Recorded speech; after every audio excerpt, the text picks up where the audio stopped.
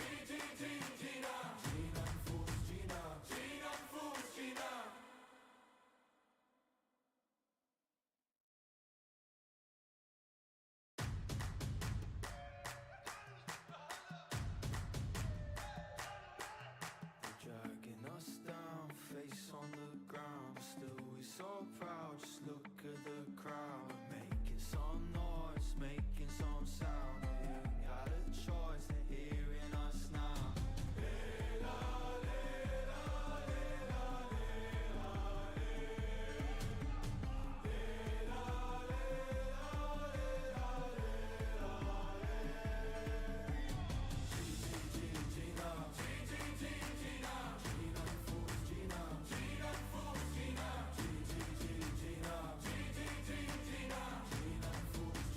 Gina,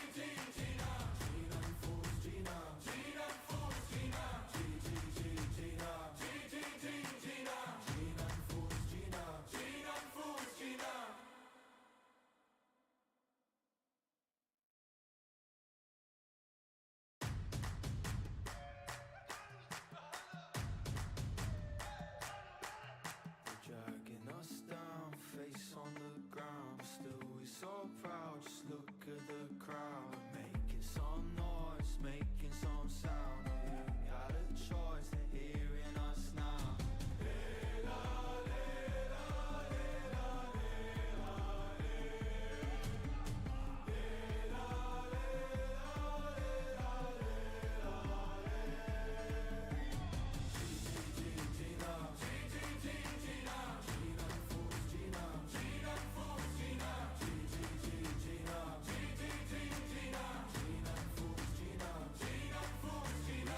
Paradise through dirt in our eyes for us. Oh, actually, I'll try, actually, I'll fight for us.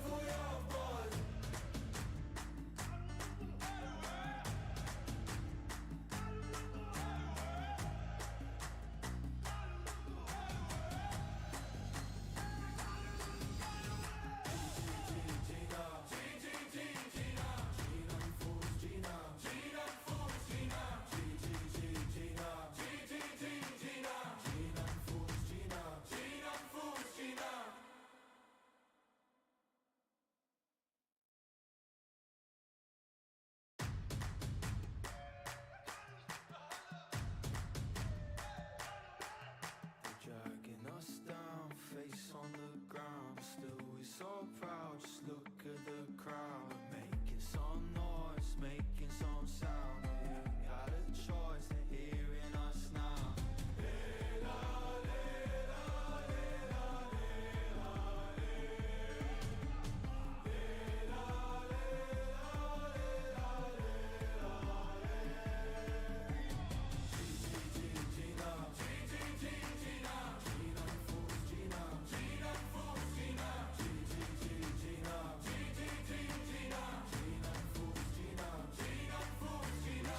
Paradise through dirt in our eyes for us. Oh, actually, I'll try, actually, I'll fight for us.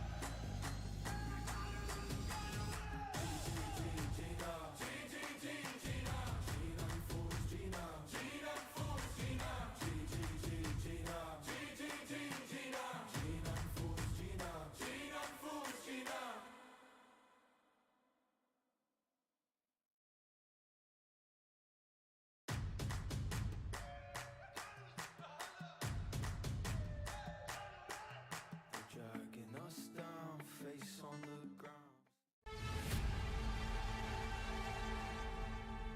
It means a lot to me to compete here. It's going to be a very exciting experience for me. I'm waiting for amazing games here.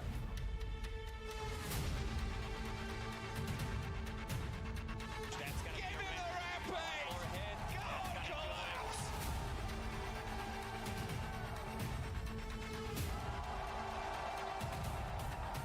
Welcome to the Riyadh Masters. Oh, welcome back, everybody. Hope you all had a wonderful day of Dota after we left. We've got Riyadh Masters 2023, the final day here of the group stages. This extended group stages, Trent. It's been a crazy one. A couple. I know. That's what's nuts, and it's still not over. And it might actually never end because there are some tiebreakers that could be happening. We'll talk more about that in a little bit. But first of all, how's your day? How's your morning? It's not quite as early for you as it is for me, but it's still morning.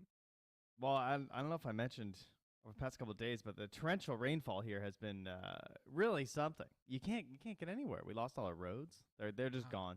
Someone's out there trying to find them. But I do have great news. Despite there being the most flooding there's been like 50 years, and we got the equivalent of about 3 months of rainfall over 24 hours. Due to this rainfall, the raft that is at our like family cottage thing launched itself. Since the whole lake rose so high, including going a foot in the cottage, the raft floated out into the lake. So I no longer have to go and lift the raft out. So, That's great. I'd call that a positive in the end.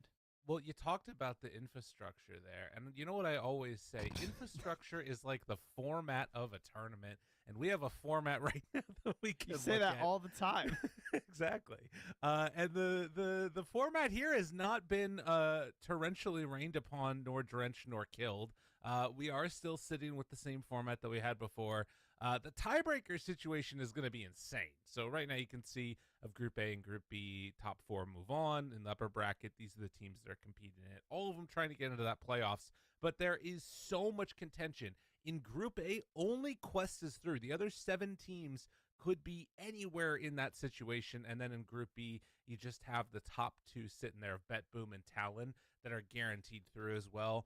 The whole rest of the field is also in a dangerous position. We got a couple of games for you today that are going to get played for this huge prize pool going on. $15 million, $5 million for the top placement. And we're going to determine a couple more of the teams that are dropping out in these earlier stages. Again, this is going to be for the $100,000 mark. And for us on this stream for today, at the very least, there's going to be EG versus Extreme and then Aster versus Shopify. We'll find out how many more other games are going on after the fact. Trent. I have a feeling there will be more. I don't even know if there's actually possibly a way where there can't be more. I haven't done the math yet. Look at that spear breaker. He looks good. He's very detailed. Wow. If someone popped that out of a 3D printer, I'd be very pleased. I'd be like, wow, this is excellent. This would make great miniatures for like a little board game. True. Sorry, I didn't mean to cut you off there, but you're right. Yeah, I don't know if there's a way it was worth happen. it. Yeah, it's okay. Draw attention to it. Yeah, it looks good. This is it's messy, folks.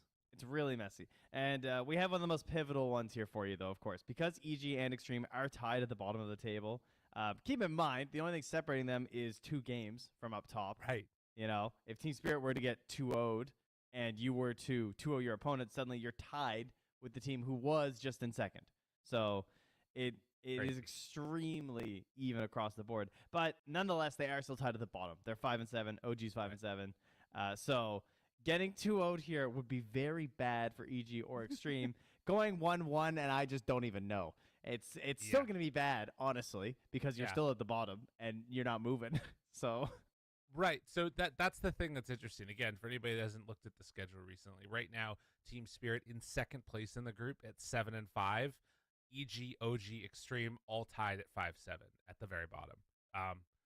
Who knows? Who knows what's going to happen? It's just 7 teams that are within 2 games of each other. Surely there won't be any tiebreakers. But, I mean, realistically, the thing that's crazy about it is, like, if there are, like, so let's just imagine for a second that EG and Extreme 1-1, not outside of the realm of possibility. Then you take a look at a situation with like LGD and Quest, right? And let's just say that they go 1-1 as well. Or let's say that Quest 2-0s. And now suddenly LGD is also going to be stuck at that 6-8 mark. Yep. And let's say for like, 9 Pandas and Team Spirit, they end up in a situation where 9 Pandas get 2-0'd. Now there's 4 teams at 6-8. And then if Gaming Gladiators OG, if they go 1-1, you literally would have 2 teams tied at like 7-5 or something like that, and then like 5 teams at 6-8. And I don't know how you break a 5-way tiebreaker. A 5-way tiebreaker that spans the upper bracket, 2 lower slots, and 2 eliminations. Yeah, like what do you do then? And that's like that's very possible. All of those things are very, very possible. A little too possible, frankly. I'm kind of worried now. Maybe we are going to get called back in. That's what I was thinking. Like, you might have to replay the whole freaking group stage. I'm not sure what they're gonna do. Now that's a good idea. Yeah, I mean, We got time. and that's just one group. You know, Listen, I'm looking here. It says grand final starts in 6 days, 5 hours, and 58 minutes. So as far as I'm concerned, we got time. yeah, we got plenty of time. Surely it will all work itself out.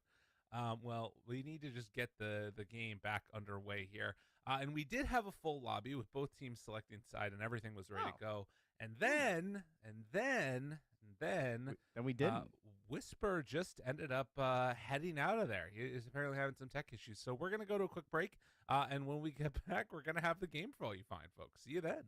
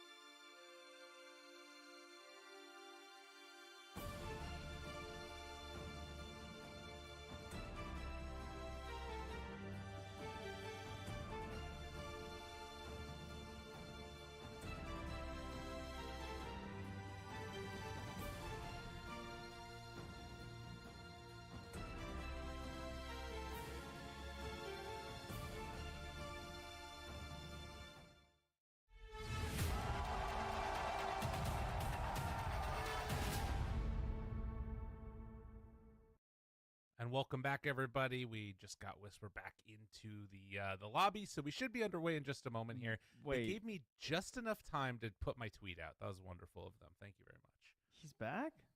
Yeah. Oh. I thought, like, maybe, I could stand in. Oh, yeah, that'd be nice. Yeah? I don't know. I figure I can handle Whisper's role. What's he even do? It's like, Not a whole. just Yeah. be the most farm person, try and carry the game. I think that he gives back to the team, which is a role probably that you could fill just as well, if not better. So, I would agree. Yeah. If there's anything that I would be good at, it would be backseating. So I'll just backseat all the other lanes till they all succeed. Right. Yeah, it seems good. Well, unfortunately, I'll be dead, so I'll have lots of time to just watch their lanes since I won't be able to keep up with anyone else in the match. That's fair. Reasonable. Well, we're already into the game now, and a first ban against Whisper himself, taking away that Legion commander, and then the Ember first phase from EG. Interesting. We're there, are we? That's what we've come to. This hero's just that much of an issue. I guess maybe it's more of a second and third. Wow, and snap. Okay, all right. So I like this idea. Get rid of these crazy mid heroes that are just winning and taking over the map. Yeah. I think Ember first phase ban to me is it is a very interesting idea because it's it's counterable, but if you don't do the hardest counters in the game, he kind of gets to do what he wants to do, and it's well, that's really, really good to do in Dota right now. Just run at people and fight and kill, and it's what Storm Spirit does too. So, all right, nice start to this one with the Coddle in combo. Extreme going for this ET. I don't love it. Oh, okay. All right. That was fast. Huh. EG are kind of drafting like how we have seen Extreme draft in the past, where they were really picking in the first phase. They were taking Storm, they would take Ember, they would take Snap as available. Then it got banned almost every single game by their opponents, and they would.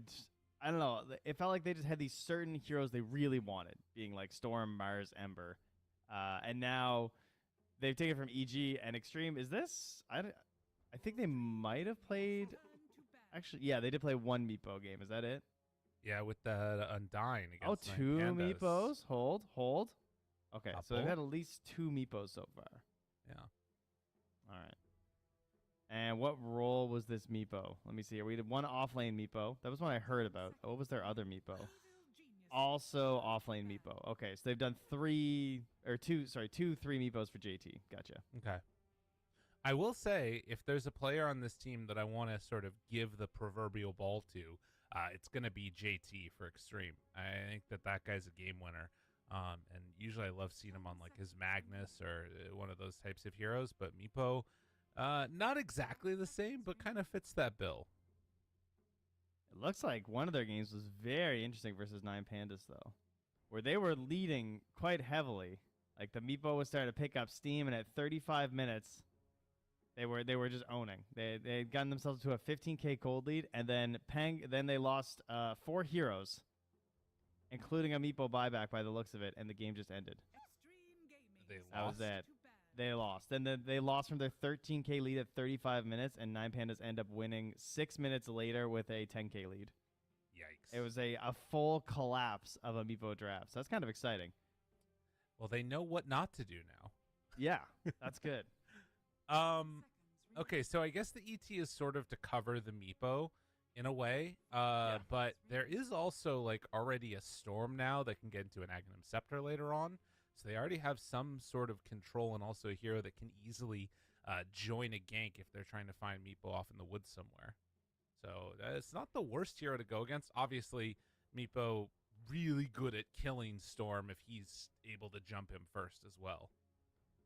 Yeah, and in case you guys are looking for more Meepo counters, the reasoning behind the ET is, you can probably guess, he gets a bunch of damage, a bunch of armor, a bunch of speed.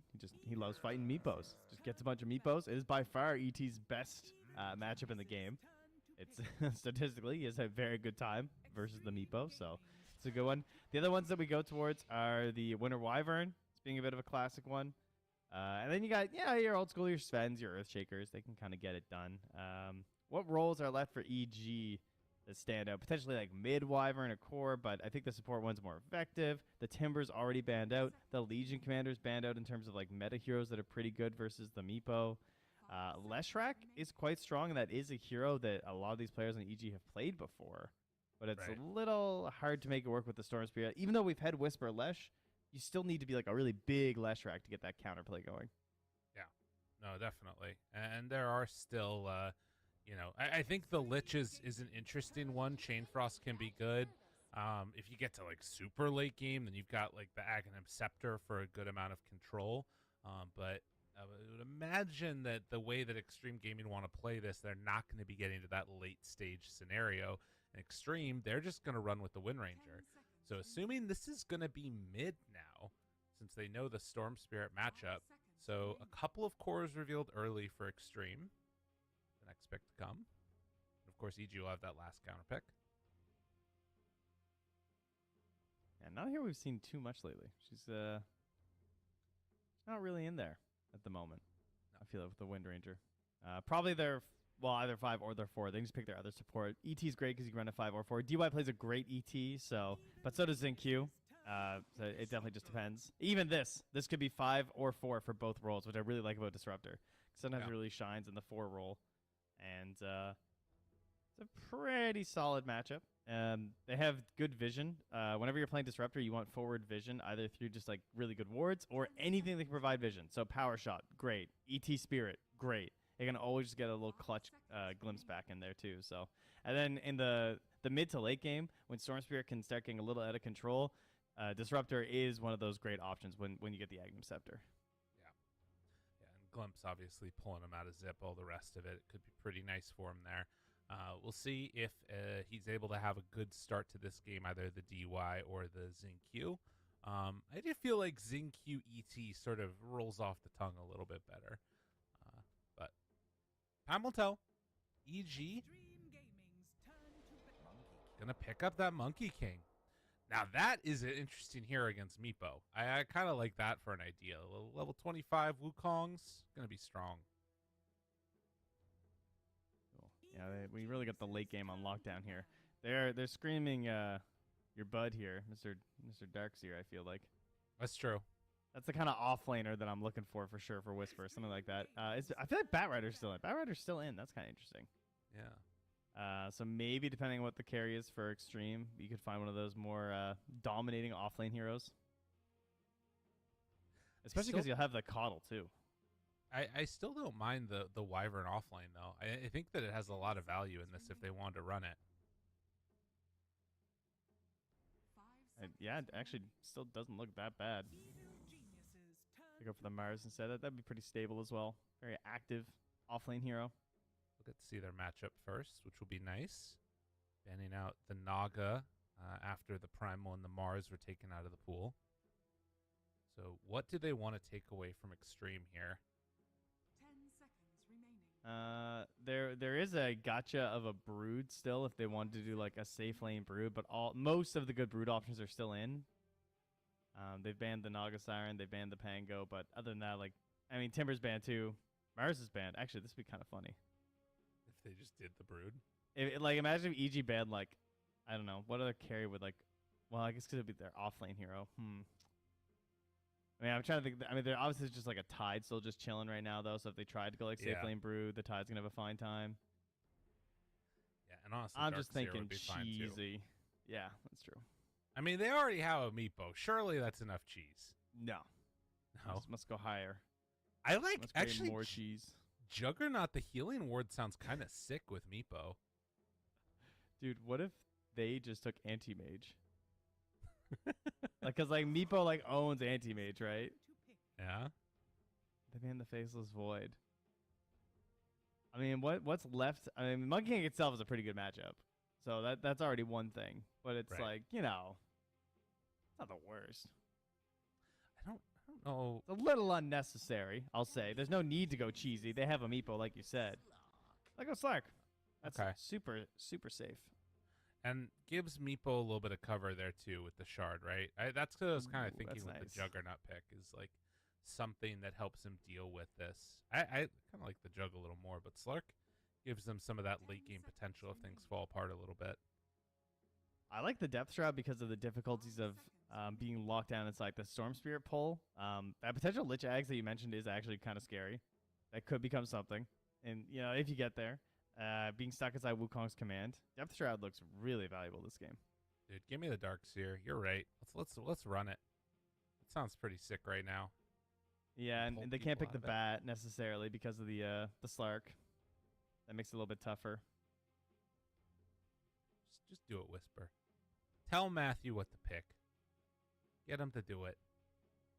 Ooh, or are we going to see... Dude, the Leshrak's actually legit, though, because there's Meepo and Slark. Yeah, it's true. Oh! Ooh, okay. All right. And I assume that's Whisper. Yeah, okay, Whisper is going to take it. Pretty safe guess, but just had to make sure. I mean, look, you're never going to... I'm never going to turn this down. You put Whisper on the game-winning hero. They got the blue hole and the black hole in this game for when the Storm Spirit Aghanims comes out. I think we're going to see some special stuff here. I think that there's some really cool potential coming out from EG. Extreme feels like it's sort of this, this train that's going down the tracks, and they're going to eventually just bowl over and kill whoever is laying down on them. There's no one's hitting the switch. This isn't one of those those problems where you're going to tell me who I have to save. Exactly. Whisper is going to just come out and shoulder check the train off the freaking tracks, though, to save everybody. No one ever thinks of that. For it. Exactly. Yeah. I do. Okay. If I'm looking for Extreme, I see a Meepo, Windranger, and Slark cores, which to me is 3 different core heroes that can both just show up, do their thing, and go back to farming a little bit, and they're kind of all happy with that. But at the same time, Windranger notoriously always feels like you just need one more item. That's how it always feels in this hero. Or you miss a shackle, suddenly the gank just doesn't work. So it is a little volatile because of that. But I will say I'm a little worried. I would be worried if I was EG. The pairings with this disruptor feels so good. If I was the disruptor in this game, I would feel incredible.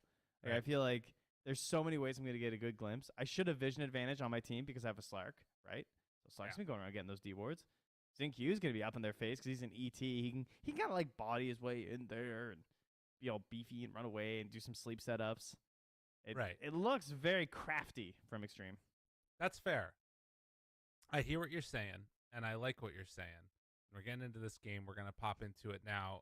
Game number 1, EG facing off against Extreme. Again, massive amounts of tiebreakers to be decided. Potentially based upon the results of these games that are happening right now. But the one thing I will say is that this feels like it fits what EG wants to do in a way, right? I think you get BKB on Storm and just let C Smile try his hardest to feed. Just do everything he can to feed in this game. He zips into everybody, gets pounced, gets latched, gets everything, and then let Whisper come in and clean up. C Smile breaks their brains into thinking that there's something bad happening, and then Whisper comes in once they're out of position and all insanity is broken loose. What do you think? Have I sold you? I think he needs to do everything this game. I think this game is entirely on C Smile. I think they're at a disadvantage in terms of the way they need to play this game. I think he needs to play out of his mind. I think that Lich Coddle support duo is one of the last support duos I'd want to see as a mid laner. This is the support duo of just so I have to do everything. All right, you guys are going to give me the chakra magic and you'll give me the armor, and that's kind of cool, but you guys got any spells? Chain Frost on solo pickoffs? Not that great. Coddle, damage early. Sure, they have other redeeming factors. Coddle can farm waves, get some bigger items later on that can help out, but their 10 to 15 minutes just looks pretty abysmal. Yeah, it looks so hard to execute in comparison. It's not to say that you can't make plays during that time frame, but I don't think it looks very easy. Can I just say real quickly as well, look at that ward block that they're doing and then grabbing the creep wave with it. I hate that. Teaguff tweeted about that 3 weeks ago, and I forget what I tweeted, but I sent harsh words to him. By the way, I also want to put one other sentry thing out as Monkey King's trying to block this. He's not going to be able to do it in time. But if we can look mid briefly down by C Smile and the sentry ward that's there to the right, That one caught the observer ward that was up on the high ground, and it catches almost all observer wards on that cliff there. Really cool placement for both of those sentries. Yeah, that's nice. Map changes, baby. Locking it down. Well, regardless, the wave is shoving out. Xingqiu is there to ensure that camp does not spawn. They're not going to be able to pull it back into position. So a bit of a frustrating start down in the bottom lane for Pakaz and Panda. Xingqiu gets some good damage there onto the Lich. Oh no, Boundless taking level 1. That's kind of wild. I mean, Stay they away save a from lot his of support. HP, unless, unfortunately, the slow! Xingqiu, he was about to punch the courier again, but he got hit by the slow of Panda. The Frost Blast actually saved Monkey King's courier. Oh, well, Other all important this things are lane happening. stuff and yeah. This was better. No, this right. was better because they helped us. They were scratching each other's backs. The Boundless Okay. Strike to stop him from taking half his HP on Panda, and then into Panda slowing to save Pakaz's courier. Like, that's just teamwork, guys. That's his Wraith Band. I like that. You remember the other day when we saw the blades of attack drop on the ground and Yeah. then we weren't able to pick it up? That wasn't teamwork. This is teamwork. That's right. Oh man, Whisper is going to have a free game so far, and Slark not having a good time. JT, I mean, in spite of the lane being in the right position, he's not actually able to get that much CS. Kaz kind of owning him here, and the combination of the two are really messing with him. Xingqiu, again, walking over and grabbing creep waves. He's not able to provide any help to JT at all. That's certainly not a very good start to your game, is it? Here comes the creep wave now, at the very least. Oh, Panda interrupted it, though. He pulled one creep wave to the side, and all that pulling does nothing. Oh, man. That is frustrating for JT, I'm sure. Yeah, we'll have to see. I mean, obviously it is a Meepo, though, so when the levels start to stack up, there will certainly be a scary moment they'll have to watch for. Right. Where he's going to like stack some nets, and then even ET just pops up with an Echo Stomp, and could be frightening, but it also comes down to just like, Meepo being a rather vulnerable hero at times with a micro and whatnot. But, I mean, Whisper got first blood. Whisper's going for an early helm. They do not have a lot to deal with an early helm on the side of Extreme. Aside from, like, you could say kind of Meepo, but Meepo's probably not going to be in the same vicinity for a while. We've had a couple Meepo games. The craziest, most successful things we've seen has been utilizing it by, like, jabs, like, deal with objectives. Like, he was going around to even steal Lotus Orbs. Or, sorry, not Lotus Orbs, but the Lotuses at 6 minutes. He would send a Meepo to do that. You might send a Meepo over to the Wisdom Rune. Like, he's really using it for more than just going to the next camp every time. These lane shenanigans down bottom, this is a whole replay in itself that you could probably watch as support players. And I think that EG is doing the better end of the engagement for sure. A lot of that is just because having some better laning mechanics, it feels like, or something, or the CS advantage because he's Monkey King. But regardless, that as well as top lane. Mid. Oh, mid. Okay, more stuff. See Smile in trouble. Paparazzi trying to finish him off, but the turn. Oh, wait, 5 mana. Fire. He's fine. 5 mana. Instead, it's up top where Ghost goes down. There. All right, this Back time bottom. Xingqiu ends up dying to Pakaz. I mean, look, like we talked about how good this lineup from Extreme looks, but that's only if they get out of the lanes. Right now, these side lanes are a disaster for Extreme. Yeah, but he got him with the cut down, so it's okay, right? Yeah, sure. No, JT tries to net, but the pullback is there. JT in trouble because he has Boundless back up in 2-1. Can they chase it forward? Doesn't look like he's going to be able to make it. Oh, Panda, though. It's the courier. And you're a little dog, too. Goes. Fair. Oh, almost got the blinding light push back up top there. Dude, look at the denies in this game. It's a 2K gold lead at 5 minutes.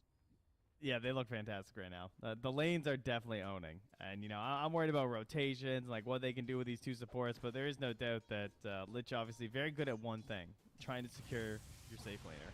But it's not even just the hero. It's definitely a lot to do with how these guys have been playing it together. Oh. But here's an early rotation.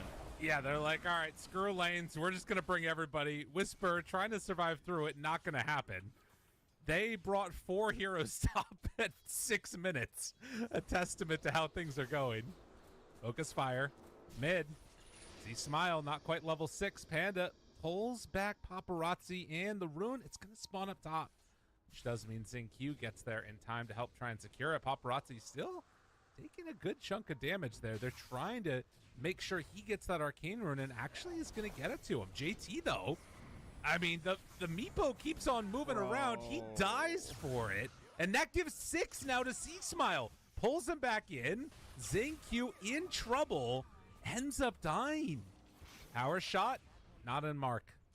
Oh, that's so painful. Wow. Because Paparazzi's like, I just want to get the rune. Like, I need to get the rune. I can't fight without the rune. And then JT just sees this opportunity to maybe keep the chase going onto the tower, but it just snowballs into a double kill because of that. This bottom lane truly has the lane bleed going on. And look at this. Further bleeding. Kaz sees JT. JT not quite going to be able to secure this wisdom rune. They take it away with the Monkey King and go, oh my god, JT needs to get the hell out of there. Drops it very low. So double wisdom runes for EG. Radiant's middle tower is under attack. Man. Funny, because I wonder if he could have just secured the kill instead of the wisdom rune. If he didn't use the stun, you know, but anyway. Needs the Focus wisdom. fire. Got to help the team. Kaz surviving through this. The extra armor, it's helping him, but I don't know if it's going to be enough. He needs some life steal. Dodge! Heal! Woo-hoo-hoo. Almost got DY, but not enough. Q goes for the stomp. Panda dodges it. Paparazzi chases. Able to dodge the power shot too. Panda! Yo, Panda! That was Call him sick. endangered, but he's not extinct. The man's living. That was nice. I thought he was dead, like 2 times over right there. Very well done. And all of this attention leaving the top lane. So, like, yeah, sure, Whisper died, but now he's got the held there creep coming Slarky Malarkey's face. Slark and Meepo both hurting on the last hit. Still in the 20s right now. That scan hit. They know. Ghost, though, does not react. The scan hit. They saw that rotation coming. Nothing. And finally, we have a Storm Spirit game where they're getting runes. I mean, Right. this has been something where we've had several Storm games where they haven't gotten a rune for the first 12 minutes because the other team is just so focused on it constantly, knowing just how important it is for this guy. You know, just miss it on the arcane, but getting this DD makes this kill nice and easy. And this is the difficulties. Like, you have to do these little tandem pairings where you have the Caudal with the Storm because the other pairings aren't going to be that easy to execute with. It's pretty simple what the game plan is. I would worry that they're going to figure that out on Extreme, though. Paparazzi in trouble here. Pulled back in. Dude, the support gank. It actually worked. That's crazy. They're just too good. They're just defying it. Apparently. I mean, this is how you have to play this. It is all just enabling C-Smile like that. Yeah. Black hole. Oh, they got him. Ghost was not ready. Stomp on his corpse. Dude, they're cooking. 6K gold lead at 9.5 minutes. Like, they're everywhere. I mean, they're just playing the map fantastically right now. Like, there's no other way of putting it. They know exactly how they have to win this game through enabling the Storm Spirit. They have these 2 pretty, like, static people on the top and the bottom lane, the Monkey King and the Enigma. The build from Whisper of just making sure he goes into the Helm, doesn't do anything weird or greedy. Just goes Helm, helps control space. I am just Beastmaster. All right, hear me roar. Right. That's all I want to do. These guys a little purge creep. Want to come mess with me? Huh? Take away your buffs. Take away your wind run. I'll take away your little astral spirit. Uh-oh. Whisper. He might have stepped a bit too far this time. Panda moves over. They throw the heal. The Chain Frost. Oh, no. It's the low MMR Meepo answer, and it works. It's still good here. DY going to get caught too. 3 dead, about to be 4th as they pull Paparazzi back in. Ooh, doggy. 2-12 ain't good. What's so nice about this is that this style has failed a lot at this tournament. So, I mean, obviously right now it is currently not failing. It's looking fantastic. So I'm glad to see that it is still possible. But it's definitely felt a lot like this patch that the team who has to make the big moves begins to struggle. The one who like has to be aggressive the whole time is a bit of a rough one. But when you have this good of a time in the lanes and you immediately transfer that into just getting kills across the map, this is the kind of Dota that we're all pretty privileged to get to watch here. I don't want to see the illusion heroes. Because is building a Battle Fury though, so yeah, which is fine. We've had some discussions about monkeying Battle Fury. Without it, he lost one game, but then he won a game. Right. But I think when you're up this much and you are playing this static style of Monkey King, he does not need to be involved because of how successful the support duo plus C-Smile is doing right now. Oh, he's doing the good strat. Smoke and poof the ancients. You gotta do what you can do in these dire times for dire. So, and I mean, in the meantime, there are stacks being built for EG as well. And looking at the net worths, Matthew is almost ahead of the Wind Ranger. Like, yeah, it's a serious issue. Their cores are way down right now, and I mean they are about to bust out double Atos, which is something. Ghost will spot that there is an observer ward in the area. Paparazzi probably gonna know that he was in vision right now. Ward for Panda, and yeah, Ghost trying desperately to get towards anything. The Echo Saber. I mean, there will be that window when Slark has Echo. Oh no, Paparazzi. Oh, Glimpse tried to Manta dodge it with the Illusion Rune. Paparazzi still slowed. Matthew moves in. They can't get in range. Okay. Gets away. Good defensive play there. Black Hole is now back up though, so they'll have one more tool where they can try and lock some people down here. Of course, we'll still have to be very mindful of DY. Has a pretty good tool there. DY though does not have his other tool, his ultimate, because he's still level 5.5 right now. Oh God. I mean, it's one thing for saying Q to be 5 because he's an ET. That one's not so bad, but this Raptor needs his ulti, and yeah, that's a big stack for Cause. I mean, this is also going to catapult Matthew even further back up in terms of net worth here. Cause it's going to take a while to take it. But yeah, this is what you want to see from Evil Geniuses, getting it all done. Oh, the Enigma just perfectly like saves this draft. Yeah, like the ability to hit towers is so severely lacking right now in Dota. There's just not a lot of heroes that are able to actually push the objective, which is why I think a lot of these teams that just hide away and farm all these camps around the edge of the map are finding some success. Right. But when you can really put a threat into saying, hey, if you don't want to come top, if you don't want to be here, the tower's going to go down. And this little smoke play here, nice reveal. Oh, he got loft though. Yeah, Dark Pack. Oh, he's so good. Yeah, he knew because he was walking into that observer ward, got the D ward from it, and that was enough to keep him all survivable. And well, set of tangos brought out for Kaz to sort of heal back up after as he stacks up more camps for himself. All of the cores having a fabulous game from the side of EG. It hasn't translated to like another big item, but the items they have are perfectly set for fighting right now on EG, the exception of the Battle Fury. Yeah, I think you just knock down this tier 2. There will be a bit of a question as to what to do next, though. I will say that. Yeah. Because you can see they're kind of scanning from extreme. They're like, are they coming to the Twin Gate? Like, because from their point of view, they just see Enigma. They don't know how many heroes are lurking around Whisper. They don't know if the other 3 went back to try and come through the Twin Gate. You can see that they're very barely knocking down the rest of it there with Paparazzi. They don't really want to commit to too much. Worried about rotations here. Ghost just about had a heart attack seeing that zip. Right. That kept going his direction. Kind of looked like it was heading his way. Oh, and now it's going to be Helm of the Overlord time for Whisper as it fully completed and already getting into position to pick up an Ancient. Takes the Ancient Ice Shaman as Roche heads through. It's going to be Extreme also heading through, wanting to take a fight. Now, this could... Oh, they are walking right under a ward. Yeah, they de-ward that, but that signals where they're at. The EG decide to go now. I think they're just going to go Roche.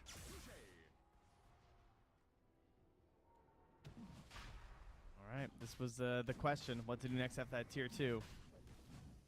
They definitely have the tools to fight a Roche, though. This could be where things go a bit awry. And you have the big Earth Splitter. This Roche not falling that fast. We don't have any minus armor happening. It is just a straight up blue collar Roche. They have vision though. They're sending in some Eidolons. ET Spirit's coming through. They see it on that ward. Of course, Whisper ready with the black hole. He's going to head a little bit away. But yeah, Pakaz comes back in and they can't get there. No. Imagine. It would have been big. Pakaz actually takes it instead of C-Smile. A little surprised by that. Yeah, me too. Very surprised. I guess he just wants to join. Or maybe he wants to play even more isolated, but I don't think that makes any sense because he doesn't have a BKB. Yeah, I don't know. Atos? Oh, no. Oh, no. The stomp is there. He's in trouble. Chain Frost out. The pullback won't be enough to get him away. The silence is there. Would have loved an Aegis. Oh, man. And Panda trying to get away in some trouble as Ghost chased after him. Paparazzi hits the shot. I mean, maybe it's better that Pakaz takes it. Now they can go with Aegis in a little bit. Huh. Yeah, I don't know. I don't know about that one. Because, like, you went Orchid, so you know, like, maybe they didn't know about the double Atos? Right. I don't know. But they're there now. Obviously fully revealed. Javelin even picked up now for an extra damage bonus there from Paparazzi. That'll be coming out here soon. But if there's one person who doesn't feel like getting double Atos, it's probably that guy. They could really use a Force Staff on side of EG. That would be an excellent way to solve some of these problems. They're going to immediately smoke up and just keep going, though. Finds Paparazzi right at the get-go. And going to be enough for the kill with the Spirit Vessel. Dodges the stomps. He smile. Staying cool. Yeah, Matthew, I mean, he was up to 5 charges at one point. Still has 4 remaining. Right. And has his own Fairies Trinket there, too. That doesn't hurt. I wonder how much of the damage did Spirit Vessel actually do there? This item's so hard to judge, I feel like. Well, let's all take a look as a team here. Spirit Vessel did 143 damage in just that little instance. That's pretty nice. You know, that's good. A significant amount. Especially when you're like this hero that kind of becomes relatively tanky in the Wind Ranger nowadays. So, yeah, of course, that's only going to keep growing when it's percent health. And imagine the Mega Meepo. I mean, 4% of that health. That's a lot of health. Right. And speaking of which, we did see that was completed for JT. So now having one avenue of dealing with this stuff. Hasn't completed the shard yet. So still going to be looking for the dig. And, well, this is going to be a lot to deal with here. You know, you got Whisper with this creep up front and center. And they're going to start to beat into these tier 2 towers. Matthew really holding a lot of gold here, too. Did he get that last hit? No, he didn't. Jeez. After 2k gold, that's all. Okay. Atos, jump forward. JT. Glimpse pushes the Monkey King out. And Earth Splitter dodged from all of them. Yeah, I threw that out in the shackle, I think. The idea there, but then the Glimpse comboed up. Sieging time? Is that just what they're doing with this Aegis? Looks like it. C-Smile jumps, finds Paparazzi. He's silenced. The Atos there on top of him, but they don't have any damage to throw into it. JT, but the black hole is there on the boat, but they glimpse, take it away immediately. DY caught afterwards. C-Smile onto him, gets that kill. JT gets away, but, I mean, damage is done. Hero's dead, spells used, and building, it's fallen. Man, that was a pretty good static storm, but they couldn't get the damage going at the same time. Had both the Storm Spirit and I think the Mud King just stuck inside of there, so it was a good opportunity. But Whisper lying in wait there. The old bootless black hole gets it done. It's kind of crazy. No blink, no boots, no problem. He doesn't even want the blink. He's just looking at his inventory. I'll take the. All right. Atos catches Whisper. Glimpse pulls him back in, and now looks for JT, finds him. But the stomp, the connection onto both with the shackle, this is actually really good now for Extreme. They lose a Rex, but might find more after. Whisper summons some units, looking to chase forward for this. Panda, well, they BKB on Pakaz to back away. Focus fire still coming out from Paparazzi. The turn onto him now just decides, all right, fine. You want to fight me? I'll fight ya. They still have him alive. Boundless. Boundless strike connection, but JT goes into the Mega Meepo, flinging ones forward. Pakaz in trouble. He's going to die. Everybody from EG going down as they stuck around far too long. Matthew going to get... Ooh, Stomp interrupted. What? Okay, he might actually live. Spirit Vessel and Runaway has a shield rune now. And Glimpse, never mind. Ghost is on top of him. Big. For a second, I thought C-Smile was going to hop right back in there. To get a Rax and then only be up by 5K is a bit brutal. Yeah, look at that gold shift right there. Oh, mine even goes back a little bit further. I've got up to about a 5,400 gold swing just in that last instance alone. Wow. That was like so much damage done by the Slark in that fight. He did almost like 6K damage. Yeah. Why did he do so much damage? Oh, because he did 9 Dark Pacts. Yeah, that's a lot of damage. That's wow. That's a lot of damage. That's a lot of battling. Well, and Extreme, you know, they got this huge injection of gold into Meepo with those couple kills. He's top net worth in the game now. What? What? Yeah, What? that happened. Where? Where did that come from? This guy's just performing alchemy over here. Apparently. Oh, it's an issue. Oh, Lyrical. Don't tell me the team that's forced to make the moves and get all over the map is going to lose. I still don't think I mean, it's not. Dude, it's a 2K lead and they lost a Rax. Yeah. I mean, they're still up a Rax, though. That's the other way to think about it, right?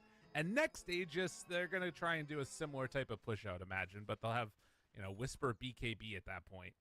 I think they should still be in an okay position, but that one was scary, and there's scary moments to come. Yeah, it kind of reminds me, you know, they lost the Aegis, they just ran their faces right back in, and it worked out. They immediately went back into the fights, they immediately went down bottom, and they just kept pushing and going forward. I think they're going to do it again. They have the Blink, they have the BKB. I think that they're just going to just YOLO in once more. I think they understand that they are still stronger. It's these fights after they've used everything that they're losing. It's a chase down of like, oh, we're leaving the base, and we're leaving one by one, and these Atoses and these nets are flying out. But if we shove our faces right back in there, and get another lane of Rax, that'll probably be good. I think said very confidently. Well, they're ready to go again. And this is an interesting decision here. God, He's Ags on scared. Huddle. Yeah, that's pretty nice too. It's, I mean, on the one hand, it's like kind of bad because like, oh, there's Meepos who can all hit it, but like JT's afraid. Oh, he's showing. Oh, he's showing. He's showing. That is a problem. Those are some poofs. They are standing in place. I think he's dead. Yeah, they jump in and Mega Meepo! Mega Meepo! Mega Meepo! Where'd you Mamma come mia. It's the Mega Meepo. Atos. Ooh, Pakaz. Still has BKB. Might need to pop it here. Trying to get that coverage. He's holding on. Dude, He's the fact he waiting didn't for pop Whisper. BKB there is crazy. Yeah, he really wanted to give Whisper a good opening. He wants to see him drop some big spells on him. But they didn't use Static Storm. They didn't really commit anything. So it was very very well reserved there from Extreme Gaming. Radiant's top tower is under I cannot believe that Mega Meepo. I mean, we've seen it, but it is a crazy save mechanic. Yeah. No, I thought they were just going to black hole for him, you know? But no such luck. And, well, now a 4K gold lead as they're still trying to assert some dominance. It looks like the eyes are going to be towards mid-tier 2 tower. Now, Extreme is set up on this high ground here. If EG aren't careful about their positioning, Panda. Oh, he's Oh so my free God. too, man. I cannot believe he got away with walking there by a Meepo and an Egg Slark. That is so funny. I shouldn't be alive. Yeah, he's just like a tiny little fish swimming next to a great white, and they're just like, ah, he's not worth it. Too many calories to eat that fish. I won't get him back. Well, could think about next couple of minutes this Roshan.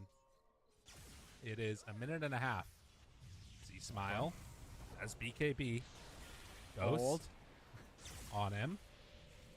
Ghost pops. Ooh, they actually get that out of him. No Shadow Dance now. See Smile pops haste. Finds DY. Onto him immediately. Could chase for more if they want. Panda gets the pullback now. Whisper, chase. Malefice out. The jump for it. Oh, they broke his tree, though. Pakaz under fire. Down low. Do they have the coverage? BKB, black hole for the turnaround. But the stomp, he didn't have BKB. Ooh, the save was there. C-Smile low on mana. Pakaz need to take down Paparazzi. They get him there with the Boundless Strike. Finally get the last hit with Matthew.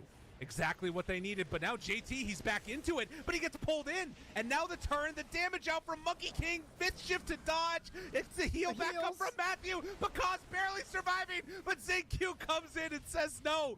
It's actually died to a creep somehow. The Dire killed Pakaz.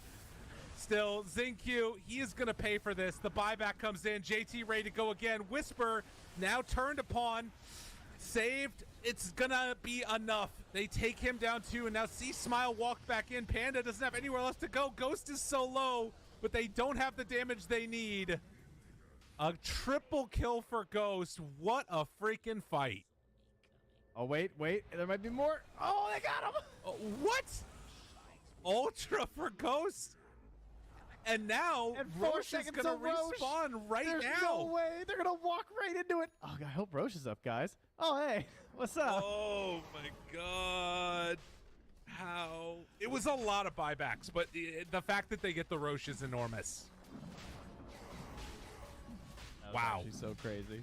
So much happening. Oh, man. EG were playing it so well, too. This idea of, like, holding these BKBs. Because they know that they really only have a couple more super good fights, I think. And one of those will definitely be when the first BKB's up from Whisper. That will be huge. But they felt like they had one here. With, like, the Storm BKB coming in. It was going to be his first charge. It was going to feel nice. We had this, like, Eggs on the Coddle. Even the Ice Fire is pretty cool now. But... Dude, how did Pakaz die to the Dire? That blew my mind. Like, a melee or range creep somewhere in there got the last hit on him with all of that stuff happening. The Dire creeps are warriors. Right? they truly go to battle. The range creeps, they don't really look as intimidating. And by range, I mean radiant. That's the one. Oh, that's the JT, he's stealing the Tormentor. Thank you kindly. Yeah, that's nice for them. Paparazzi. I was going to say Paparazzi, yeah. Because it's either him or Xingqiu. They only had two left. And Whispers afterwards like, guys, I'm done. I'm getting my freaking BKB. I'm tired of it. All right, so the total cast range of Gale Force is now 1,500. I always have to check that. I mean, it's pretty big. That's a little bit larger than your standard Aura. How good is that this game? I mean, they have Wukong's command. That could be kind of funny. Because if Pakaz... Wait, what happens if you're slept and you get Gale Forced? You just move? Yeah, I think you just move. That's really funny. So he could blow him. Like, if he gets slept at Wukong's, he doesn't BKB. They just blow him out of it. Yeah, get out of here. I don't want to see you. Dude, what an insane game this has been. And you still have Matthew that's so unbelievably farmed. He's got the Will-O-Wisp. Storm is working towards Aghanims, and they still have Black Hole. The AoE control that they're going to have now, like, think about what happens if the last two Black Holes don't get canceled by something random thing. And they have nothing to cancel it now. That's true. They will have a BKB hopefully soon on Paparazzi for their sake, because he is definitely very vulnerable to all this massive AoE. It's, you know, he's trying to dance around these fights and use his win run to survive, but without the BKB, that can be difficult. That's also a problem for the Meepo, though, because Meepo, not a hero that can ever really rely on BKB. So when you consider all this AoE control, he also has to finesse it a little bit. But he's got a Scythe, and he's going to finesse himself a kill. Look at this ward by DY. That's my guy. Oh, Pakaz. I like how he keeps going without Scythe. He sees Pakaz there, and then Pakaz runs away. He's like, I don't he want just none of that. drew a line up there. He's like, I'm going. He's follow me. All right, C-Smile should know this. Okay. No. Bro. What? Bro. What? Hello? What happened to that? Sir? Excuse me? Oh, Confused. no. It sounded like he got into it. I guess either he jumped in place or he was like straight up just into that first little bit of the ball lightning as he was dying. Yeah, I'm not sure. Whatever the case is, not good. But the thing about that is that I feel like that he should have known Meepo was heading up there because Kaz saw him run up that way. Whatever the case, it ends up being now the first gold lead for Extreme in a very long time. But the game definitely tilting into their favor. All right. He cast Ball Lightning. He received the buff, but then he got hit, and then he lost the buff instantly. Weird. Yeah. I guess he just sipped in. I don't even know. I have to look that one back up when my combat log isn't scrolling away from me. But Fair. it looked strange. I can tell you that much. Well, that's a 2K lead now for the team down a Rax. Still holding an Aegis on their big old mega Meepoer. Right. Now, he did buy back, and there's still 2.5 minutes left on that. Right. They don't have the fast. They don't have like a GG push though. You know, it's not like, oh, we killed a Meepo that we can just win the game in his respawn time. No, they don't. I mean, the Whisper does have some really good damage with his Eidolons and with his Helm Creep, but it's not the same as like a Luna or a Beastmaster or something. Yeah. Wait, JT? JT? That's an Aegis. It's all right. A little unnecessary, but I mean, it was 8 seconds away. I guess it's fine because he's back at his main one. So. Oh, it was 8 already? Oh, okay. Yeah, that's literally exactly what he was doing then. Jeez, I still thought there was like 45 seconds left or something, but whatever. Yeah, so basically just had the main Meepo fire away and just tried to suicide them in to take that mid-tier 2. Kind of cute. Yeah, nice move. Jeez, what if... I think there's a chance you die for doing that. Like, if you get the timing wrong, yeah. If they would have... Yeah, if they were able to kite it a little bit. Like able to get like even just like a sinister gaze into something else. Yeah, that might have been a nice play there, actually. Nobody in the game has buyback right now, Trent. Not a single one. And Aghanim Scepter's done on Storm. That's a weird one. Well, there's no Roche to get. Extreme playing around their ward. And EG, do they tempt fate and head up there themselves? Look at C-Smile. I want you gamers to look at this guy's inventory. He has his Falcon Blade in his backpack because he's holding a sentry because he wants to win this game. You see this? He's gonna place that thing in there. They find him. They're on to C-Smile. Where's your Falcon Blade? He has BKB. Now the Chain Frost. It's already good. On to JT. Do they have the follow-up? The Black Hole is there. On to Meepo. I thought it was 4, but it's actually just 1.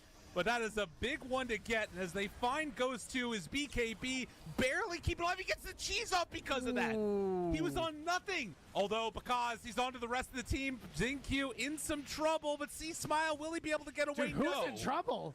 Xingqiu still going to die. He beat the crap out of C-Smile, that's for sure. But DY also going to go down. Ghost, the last one left alive. Whisper never concerned, you know. He's got the license to kill, the BKB. Nothing they can do about it at all. And then he got the main target there. The jump to the low ground there from JT to focus onto C-Smile. If you can't finish out that kill, you're gonna have a bad time. Oh yeah. Well, that is big. And I mean, like you said, it was never in doubt for me for Whisper. This guy's a game winner. They buy back never on in ET. Doubt. Never in doubt. Never Don't in look doubt. at that graph. Never in doubt. Never in doubt. That's step 1. They still need next Aegis, which is They do. potentially 40 seconds away. But that was a nice confidence boost. I guess the real thing that we're counting the timer on is just going to be Black Hole, frankly. Yeah. And Whisper knows. I fully agree with this decision. Just go Refresher. Yep. Nothing else matters. It is very expensive. He's still, 2,000 gold away from it, but they're giving him all of the priority because he is the most important hero in this game. Well, you know what that means, though. We got to shift it over to who's the most important for Extreme. That's going to be DY. Okay. Boy, he's going to go for the Aghanims. Almost has it. Honestly, he'll have the big answer. I want to see Paparazzi go a Basher. It does come to mind, doesn't it? It's hard not to think of that. Like, they need some way to help deal with this, and that, to me, feels like the best option. Dire It scan. actually does. It's true. All right, they got everything now. The Aghanim Scepter's done. They scan, hit that Roche was there, and it's going to be a quick one, so it'll be up. Ooh, Trent, we're in for some good action here. I'm ready. It's going to be a good game. I can already tell. Yeah, they're looking for the smoke wrap around here by the looks of it. Who's got the smoke? Panda's got it. Check for some wards. Smoke from the same side, though. It's Extreme doing the same idea here. Pakaz's Nullifier. Ooh. That is also a pretty big one, though. Boundless. EG. And DY has the Ags. In the Oh, and if trees. Pakaz gets hit by this ulti. They're looking to jump forward. They get them both. Oh, Star too. That's exactly what they needed. Tons of damage out. No answer. No buyback. Panda is going to go down. What a catch. DY. Oh, my God. Ow. None of them have buyback. How, dude? How do we get a bootless walk-up black hole on the high ground earlier into the Ags Rush DY double ulti? Is so well-timed the control coming over from his allies. Truly, you can't guarantee that's going to happen. That is just ridiculous. Like, that was as good as it could have gone for Extreme and as worse as it could have gone for EG. The fact that they also got C-Smile hopping right in immediately was quite serendipitous. Yeah, I mean, it was devastating. And now Extreme, they're going to be gifted a Roche. Now, they still have the issue that bottom Rax is pushing in. The top one, or rather mid, the tier 3 tower is down. And they're going to have to deal with this Ancient Black Dragon, which is currently pushing into their melee racks. And actually, they might lose their melee racks. A Catapult is on it, too. I mean, nobody's coming back to deal with this. They will have Aegis, Refresher Shard as well on the Slark, but... Glyphing. Yeah, I mean, dodge? Oh, can't dodge it in time. Can they take it in time here? Burn the building down. No, he's not going to be able to. Sends the dragon away. Interesting. 2,000 gold lead. Oh, they got it. Yeah, they're going to take it down now. A little chunk of gold there for Meepo. Yeah, the gold has been having a grand old time this game. You know, first way up for EG, then back down, then back up, now back down. The Boots of Bearing, one of the best items on ET. Feels awesome. Yep. Playing this hero with that. Pretty good versus some of these more annoying things that are in play here from the side of EG as well. Things moving during these fights, specifically all these Meepos too, of course. Those what's really going to get a big buff. But next defensive item here, Lincoln's for Pakaz. Obviously won't help versus the Disruptor ulti, but could help make sure he doesn't get locked in it in the first place. Right. The Hex from Meepo has really been one of the things that's messed them up quite a bit. And, you know, you're close to 25 on Meepo too. Getting there on the Monkey King, which arguably is significantly more valuable. I'm assuming it's going to be the Divided We Stand clone. I think Packrat is a meme. Yeah. Correct. But there. I mean, I guess that you eventually can get like an extra. It's the Scotty or whatever. that you can throw in. No. Oh, okay. Here's the thing. What At tier 5 30? item don't you want? Right. That is. They're all insane. Like it feels like getting rid of that is just worse than items. It's true. But at this point, they don't have tier 5 items. That's true. DY though, having the ninja gear, best item on Disruptor in these kind of games, without question. Probably wants a blink next, I Ghost? would guess. Ghost walks up to the ward. You don't decide to go on him. It's Meepo with the Aegis now. Matthew He just Trickster cloak on Xingqiu as well. That one's so good for ET. Whisper was in position. Whisper has Refresher. I think he just goes. I think that they can just black hole if they want to, but they need to make sure that's the real Meepo. They got to find the real one, though, so that way they can black hole him twice. JT's forward. They see him. Whisper thinking about it, trying to get his Blink Dagger not broken. Kaz on the low ground, waiting for their moment. Catch is there. Whisper still looking. The Static Storm is down. The jump forward black hole immediately onto 3, but he's broken the ET. That's how you answer it. But the second black hole, that's even bigger. That's what they needed. A great ET stomp, but it wasn't enough. And now the push around Mega Meepo is all they have to deal with. Evil geniuses coming up with the answer, taking them all down. Whisper the game winner. Whew. Wipe the sweat off there. That's so funny. Like, it is an answer to Black Hole, but you never really expect it to work out because of, like, the big implode delay and everything. But that was a nice way to cancel it at first. But he got it immediately right back in there from Whisper, locked on. And it felt like a bit of impatience there from Extreme. Like, maybe just not respecting exactly what Whisper was planning because they see this Monkey King, so they want to obviously go for it. But Pakaz was baiting, and Whisper was so sure to get that early BKB off. Because that's the thing about Static Storm is that, like, it only works if you get caught.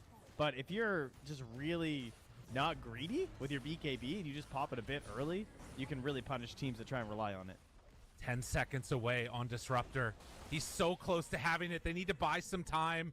The last racks, they're just trying to keep it alive here. 45 seconds until Meepo's up, but it's not going to be soon enough. So into Mega Creeps we go. Extreme just trying to hold on, and they jump forward. Static Storm down, Ghost onto him, trying to do what they can. Whisper, he doesn't have Black Hole. See Smile turned upon, but Slap pulled back in. BKB comes out a bit too late. Now Ghost onto Matthew, but buying time. Nice. Actually a great shackle, and then the Earth Splitter threw onto it. It's enough to kill Matthew, but do they have more? Buyback comes out from Coddle. EG wanting to end this game right now. Pakaz shows up, couple more hits. Ghost backs away and gets out of there. Gleipnir now on to Pakaz, still not 25, another shackle latching, but they just don't have the damage yet. Meepo's now back up, slept for a while. Can they bring him down? BKB walks out. EG, dodge it.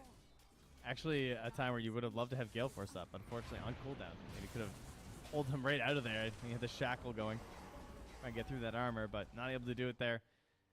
EG take the Megas there, and I mean, you could see in that fight too, just at the very end, one of the main problems that they've had from Extreme is what Meepo ends up doing is cannibalizing some of your other cores. Right. Part of that is that Paparazzi just had a really rough lane too. Never really got off to a good start, but they basically have a support Wind Ranger at this point, it feels like. I mean, when you compare it to the support Coddle on the other side, you know. Paparazzi is not able to pop off this game, and then he was further shut down when he got a somewhat early nullifier as well. From Pakaz. He's been constantly throwing on him all game, and then of course you're trying to play Wind Ranger versus that, and you're not 25, so it makes it pretty difficult to deal with. Oh, Panda. Careful there. Share the load. Recalls there. Whisper deciding he just needs to do it even more himself, going for the Eidolon damage to take buildings and getting the Aghanim Scepter for the Black Hole. All right, relax. He's ready. Am I crazy? Was that a shard at first? The pull? Yes, it was. Yeah, that was great. For a long time. Yeah, and then they mixed it. Now we have the 3.5% as well as the 1200 AoE. Yeah. Just a random gem there on the ground from the last fight. They won that fight by the tier 2 tower off like the Whisper craziness, and then just like immediately ran down lanes. So you can't blame them. Oh yeah, there was no time. Well, I will say Mega Creeps are not the end of this game. It's going to be incredibly hard for XG to pull this back, but it's not out of the realm of possibility. They just need to probably push it another 20 to 30 minutes. Oh my God. JT, dude, he just left the gate. Oh my God. I wonder if Panda had jumped him, is there any chance they could have got there in time? If he goes back now, there definitely could be. I mean, this is a pretty cool idea in the sense of, like, he has to find random pickoffs. And that is one of the best heroes in the game at doing it, obviously, because he can just bring these incredibly powerful heroes all next to him immediately. And with this Swift Blink, too, the damage will be, well, swift. I guess that's the point. All right now. They're all smoked up.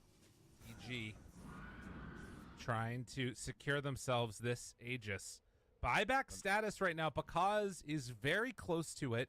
Coddle does not have buyback, neither does Slark nor the Wind Ranger. Double jump already used. JT finds one onto him. Panda gonna die. That's one. Can they get more? The pull there onto several, but that is Mega Meepo. Just pulls them out of the electric vortex. The big old tower there. And Whisper couldn't find his moment. He was a little busy microwing. Oh, yeah. Give them a panic.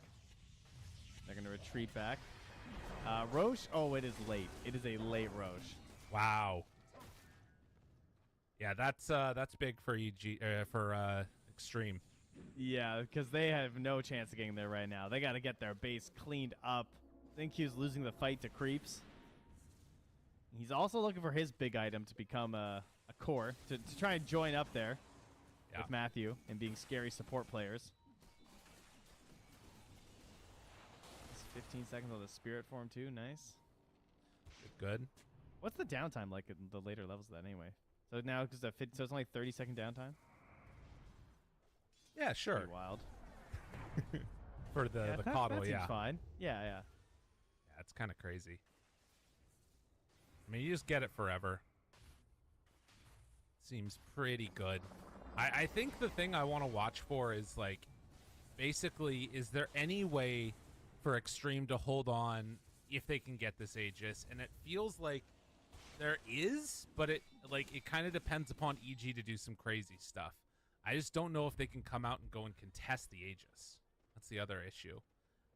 Don't have a scan either for another couple of minutes. 22 seconds. So actually, they'll have a scan up by the time Roche is back up. This is actually really good for Extreme, all things considered. They needed that timing badly. Yeah. And now you're probably going to see JT just keep hunting around the map. Like, he has this ninja gear. He's going to try and just make these little solo plays. Hope someone... He needs someone to come somewhere that's not necessarily too dangerous, but he can't run into more than one hero. Right. And also, it can't be Coddle because he has recall. Yeah, that could be a problem.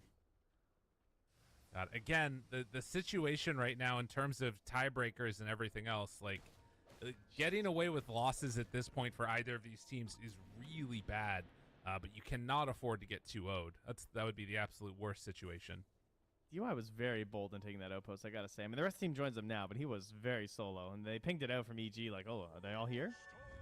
I don't know what their assumption is when they see that. Smoke. Ghost goes in. Drops. Oh, this is a very ward. dangerous. JT taking that out. Blink back. Oh, my God. All right, JT's crazy. JT is good, but JT is also out of his mind. And the Hex. Jump. Static Storm down. Got him. But the BKB black hole. And then they pull the Meepo in too. Oh, no. That's not the way it's supposed to go. Wait. Mega Meepo, the turnaround. He got it broken. The ET ulti. But Meepo's still going to fall. Does have buyback. And that was both black holes used. All right. Wait a minute. Counter and the long Roche. But there's no Slark. Wait a minute. Wait. Oh, he's got buyback in 50 seconds. They have to fight the Roche without him. I don't think they can. Yeah, they can't get there in time. Oh, if Ghost had buyback. No such luck, though.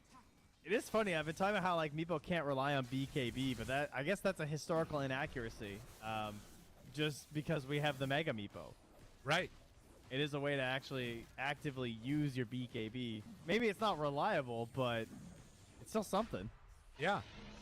Well, an ET, I mean, to get 2 Earth Splitter cancels on Black Hole in a game from XinQ is crazy. That's good. He goes, picks up the Wisdom Rune. He has the gold for Ags. Oh. And he has 100% cleave. Does he do it? Yeah, you gotta buy out now. You buy out. I mean, maybe not. Maybe you need buyback. Oh, he buys out. He beats the big boy. Boots of bearing. 100% cleave. All right, XinQ, listen, he came out of retirement for this. This is his moment. He just started clicking all the hyperstones. I know what I need to do in this game. Dude, he actually is going to do a ton of damage. All right, well, he did take the plus 25 hero attack talent as well. Okay. So we'll have to take a look here to see what he can do. XinQ. Dude, I'm so excited for this. Big ET. He's not going to get a single punch off. No, please don't say that. Don't ruin my hopes and dreams. They don't have Black Hole for 40 seconds. It's just they can't force a fight right now, like, at all. It is wild how Whisper's entire build is just Black Hole now. Refresher, Ags, like... Yeah. That's all he cares. JT defending the throne while the rest of the team out on the map. Now, DY is going to be that first point of contact for breaking it. They see Panda. Gale Force, Shackle, Ghost onto him. Black Hole off cooldown 10 seconds. JT, he's got C-Smile. They're onto him, dead. doing what they can. And that's huge. That's 2 dead. Now, creeps are going on to the Ancient. They have to TP back to deal with this. A little discombobulated here. Yeah, that was not what they were thinking would happen. They managed to catch him out of nowhere. He vanishes so quickly in the Storm Spirit. Like he dies within just a couple seconds of getting scythed by that Meepo. 95%. It's not changing. So you're telling me there's a chance. Oh, there's a chance. We need how many Hyperstones does ET need for us to get there? How many Aegises does Storm Spirit need for them to get there? That's my question. He hasn't gotten one Aegis this whole game. It's all been because he's just looking over, just like, yeah. So, to be fair, I actually think it's probably better because now at least it's advantage. Storm. I mean, in that fight, actually, Storm doesn't die twice. Probably. He'd probably win that fight afterwards. Oh, JT, spotting Matthew, sees him, jump, Bye-bye. caught, rooted, in trouble. Glimpse pulls him back in. They got him. Matthew Whisper's going to not gonna fall. show up, right? Dude, Extreme are doing this. Assassination Meepo is just too powerful. I mean, that's into a Lincoln's. He scythed the Lincoln's, and it was like it doesn't even matter. He's just netting you after anyway. God, because. Chill, dude. Chill. Mask of Madness done and delivered. Oh my God, dude. The ET's so strong. Even just like one wave, he gets like plus 130 damage, you know? With 100% cleave. Yeah. They're grouped together. If he lives through the fight, he can clean up. He can clean up for all of them. Paying for the sins of JT and Paparazzi. As DY TP's out of there. They won't be able to quite get there. But yeah, Megas, I mean, it's still an issue, but at this 13K gold lead, it's kind of an annoyance that it feels like Extreme are capable of dealing with. If you guys ever wanted to experience what it's like playing a game of Dota with Suns fan, Yeah. every game winds up exactly like this, and you're the Radiant team, and you can never find a way to win or end, and all his games go 60 minutes. You're not wrong. Yeah, I don't know what it is. So if you want to know how EG win this game, don't ask Suns fan. I've also played with him too much, so I also don't know. Right, yeah. Because the end result's always the same. We do have a basher. It's the Monkey King, though. Oh, God. I want it on Wind Ranger. I mean, know. honestly, XingQ's been able to do it enough with these ETR splits. Sorry, I'm talking about the Monkey King bar. I was making a formerly bashed joke. Oh, I see. My bad. Yes, sorry. I was confusing. Man, bring it back. Let's see it. But Aegis I expires. actually think the basher is a good idea. Like, Wait, not dude. even memeing. Dude, they never expect it. The Aegis expires, and that's when EG decides to run in. They go in, Meepo. drop down the Wukongs, Static Storm to try and turn it, but JT, Mega Meeple out of there. Black Hole, but he got away. JT's on to Whisper, turning to fight. Black Hole may see what happens. They're hitting the Ancient, though. The Glyph is used. Mega Meeple lived through it. He's still surviving. C-Smile onto him. Is it going to be enough damage? No! he's out. JT The base. lives, but The base. Picaz out of the base. They hit the throne. It's not kill the Meepo. It's defend the Ancient. Evil Genius is going to take game number 1 with just eyes on the prize. Go let C-Smile do crazy things. Let Whisper hit things because he hits the buildings. Got the Will-O-Wisp, right? Love You got it. yourselves a Storm Spirit Aghanims. You got a couple black holes in there. Just keep throwing them down. They're just chucking every disable they can. Aim for the throne. Oh, it sounds simple, but sometimes simple is exactly what you need. Finally win that game. That was a frightening game for EG. You go back to how much they dominated this early game. Like, Yeah. look at this, guys. It's 11-2, a 7K lead. Your teammates are typing GG in your games. But no. Extreme, they held on for a long time. And it was this fight right here, after they like got the racks and stuck around a bit too long, that's when things started to get really tough. And obviously not at the end of that fight, but like around this point and this play dude, right this here. DY ulti. Dude, this was insane. Absolute destruction. And the play from the supports from Extreme was absolutely awesome. Oh god, and this one too. Dude, there was a lot of highlights. Whisper, what a god. That was a sick bait. They baited Pakaz so hard there. They were just like, Pakaz, go, all right? Whisper will cover you. And cover him, and did. Also, yeah, that early nullifier did a ton of work. It's very good versus a lot of the heroes on Extreme, too. It just made sure that he could focus one target, and they would just die. Pretty much guaranteed. Panda. Man, did you see those Mega Meepo saves in that last fight, though? That was kind of frightening. He got out of one black hole. He almost got out of another. Dude, every play is just a Whisper black holing everybody. This one, they didn't even quite do enough to kill him through the double black hole because that hero is that crazy. But showing that, it's still possible. And yeah, here, where was XingQ during this? I didn't see where he ended up. I was hoping he was going to be able to get some hits in, but he's just back there. Staying too far outside of the fight. I mean, because they keep getting pulled in and slept. Oh, so yeah. You get pulled in by the black hole, and if you try and interact and move away from it, you just get slept. And then that just pulls you back in even further. It's a very nice combination. Black hole and white hole laid on top of each other with a little bit of blue sprinkled in there. Dazzling. Well, we still have a lot of games that are currently going on. We're ready for, I think, the next round of it. I think they were waiting for our game to finish. Because, again, they all start at the same time because they all depend upon each other, depending upon what the whole tiebreaker situation is. So we're going to go to a break. When we come back, we're going to have game number 2. We'll see you then.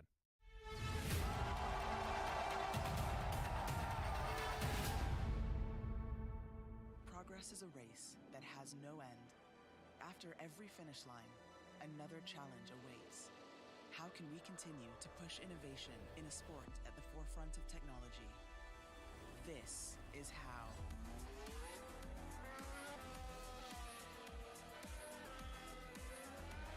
Discover how Aramco and the Aston Martin Formula One team aim to meet Formula One's sustainable fuel targets.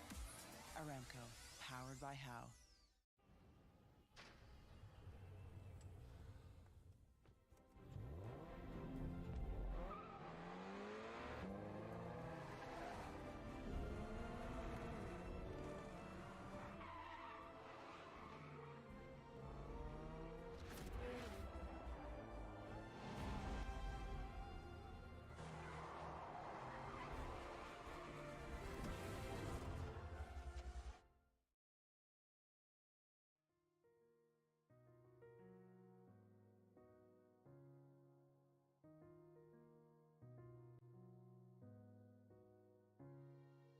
الحياة لحن، ولأننا جزء من مقطوعة عظيمة تحركنا، تلمسنا، تصنع من لحظاتنا ذكريات بديعة. لأن الوجبة، التجربة، المغامرة يأتيك بعد جديد في هيلتون الرياض.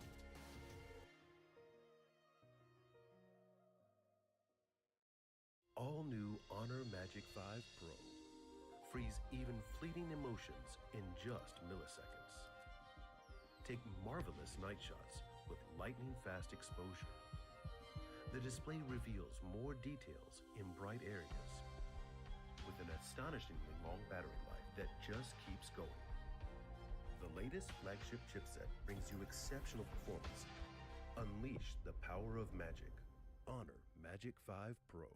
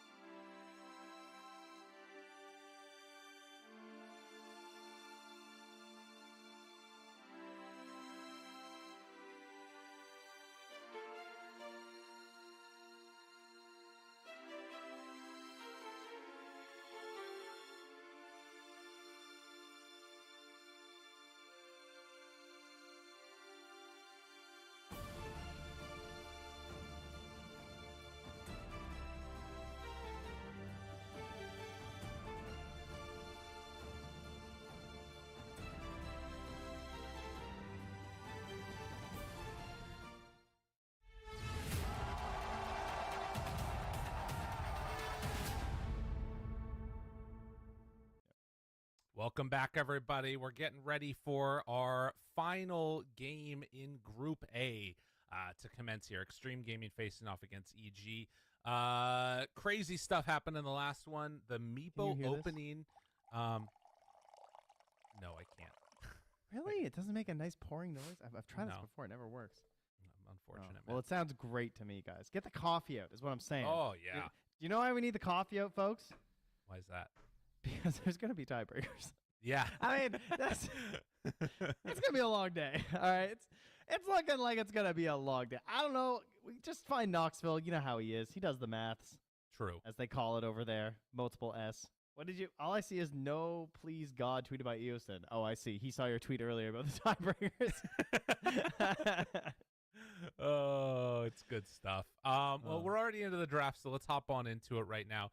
See if similar stuff happens. Also, we're going to try and give you guys a spoiler warning. If you, at some point during the cast you hear spoiler and you don't want to hear what's going on in the other two games, just mute it real quickly and we'll carry on.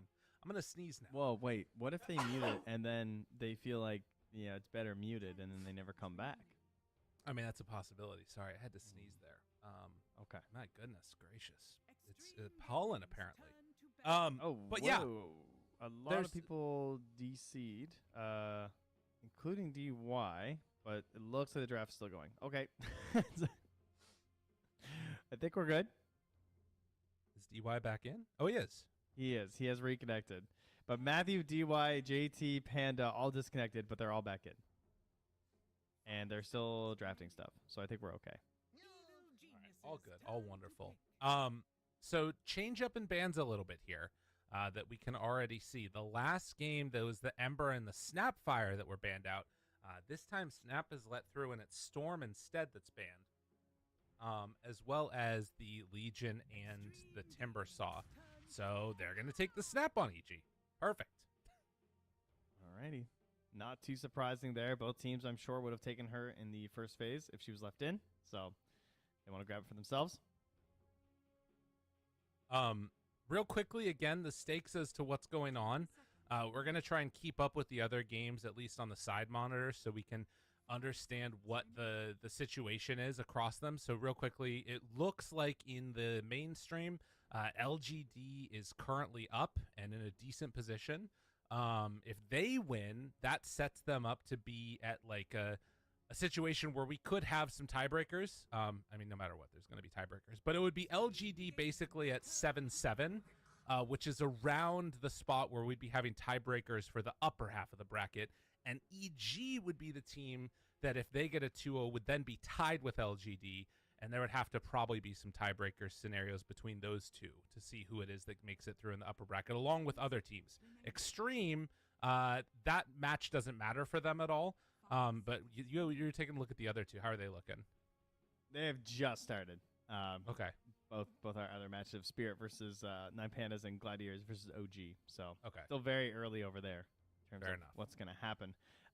Looking at these two teams, though, coming into today, Extreme was on a 5-game losing streak, which has now been extended to 6 games straight. They have lost. And EG had lost 4 in a row. They got double 2-0'd by Quest and then LGD. So it's it's got to feel good for EG right now. Riding out, coming back in, getting their win. But prior to this, Extreme were kind of on a roll. Like near the end of the play-ins, they did really well. They won 6 straight.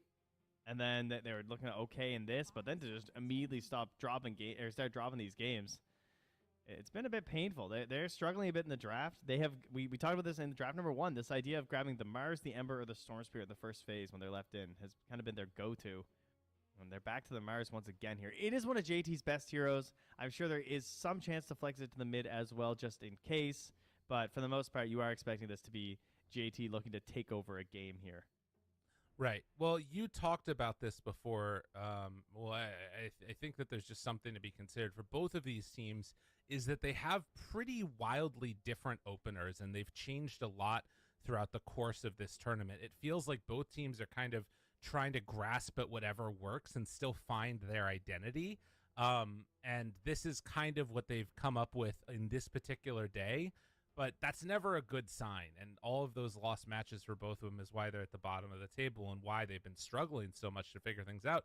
It's a sort of cruel thing about Dota, right? They can be having great games the entire year, and then all of a sudden the big tournament comes around. There's a patch a little bit beforehand, and those ideas aren't working anymore. And they're just trying to grasp on for all it's worth. But yeah, the TA taken in the first phase with the snap. That is interesting. Wow. Yeah, Is I this would not an have guessed answer that. against the Mars? I would assume, but it's also such a C-Smile hero in my eyes. I mean, I guess it is a Pakaz hero too, but yeah. It's I mean, he's kind of been crushing on the hero as of late, so they did lose their last game on it, unfortunately, but it is one of his best heroes, like all time. If you look at his numbers, he's got 49 games on Templar Assassin with a 71% win rate. So, like compared to games played, it's that and his Bloodseeker that certainly stand out as being a couple of his best. So, at the very least, because they are 9th pick here, it does mean that maybe depending on the two heroes they have, they could even shift it right up to the end if they see one of those favorable matchups in the mid lane for the TA. Right. Yeah, I think I remember on some of those breakout games on when this was the Thunder Awaken team, it was Pakaz on TA that people began to understand how good he was as a player, and it was around the Aghanim Scepter builds that were coming out around that time. So that could be another nice thing to do. We haven't seen a ton of Ags TA in this new world of Dota 2, but could be something for the late game that'd be really nice to control the map. And this will be the third game in a row we've seen this, right? Because they did it. The last time that they played it was versus LGD. That was to counter Muse Mars. So they put it safe lane for Pakaz. We had the game in Gladiators game where I think we were casting that one, where they did it versus JT's Mars, and they did the safe lane Duraccio TA, which they ended up winning. So this is going to be another game where we're seeing this matchup here. And I guess clearly teams favoring this Templar Assassin. It makes sense. We saw it in that game where the Mars has to just deal with the side blades the entire time. You don't have the best kill threat on the hero. And what do you ever get that's decent for this hero? I guess the Shard multiple instances is kind of cool. Right. Yeah. That's kind of it.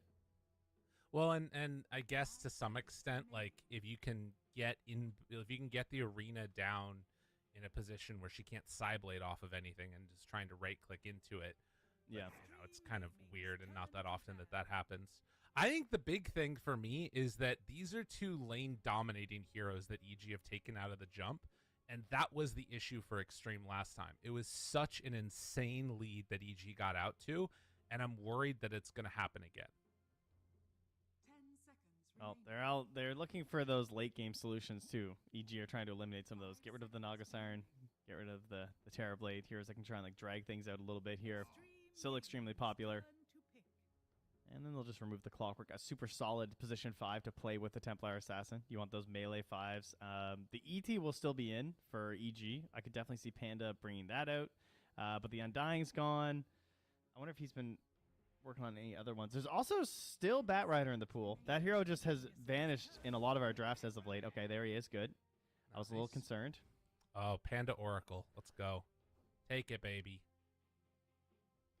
Remember, were we making fun of him because he had no hero pool and then he just suddenly busted out an Oracle one day? Because he even said, he's like, my team, they won't let me pick anything. Yeah. I'm only allowed to pick the same heroes. I haven't practiced a lot of heroes. He didn't play Ench for a while. Then he started bringing that out. He's been working hard on the hero pool.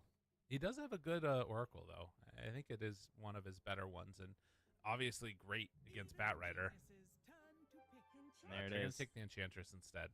Yeah, I mean, he's been on his grind on this. It started, I think it was Dream League when he first played his first Ench game, I want to say. But this tournament, he has just been Ench over and over and over again if it's left in. And it looks like a fine game. Extremely versatile support hero. You have all the creeps that you can grab various buffs from and utilize that. But obviously, you can play off lane, you can play safe lane, you can roam mid really well.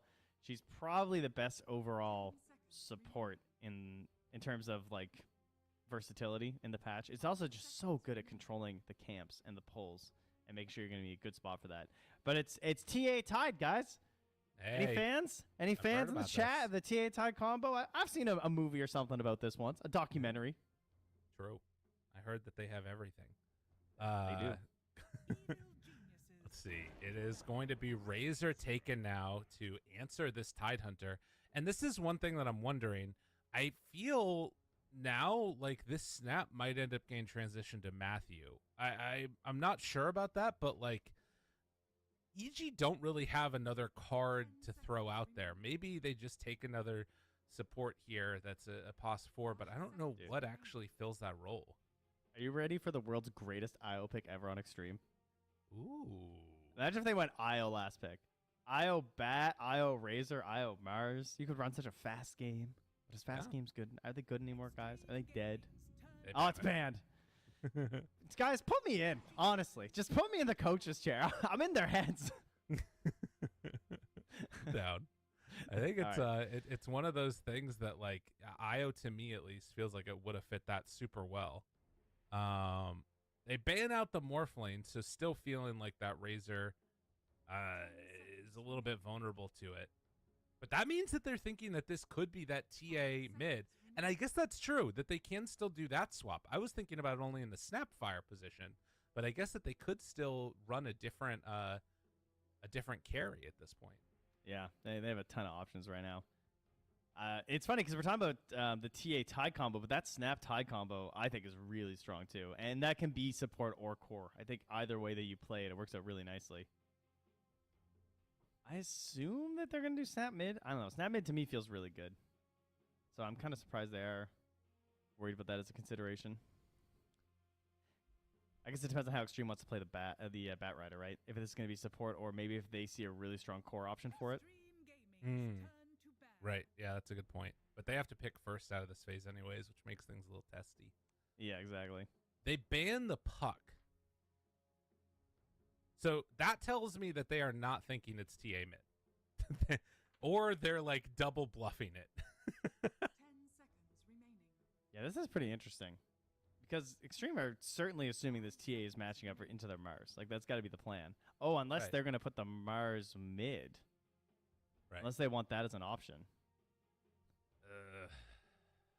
I mean, it's definitely a possibility. I don't feel like it's a paparazzi hero, though. I guess they just view that. We talked this discussion about the Morphling versus the Razor as being a counter pick. A lot of teams still think that kind of ruins Razor, even though Amara seems to think that Razor actually does well in that matchup. So it could be that they really don't want their Razor's game ruined. Yeah. So they don't want them to shift around based off of that. The idea being that you just copy the Razor and take the link and cancel it out, and you can easily get out of his link by using waveform, but he can't escape your link that easily. Plus, high armor hero, blah, blah, blah. True. All good things. What are they lacking, though? What's their jump like on EG? Their first move-in isn't incredible. The Morphling or the Faceless Void would have done pretty well in fixing that. They don't have a lot of time, though. And they'll go Queen. Ooh. Okay. The classic Razor matchup. I mean, so Extreme were not anticipating that. They banned out 2 carries. Maybe it's just, again, like you said, the Morphling against the Razor and then feeling like it was too scary to see a Faceless come out.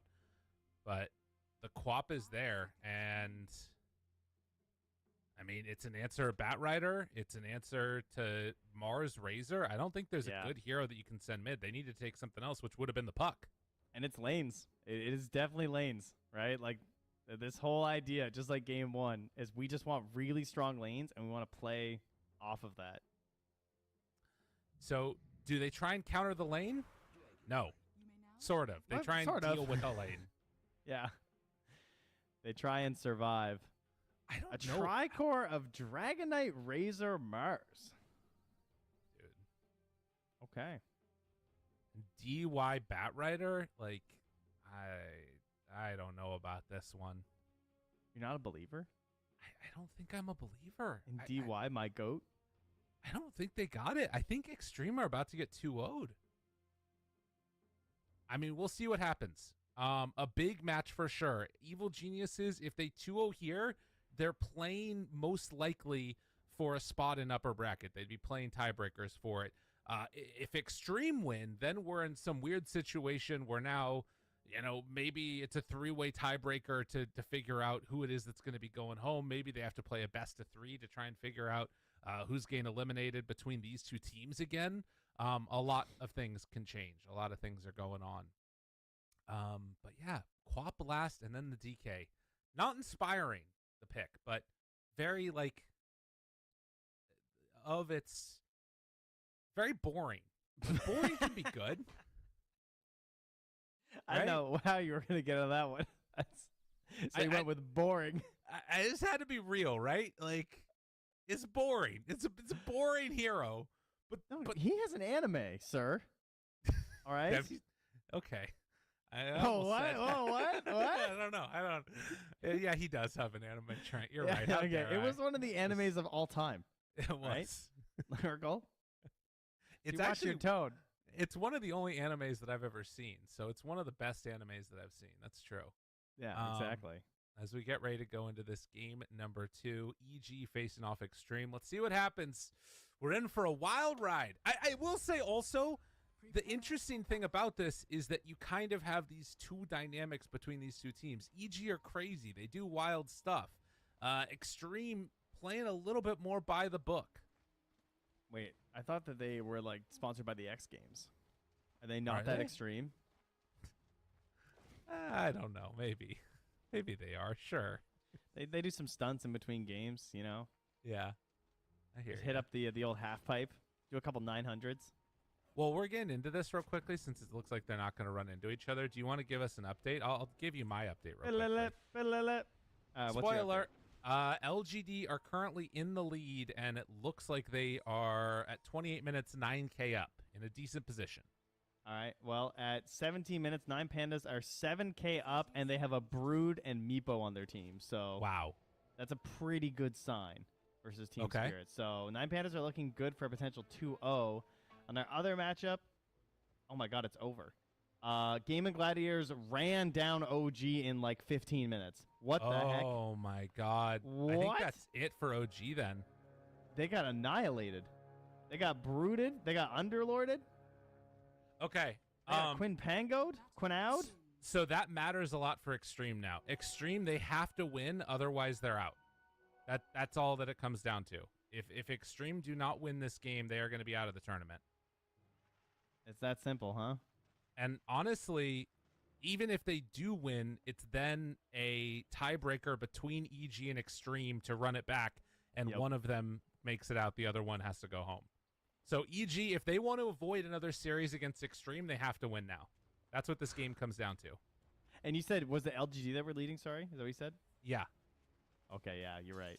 So that's what's crazy, though, is that if EG win this, they are potentially upper bracket. If they lose this, they are on the verge of going home. As Dota, baby. All right, Extreme, fight for your lives. This is your tournament draft right now. Last stock, last match, first hit. We'll see. So far, though, lanes shaking out as you'd expect. My main thing to watch would be the top lane, I would say, right? Ghost versus Whisper. What can he do with this Razor? He takes the first point in the plasma field. He's zapping them out. You got DY on the bat, harassing with the flame break. And then what happens at level 2? When you get the Firefly up, do you just go for a quick chase down play onto Matthew? If they get level 2 first, can they just walk him down with no cookie being available and someone just dies? I feel like that's very possible. Mm-hmm. So the XP break's going to be super important in that top lane. Mid lane is just Queen versus DK. It is a snooze fest for sure. Absolutely. C-Smile has a chance at early kills, maybe. He's not taking any points in the dagger, though. But, I mean, we see this a lot from the Queen of Pain. They sometimes take the 2 points at level 3 since it's worthless level 1 anyway. So we'll see what he does. He takes the second point Scream, though. Okay. Good to keep our eyes on that one. You can see underneath the tower right now, they're actually trying to go a bit onto Ghost. A good amount of damage. The right clicks. Matthew, though. Ooh, one more hit. And first blood drawn by DY. Whisper wanting to get some retribution, but he's just going to die for it. A double kill for DY. Backs up against the wall. Extreme. Making the plays, and that is huge. I'm sorry. Did you not believe in the DY Bat Rider? Is that what I heard? I did not, dude. I was not a believer. Look at this guy. Look at him. Kills himself into the tower, coming back, full resources, easy life. Oh, he's looking pretty good up top. But at least bottom lane, Pakaz having a grand old time. Panda helping out here. There's now famed enchanters that he's been on the mega grind with. Oh, yeah. Also managed to unblock that camp over there. It's some heal troll priests. So can do a little bit of play with this if they need to get the pull through. I love how you can see the Extreme have blocked their camp, and yet there's still a double stack in it. So like Panda still has so much to work with. I know. He just needs the level so he can get the bigger creeps. It's a real problem, actually. Them having access to that early and now just mana burning JT. It's going to be annoying. So funny. Oh, I love Edge. Where are the harpies? Where's the harpy camp? Oh, it's down below. Oh, good. The harpies can come out next. I mean, I don't know if you'll head down there to go and check it, but it would be kind of nice to get that one. That'd be pretty huge. It's kind of a level 1 a nuisance, though. You know, you got to get in there really early.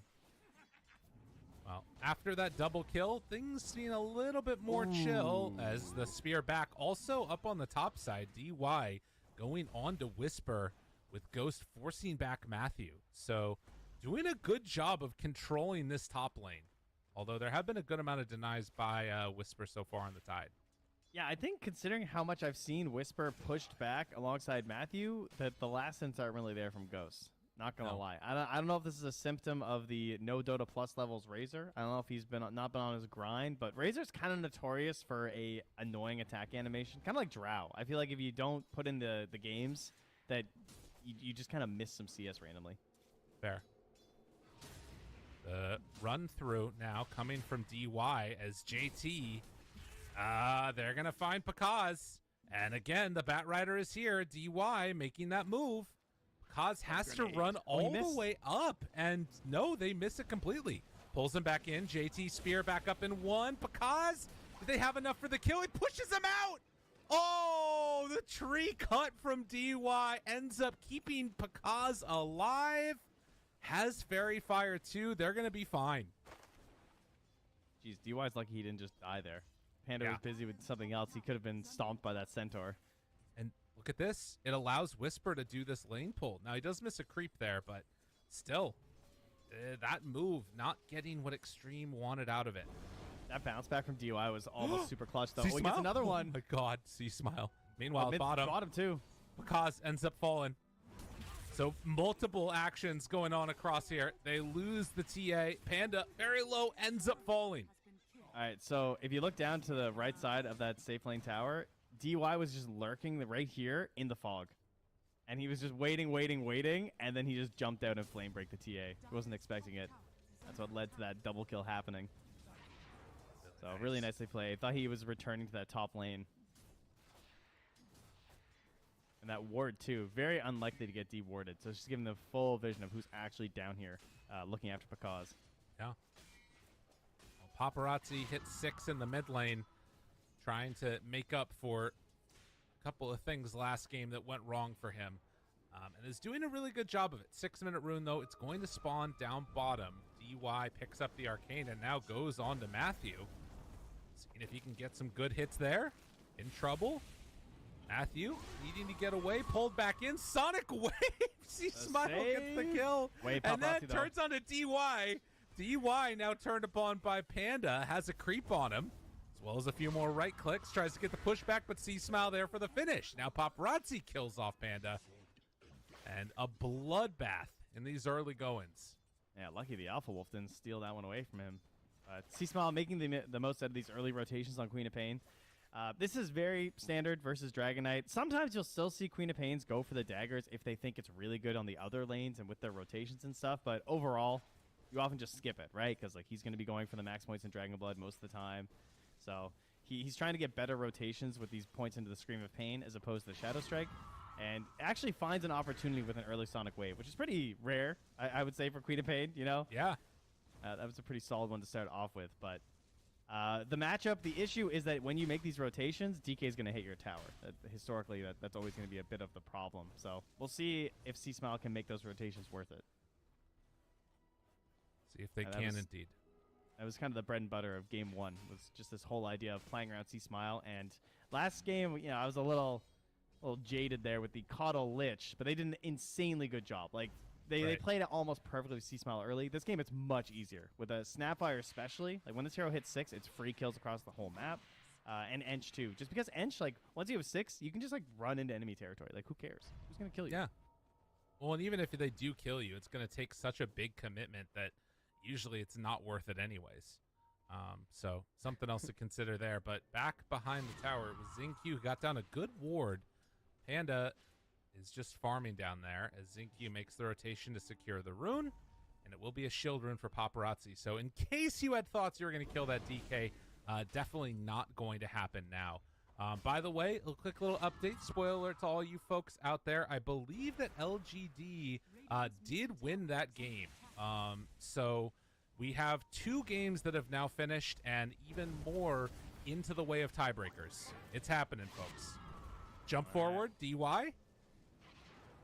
Turned on by C-Smile. Whispers there too. Has Ravage at the ready. They're going to get the Bat Rider kill. Can they find more? XinQ not really wanting to be here at level 4 on a Rubik. Because the one downside to DK is that he doesn't tend to leave the lane, and so your supports can't come and soak it up. Like, you think about these, like, TA mids or something, and they just run off. Any other mid hero that can farm stacks a little bit, it's great.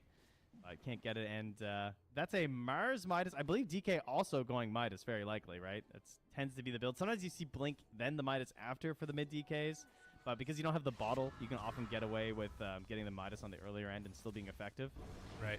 He feels really tanky right now. He is just punching C-Smile, telling him to get back. Matthew, though, trying to turn this into a bait play. I don't think so. You're not killing that guy. No, like, come on. There are kisses. One thing that has been working very well for EG up to this point, though, has been the stacks. They have been building them up as DY, XinQ, JT moving around, and up top, they're going on to Whisper. Does have Ravage at the ready after he meteor hammered the tower, pops it, tries to get away. C-Smile shows up for another one. What's up? What they needed. And Ghost? I mean, C-Smile's still moving after him here. With DY nearby, it's a little bit crazy. But the blink forward, they find him, and now Psyblade, big meld strike, keeping creeps chasing. Paparazzi shows up. C-Smile in range, gets stunned, has a blink, gets out just in time. What? Blink coming off cooldown as the spear was in the air. And, I mean, that's pretty huge. The tower does end up dying. I cannot believe he didn't die to that spear. That had to be just fractions from hitting him. Like tiny little pixels. Itty bitty units of measurement. Man. All right. That's very, very fortunate there. Because great rotation from C-Smile. Gets another play with a Sonic Wave. Makes it so the Ravage wasn't a waste there from Whisper. Whisper still looking to use this Meteor Hammer, though. Right. He wants to farm up these camps. Do you want to rotate to another lane now that you've taken down top?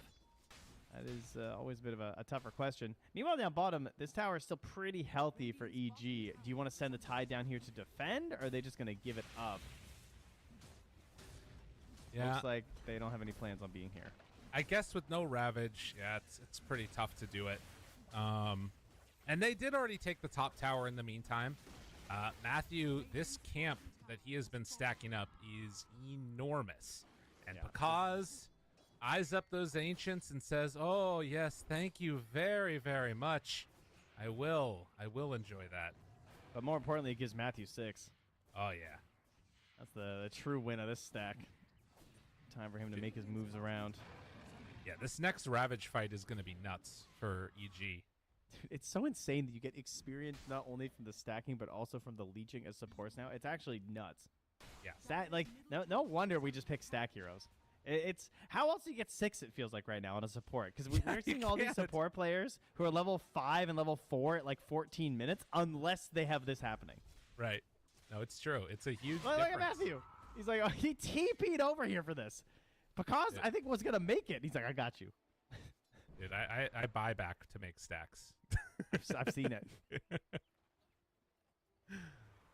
And not really that many made on the Dire side as of yet. They have the one over there in the Ancient camp, but that also could be stolen eventually, maybe.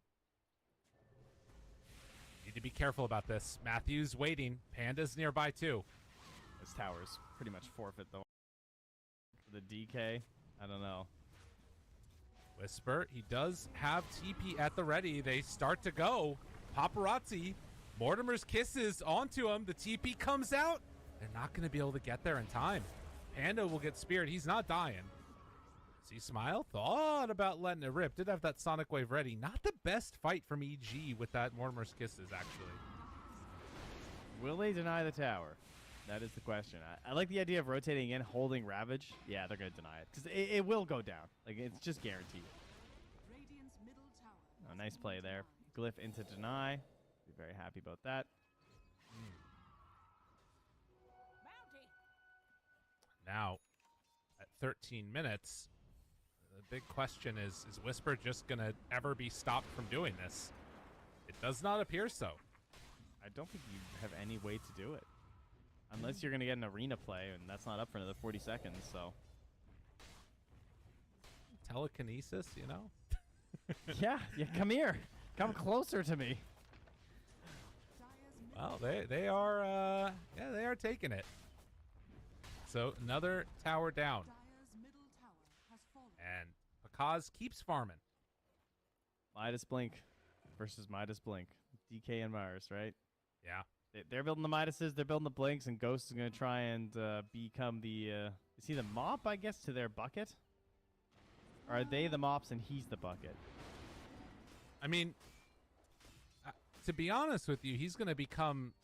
What's a tool that becomes ineffective and terrible later? What's a tool? A wood pickaxe. So I think Ghost is going to be a wood pickaxe later in this game. Oh. Because he's a Razor that doesn't really farm, and like his other cores aren't really fighting, you know? Farming. Yeah. Okay. No. Farming. DY got a bounty rune, that's farm. Okay. Go for the Nailed it. halberd, great choice.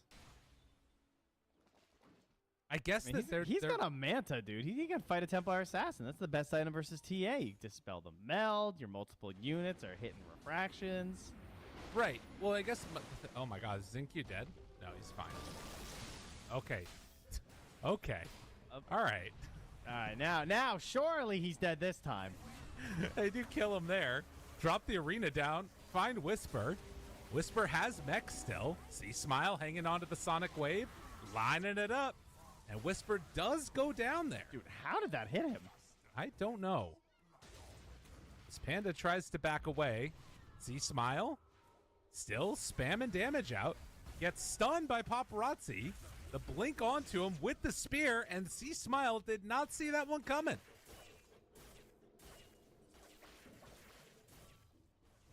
I don't even know how he got hit by that last right click, but it happened. So down he goes.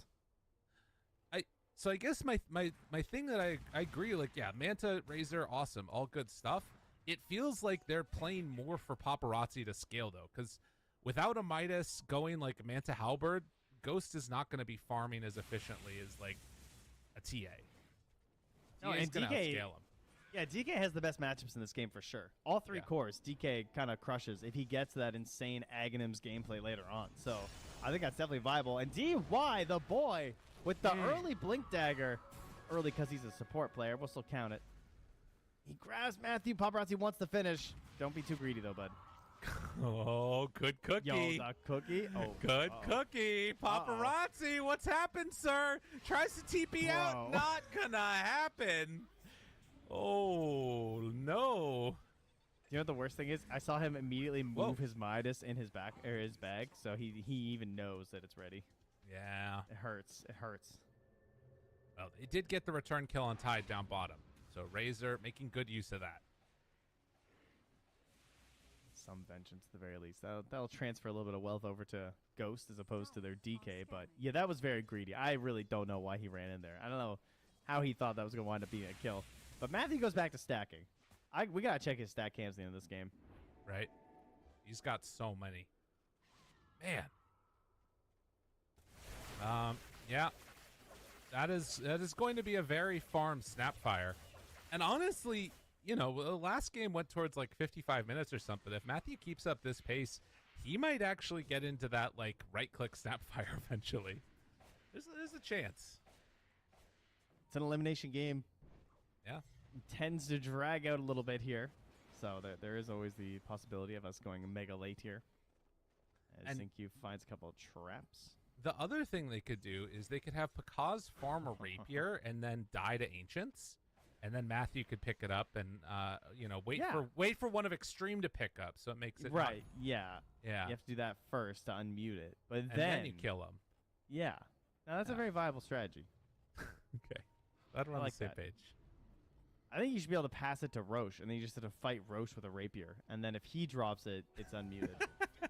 Okay, you should be able to equip Roche. Yeah. In case the enemy team. Right. You can't take BKB. Roche. Give him blood grenades. Catch him off guard. All right, DY smoked up, looking for the blink play. Sees Panda. That's what he wants. Finds one. Now there are a lot of heroes nearby for EG. Panda living for a very long time, but the stun, it's there. Whisper, Ravage, Sonic Wave, damage out from the Mortimer's Kisses. See Smile, stand tall. Chases now onto DY, trying to kill him off. They get that one. Can they find JT or Zinkyu? Will be a consolation kill, but it will be a kill. Yeah, I don't think they were suspecting that so many people were nearby. Looks like he noticed that ward got dropped down by Matthew as well, but is that... Oh, they have their own observer up on the high ground there, too. One thing I'm noticing, I was just about to point out the Gossamer Capes. How many Gossamer Capes do you guys see versus Templar Assassin? Yeah. Let's see. We got one on DK. We got one on Bat Rider. Actually, so I think Tide got one, too. Yeah, Tide's got one on the Radiant side as well. It seems to be the hot new item. Jump forward. Finds Matthew. And Matthew gets the cookie connection onto DY to keep both of them alive. That was nice. That was really good. Yeah, the Gossamer Cape is going to be annoying, and there's still heroes that have tier 1. I think Mars still has an Arcane Ring. Might end up getting a Gossamer eventually. Well, EG back on their game 1 plan here. Grouping up, pushing towers. Whisper with a hero that can actually destroy buildings. Something that has been lacking a little bit here from Extreme. They haven't taken the safe lane tower up top yet. As in, EG's offlane tower. They managed to push the mid and the bot, but this is the tough one that teams tend to struggle with. And they just take it with ease because of the hero they chose for Whisper, who immediately going to hop through the twin gate, I assume. Dodge Roche. Yeah, okay. Are they going to try and take Roche pretty soon here? That's what Extreme think. They immediately start running down here because it is a TA lineup and he has Deso, so it is a good They don't thought. have Ravage. That's why. Then they're going to steal it. This is going to take a while. I don't thought of the Storm. Oh, they want to fight instead. They see him up top on Pakaz. But he is blinking back and getting away. So Extreme wanting to take the fight instead, and they're not going to connect on this. Okay. It does require a big investment because if they take the Roche, they can't fight after. And with how EG are playing, they would just immediately run at them because like Ravage is back up. So if they see that they have Roche, they'll probably just smoke immediately at the side of Extreme. Right. More stacks. And Pakaz taking the Wisdom Rune for himself while looking at the Tormentor. And one of those heroes that can do it pretty well. One real missed opportunity for Extreme is unfortunately not getting a vision down on that Roche pit.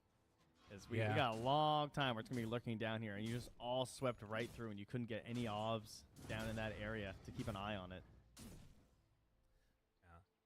They have the one Observer ward in basically by Pakaz and Panda right now. Yeah. That is going to see movements that head up that way if they wait long enough. But yeah, not having it on the gate definitely hurts. But they do have Blink Dagger now, done for Mars. So double blinks, almost blink BKB on Dragon Knight. Which is pretty huge for Paparazzi. They're just building the same items. Yeah. They're the JT same and guys. Paparazzi, yeah. We are the same. He's just like me, for real, for real. Bro. Well, at least at this point, a lot on the line with EG having a slight gold lead. And again, the stakes for this match, where we're sitting, Evil Geniuses, if they win, they are going to have a shot at that upper bracket. And on the side of Extreme, they would just be out. So win or go home for Extreme. We'll have to see if they can keep it going. And we have one BKB charge was used by JT, but we have fresh BKB on Paparazzi and now fresh BKB as well on Pakaz. Once that courier makes it to him. It's trying very hard. It has been trailing him for a while. Hopefully he has it before a fight breaks out. That would be embarrassing. The fight is breaking out. Sir, please. Thank you. Jeez, that was getting a little bit close. Oh my god, he almost missed the micro. Blink away. What a blink. That was stun used. Done. Risper, he's still there. He has Ravage ready. Waiting for the BKB to wear off on JT. He's waiting. Whisper, waiting. Throwing it out there. Turns onto DY. The big hits from Pakaz up on the high ground. Sonic Wave onto 4. Paparazzi starting to fall. Whisper, the patience. They will get C-Smile, but it was stolen by Q. Turned, lift on lift because of the Lotus. Now disarmed onto Ghost. Pakaz looking for an angle. Can they find anybody else? JT caught for the moment. He has a blink dagger. Ghost, he's in trouble. The chase is there. The meld strike, but JT, the spear, keeps them away. And then the cookie forward finds themselves a nice tasty Mars. He is going to die. Ghost slowed. Ghost nowhere left to go. He does have Manta, but can they get there in time? Force Staff, not going to chase for it. Oh, man, these TA traps are so good. What an annoying skill. You know, just silence people randomly and break things up at this point in the game where it's unlikely to dispels. Nice blink from DY. Oh, I don't know, guys. There's still a lot of Radiant units. Yeah, that's not what you're looking for. They get the D ward, too. They're delaying, deny.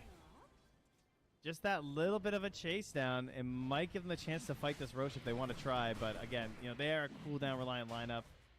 Paparazzi doesn't have his ulti back quite yet. Doesn't look like they're going to try and get this position. No. Plus, you know, it's TA tied. It's going to go down fast. True enough. DY still stalking around this area. Panda spots him. Flame break. I can't believe they came back. Paparazzi just Midas top. Okay. Yeah. They're here. DY's, he's crazy. He has buyback too. I mean, they don't. It's what, 10 seconds? Oh my God, DY. DY. Oh, he might need that buyback. I was just thinking about this. Where's the halberd? Oh, he got BKB off. Jumps in. Panda in trouble. C-Smile trying to find the back line onto him. Meteor Hammer. Who needs a Ravage? Then the cookie forward. Matthew there has kisses. Connects now on it. Ghost. It literally just came off cooldown as they kill Q. Paparazzi. Extreme, when y'all gonna learn? Don't fight him. It's not worth it. Paparazzi trying to get away, and it looks like they're gonna let him escape. Jeez. Yeah, I don't know. I can understand not wanting to give a free Aegis over to the TA lineup, but that was going to be a tough one either way. And they forced it onto Dire's side, I guess. So if you really want to go again, you can TP up here now. True. Let's just hand this one over, I think. That lead has ballooned a bit here in all of this roaching shenanigans here. And I think you can go back, too, in terms of just, like, the vision. That they never really established vision on this Roche, despite knowing that it's a TA lineup with a Deso, who is definitely going to go Roche over those 9 minutes. Or I guess, well, 4 minutes in the bottom part. But just this whole idea of prepping for this Roche, needing to take it, that's what they want to do. Right. And all these little things in the fights you have to worry about are just so frustrating when you're at a point in the game where once the BKBs are out, there's just no additional dispels coming from the team. Like Ghost Manta only gets him so far as well. He really tried to get that halberd at the start of the fight too, but the BKB was really fast for Pakaz. I feel like it's starting to fall apart here for Extreme. JT, whoa! They did have Ravage. Could have Meteor Hammered there, but nonetheless, it is going to be a TP out. And save your Meteor Hammer for the important things. Take down some buildings. Man, Link down done on Tide. And the way this game is shifted, again, there's some strong windows that are still coming out eventually from Extreme, but can they actually get there?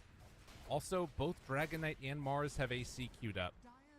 All right, we need guys, to talk about that one. That's enough. Stop copying builds. All right? Sometimes you got to get off the guides, guys. You got to think for yourselves.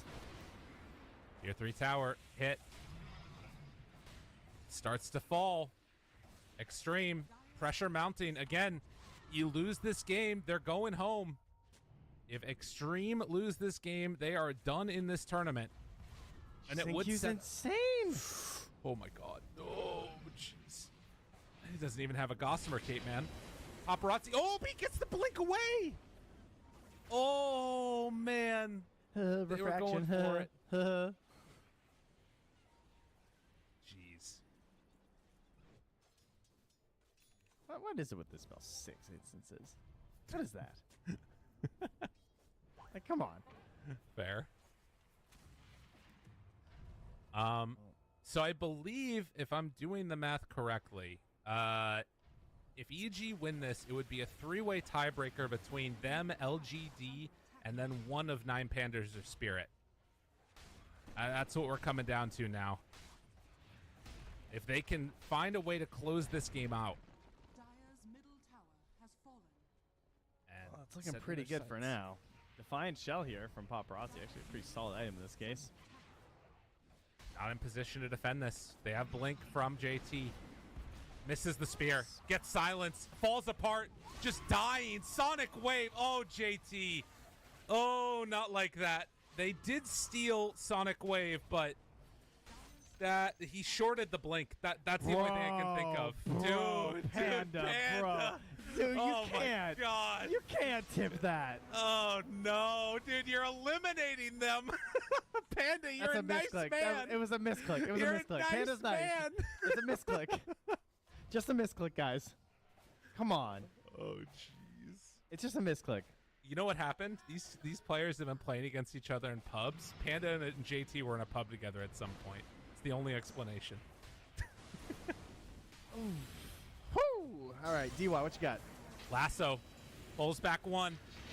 Because losing a lot, but is he going to be able to get out of there? It's the link going both ways, actually. So Because actually not listing any damage.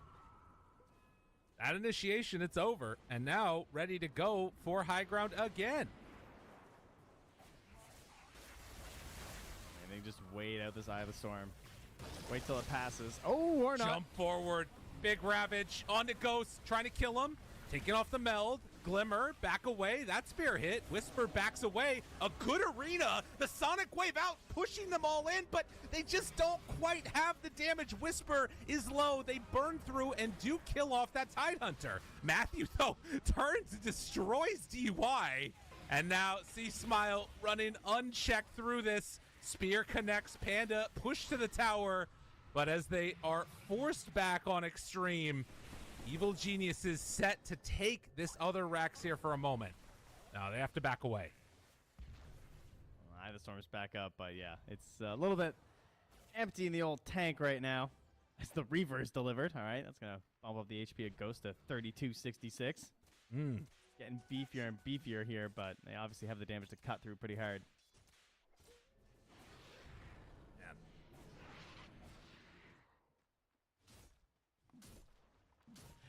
You can see the signs of the defense, though, right? Like, they have these tools that are there. As the BKB starts to get a little bit lower here for because things get a bit more hazardous. There won't be an Aegis to play around with the next time.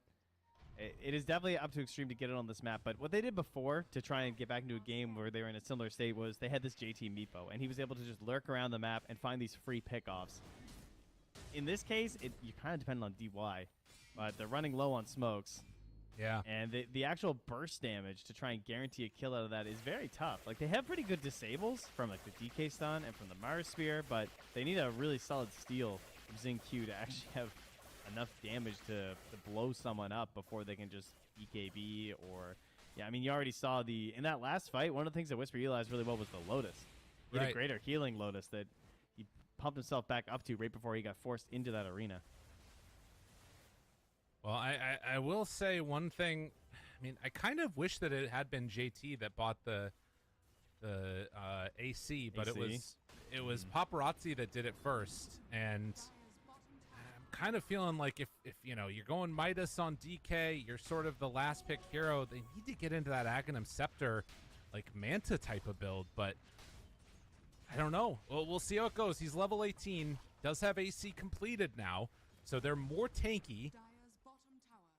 But trying to get through that first initial burst of the Ravage and the Kisses. Because, like, once the Ravage and the Kisses are over, the sustained damage and the meld strikes, like, They want to just like lifesteal through it with these Satanics. Yeah. Of course, JT still has a while to go before he's going to be out here. Does have a lot of. Are they just going to take this while they're nearby? This is pretty intense. Whisper. Oh my God! They just all stood there, took a bunch of damage, Tendrils of the Deep, but it's not quite enough damage. As you said, they're going to have that Satanic ready to go for the Razor. Jump in with Panda. Panda starts to die. They do kill DY. So Extreme. This fight starting a lot better than the other ones. Arena connects now onto Whisper. Sonic Wave out. Stolen damage. Whisper dead. Pakaz, though, he has the damage that they need. They do manage to break that link immediately. Ghost taking a lot of hits now. And then the jump forward from C-Smile. He doesn't have any mana. He blinked into nothing. Pakaz turns, connects. JT dead. Now, Lasso onto C-Smile. The cookie forward, though, in the blink away from C-Smile to keep him alive. That halberd was huge. It was all that keep them from getting that kill. So the sustain is starting to work. Part of it is like the way that Ravage happens, because it's very tempting. He recognizes, hey, they're doing the Tormentor. I'm going to get a huge Ravage off, but they don't have that immediate like snap burst or additional control after because he was a little bit further from his allies. And then that cookie into the double stack up there. Can you imagine if he didn't get that halberd off on a Pakaz? They were just lined right up for easy side blades. Oh, yeah. No, it's clutch. The halberd is, I mean, this item is insane. Ghost is having a really good performance. The fact that he's been able to keep himself this farmed, like compared to his other two cores that have Midas, is really impressive. Level 20 now. The movement speed talent, all this stuff to keep him survivable. It was crazy when that halberd the Hurricane Pike active was used on Ghost, and you just saw those like 6 projectiles flying at him. He didn't really take that much damage. You know, he is getting up there right now. Well, and also the evasion, right? No MKB for Pakaz. Does have a DD in the bottle right now, though. Is Panda going to get the little friends? Bit unfortunate. We're definitely hoping for the blink silence, I would say. Yeah. Slightly more useful in this match. True. But, I mean, at least you do have the added bonus of the multiple creeps, which can do something. Oh, they're coming through the twin gate. We're all here. Whoa. See, Smile. Everybody's here. Him. Whisper. Whisper's stuck. Whisper's, he gets pushed out. He's unstuck. Now, JT, BKB, Panda getting damage drained. Chasing Sonic Wave on the back line. C-Smile goes in like a crazy person. And there's the Ravage already used. Now C-Smile trying to keep JT out of the fight. They have the disarm onto Templar Assassin. Backs away, keeps her out of it. Whisper still surviving, but he's getting lower and lower. Mortimer's Kisses now. Paparazzi finds the Snapfire. Able to take him out. Extreme. It's starting to work for them, but broken. Oh, the Silver Edge on the DK. With the DD rune, Pakaz is winning this fight. The DD rune is everything that they needed right now. Turning on to Ghost with the Satanic going. Still thinking about chasing this one. Has the Lincoln Sphere passed over to him to make sure he doesn't get that mana drain. Turns to Zinq, finds the kill. The Assassin, the Templar Assassin. It's not quite enough to take down Ghost. Oh, those misses. Those misses. The right click that was a little bit too late. He got the Mars in the last fight, and he just annihilates the DK, and this one is a perfect pickup in this one from Pakaz. Jeez. And there is a Roche spawning in 3 seconds right now. The trap has popped onto JT, give him a little bit of a frightening chill. Pakaz showing no concerns of potential Roche. They don't have a trap on the top one, so they won't know for sure that this is back up right now. Spear back. JT found that one. Got Panda. But the cookie, oh my god, and now broken there. Pakaz turning on a DY, trying to get that kill, but the cheese is there to keep him alive. Oh, it was the Satanic, you're right. Still, DY does go down. See, Smile. They're trying to take these buildings.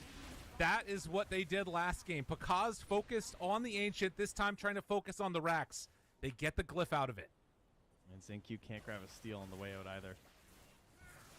Another thing that we didn't even discuss during that last fight was C-Smile. Like you said, he was just diving like a crazy person. He really was. He just got on top of both supports at the start of the fight, forcing Q to start playing really defensively. Couldn't get that many great steals. He only winds up getting like the tendrils, and then he was zoned out of the fight, partially because of that as well. But also the Lincolns was wasted, or rather the lasso was wasted on his Lincolns because he just like BKB'd and jumped on top of DY. So he had no other choice in terms of what to do. Man, what a crazy series of events. And welcome to everybody, as I believe all of the other games are concluded at this point.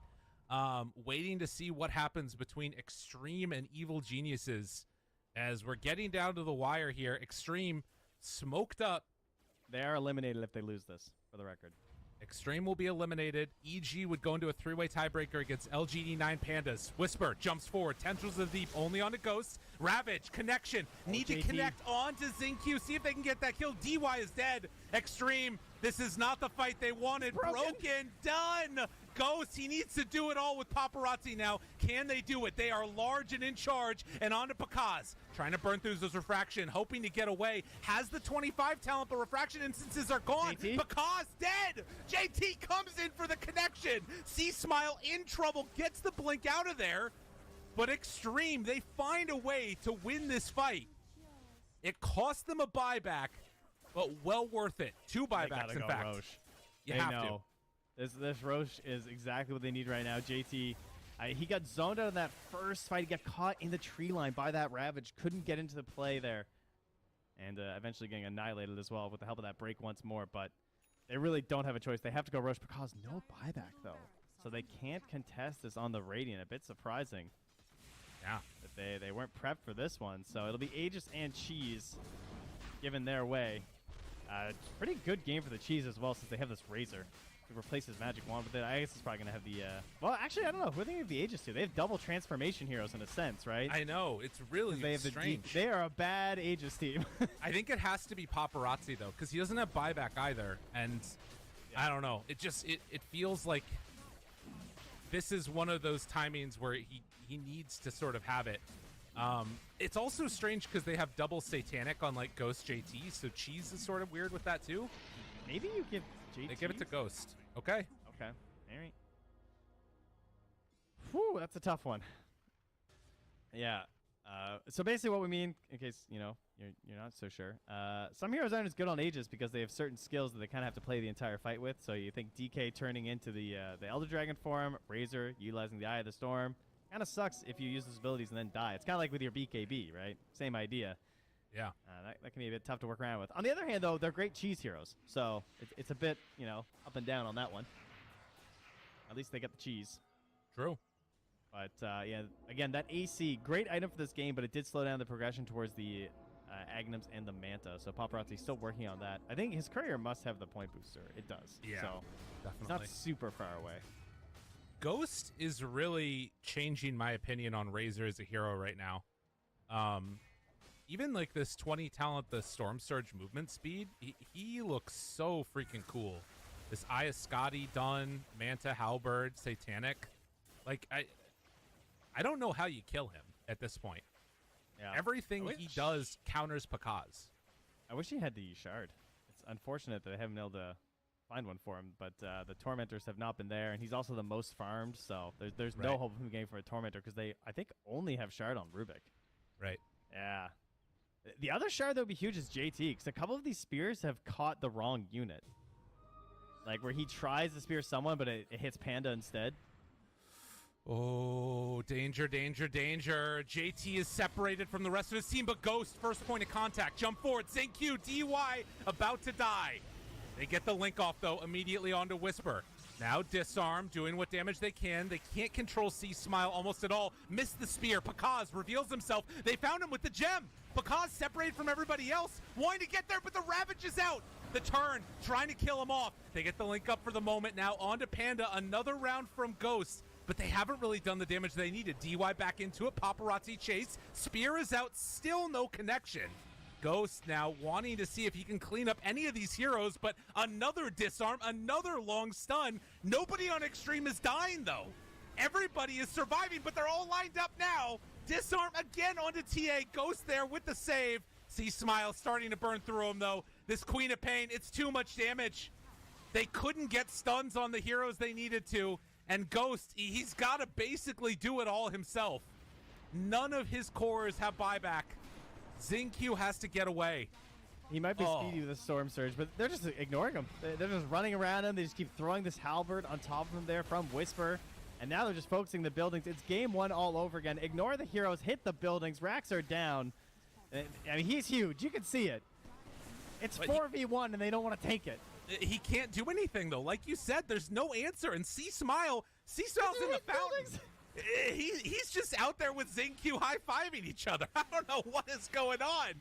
Guys, there's a game to play for. Ghost turned upon now. He's disarmed for a long time. Still has that Aegis. Still has Satanic. They have... He's going to fall. Needs to buy more time for the rest of his team. But EG on their way to the upper bracket tiebreakers if they can close out this game. A last little bit is there. Satanic, not going to be enough. GG is called. Evil Geniuses get the 2-0.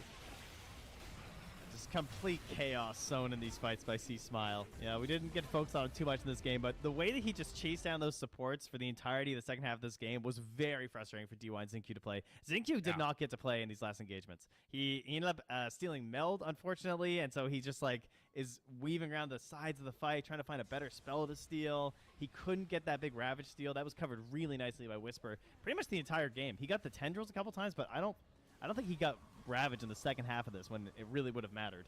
Oh, yeah. I mean, and again, you see in these fights, I mean, Sonic Wave early, you talked about C-Smile, what he had to do, and the fact that he was able to make so many moves around the map. It was pivotal. He ends up doing the most damage on Evil Geniuses, 55,000 damage done. And, you know, Ghost on the other side did a lot too, but when it mattered, they couldn't kill heroes, right? You have these big 3 tanky cores. You have Razor, you have Mars, you have DK. It's strong. It doesn't die easily, but they just couldn't get the kills. Then also, consider the way C-Smile played that whole game, and he only died twice. That's kind of insane. He was just doing the absolute YOLO blinks, getting in there, providing lots of vision and setup. I think the TA traps, again, you go back and you watch how many times the silences came to play, and you just see the value of the shard and how absolutely ridiculous it is. Even just simple stuff over and over and over again. Constantly silencing these little heroes on the sidelines. So annoying to play against. Absolutely. That Ravage right there was heartbreaking. JT getting caught in that tree line up there was because he was lurking, waiting for that exact situation to happen so he could jump in with the arena to counter that follow-up play that Pakaz was surely going to be coming in from, and he wasn't able to get it. And then that allows Pakaz to delay his BKB so much longer in that engagement because of it. That was really good. I mean, they did end up killing Pakaz, but it didn't matter. They needed that fight to be a demonstrative win, and they had to use buybacks for it, which hurt the item progression even further. And, you know, the lack of item progression and this huge gold lead is what allowed this fight to just eventually be ground down by Evil Geniuses. Really, really solid stuff from EG in the end. And again, as we said, that sets us up for a 3-way tiebreaker between 9 Pandas, Evil Geniuses, and LGD. Spirit and Gaming Gladiators also tied. OG and Extreme also tied. But I don't believe that those positions are going to require tiebreakers to get played out. There's a chance they might. Listen in more to the mainstream, obviously. But that's only one group. A 3-way tiebreaker in one group, and there's still potentially more in the other group. A lot of Dota is going to be played here, Trent. I don't know what to think. Yeah, things are a little more lopsided in the other group. You have some teams that are clearly on top and some that are clearly at the bottom. Right. But there are still potentials for ties for sure, especially when it comes to those eliminations, depending on how Shopify, TSM, and Tundra do in their last series. So while they sort out the tiebreaker madness of Group A, we'll play out through Group B, and then we'll figure out exactly how we're going to do it. Because it tends to depend how many teams you have in the tiebreakers, what format you're going to do, whether we're going to do some best of ones or some best of threes. We'll have to wait for the admins to let us know what the plan is. All right, we'll see you all on the other side of this break as we get ready for our second series of the day. See you all then.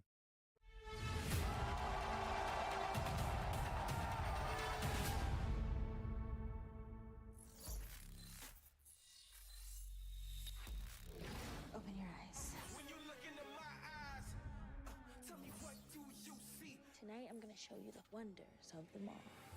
Hey, I got nothing to lose. I got nothing to lose. I need warriors.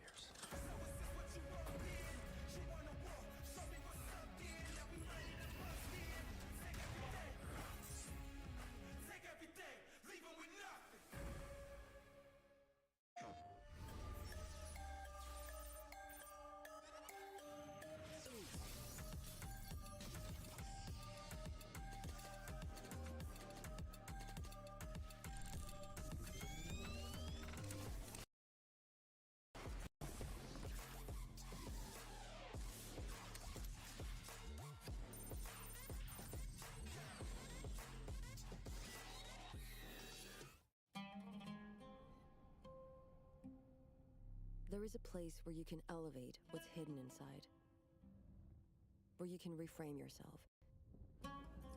Sonomi means the new you. The you can step into. Because when we know who we really are, we become unstoppable. Enter new dimensions of you. Sonomi.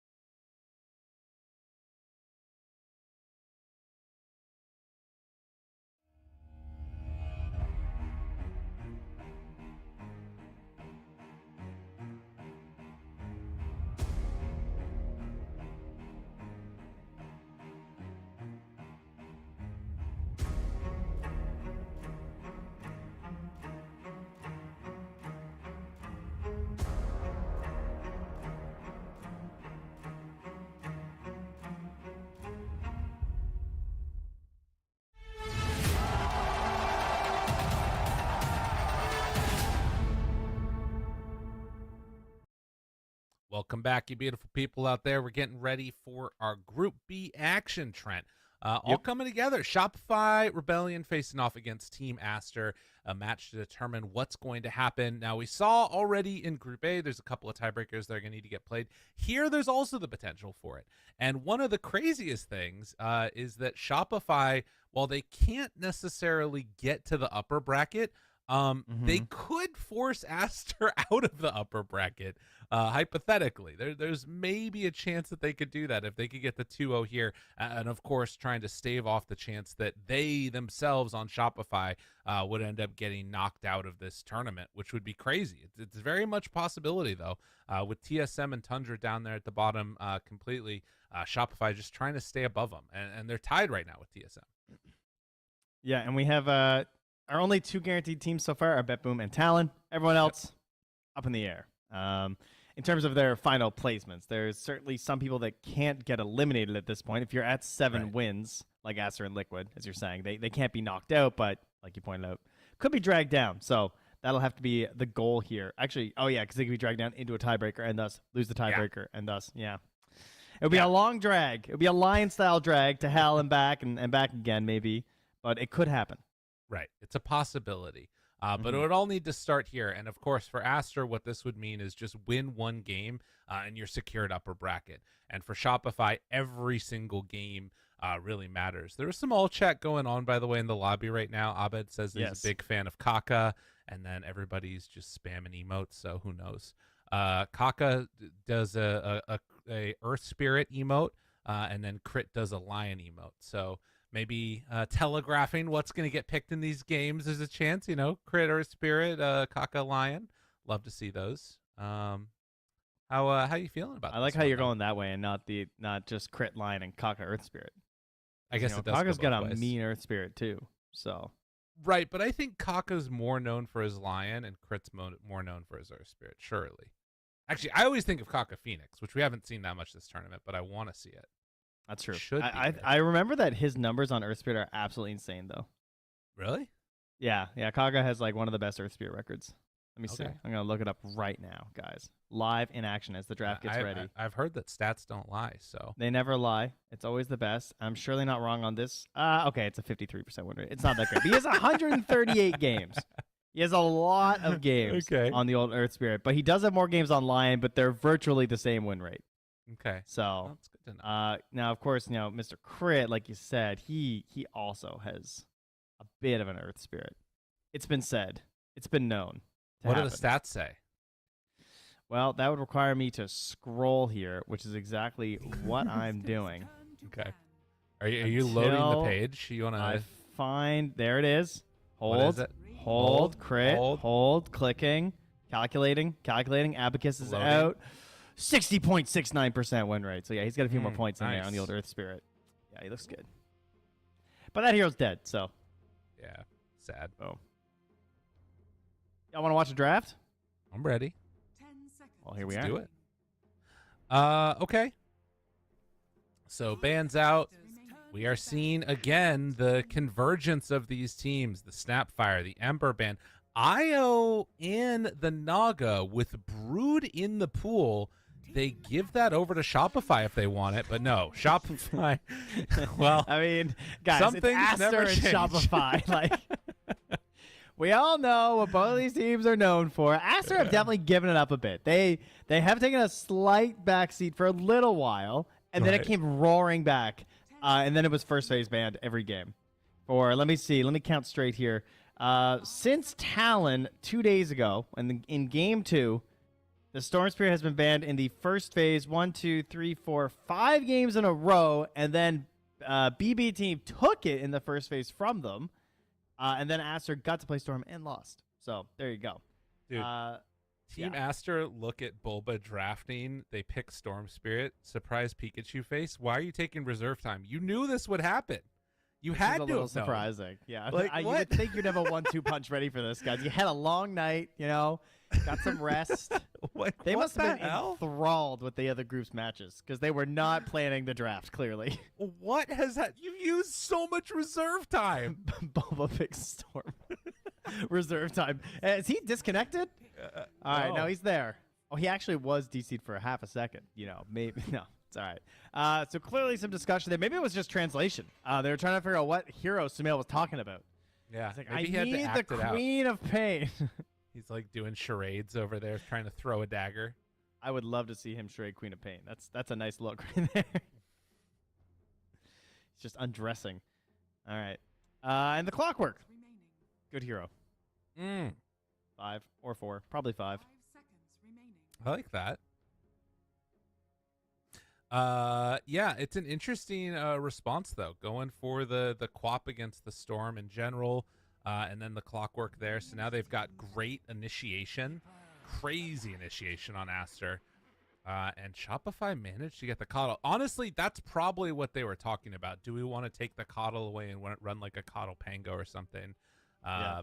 And well, giving it over to Shopify is a bold move. They have run the Coddle Storm once already in a win over Liquid. We just watched Evil Geniuses run Coddle Storm Spirit. Yeah. See, because it's Shopify. I see. And it's Sumail. Whoa. We're all mixed up here. Some very I know. confusing stuff here on Stream B today. Into a straight-up tied ban. Not going to see that hero. Aster. They're on a 3-game lose streak here. Success for them. What we've seen quite a few Aster games at this point, I would say. We've seen the Timber Saw versus Talon, which they weren't able to take the win with there, with that insane Monet Drow game. That was crazy. Both Aster and Extreme, we were talking about this, the Drow, being a little bit more willing to opt for the Drow compared to other teams who have been looking more at those illusion-based heroes. Right. If it's a solid Drow game, maybe you'll see it, but of course, Into the Storm Spirit, it always opens up some possibilities. But many teams happy to take it anyway. The thing I'm kind of curious about is what has Arteezy been playing recently? I feel like I haven't got to see that many Shopify games. It looks like a lot of Naga Siren. Wow. Okay, I just looked at his results for the past week. He has 4 games of Naga Siren with a 75% win rate. He has 2 games of Leshrac with a 50% win rate, and besides that, he hasn't won a game. He has only won a game with, like, he's only won 3 games with Naga, 1 game with Lesh, and then he's lost with Ursa, Luna, Morphling, Terrorblade, Lycan, Medusa, Faceless Void. Spinning the wheel. That is rough. Making his heroes. Jeez. Better pitch Lesh then. Jeez, I don't know. Yeah, a little surprising there for sure. But on the other hand, how have their Storm games been going? Because it looks like they've only had Storm one other time, and it was with Coddle, and they won. So, okay. Every other time it's kind of a similar case of the Storm being banned out either by them first, or by their opponents, or taken by their opponents. So perhaps this is just exactly what they need to get things rolling. Maybe it's not Arteezy reliant. Okay. That's fair. That's a good point. Yeah, I mean, this team definitely is going to be playing around the Storm Spirit Coddle combination. And, like we talked about, saw how good that was with EG before. Can they pair together some other heroes that allow Abed to just sort of go off in this game? I'm looking at, I'm assuming 4 or 5s, though. Do they play a lot of Bloodseeker on Shopify? I feel like they don't really. Well, I've seen it before. Yeah, we've seen it before, but it's not something they go back to. I guess they did at Bali, but not yet here today. Bloodseeker is definitely in the mix right now, I would say, in terms of heroes. And yeah, Kaka, well, Crit called it. He knew. Well, Lion will be here. Are we going to see also go for it? Oh, it's also probably a fly Keeper of the Light, so I'm sure Crit likely would have been happy to get Lion in this phase if it was there, because Lion versus both Storm and versus Queen is quite strong. Totally. Now the Rubik is very tempting because you got Lion on the other side. The Rubik Clockwork interaction is interesting. Technically, Clockwork actually does have the winning matchup, but people consider it still pretty good because the telekinesis save and just being able to use the cogs for your own good here. But they're going to grab up that Lycan. So this has been used a lot for Arteezy, but there is still the chance that it goes over to Saberlight here. So it gives them some flex heading into the last phases. But overall, it has definitely looked like more of a Arteezy hero for them. But we'll see. It can definitely just 100%. It can just switch up either way that they want. Right.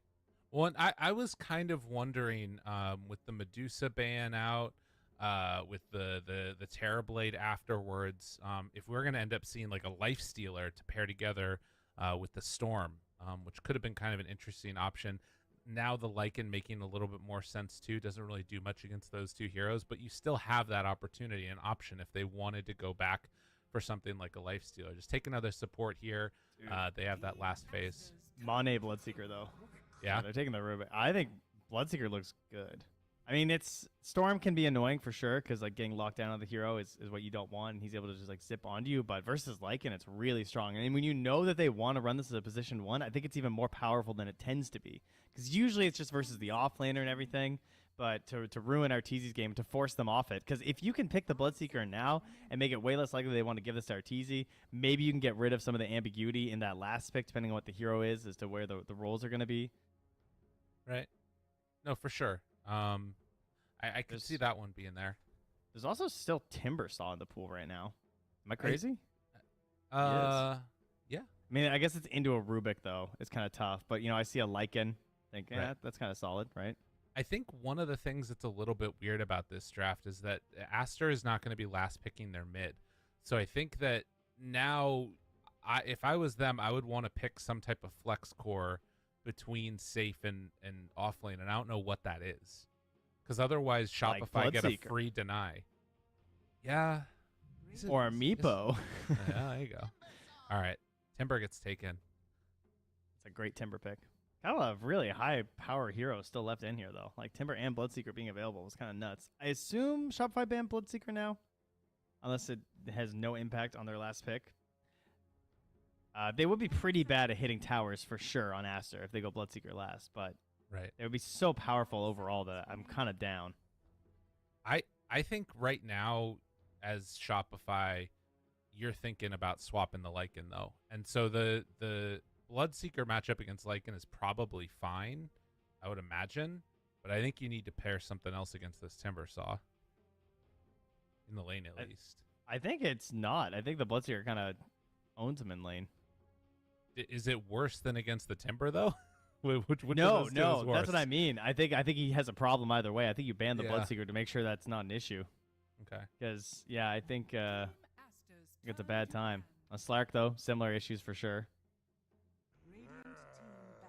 They ban it. Okay. Unexpected. I mean, I guess that's true. I was thinking about it the other way, but yeah, Bloodseeker is also pretty solid versus the Timbersaw. Gives Queen some problems because she likes to blink in and commit pretty hard.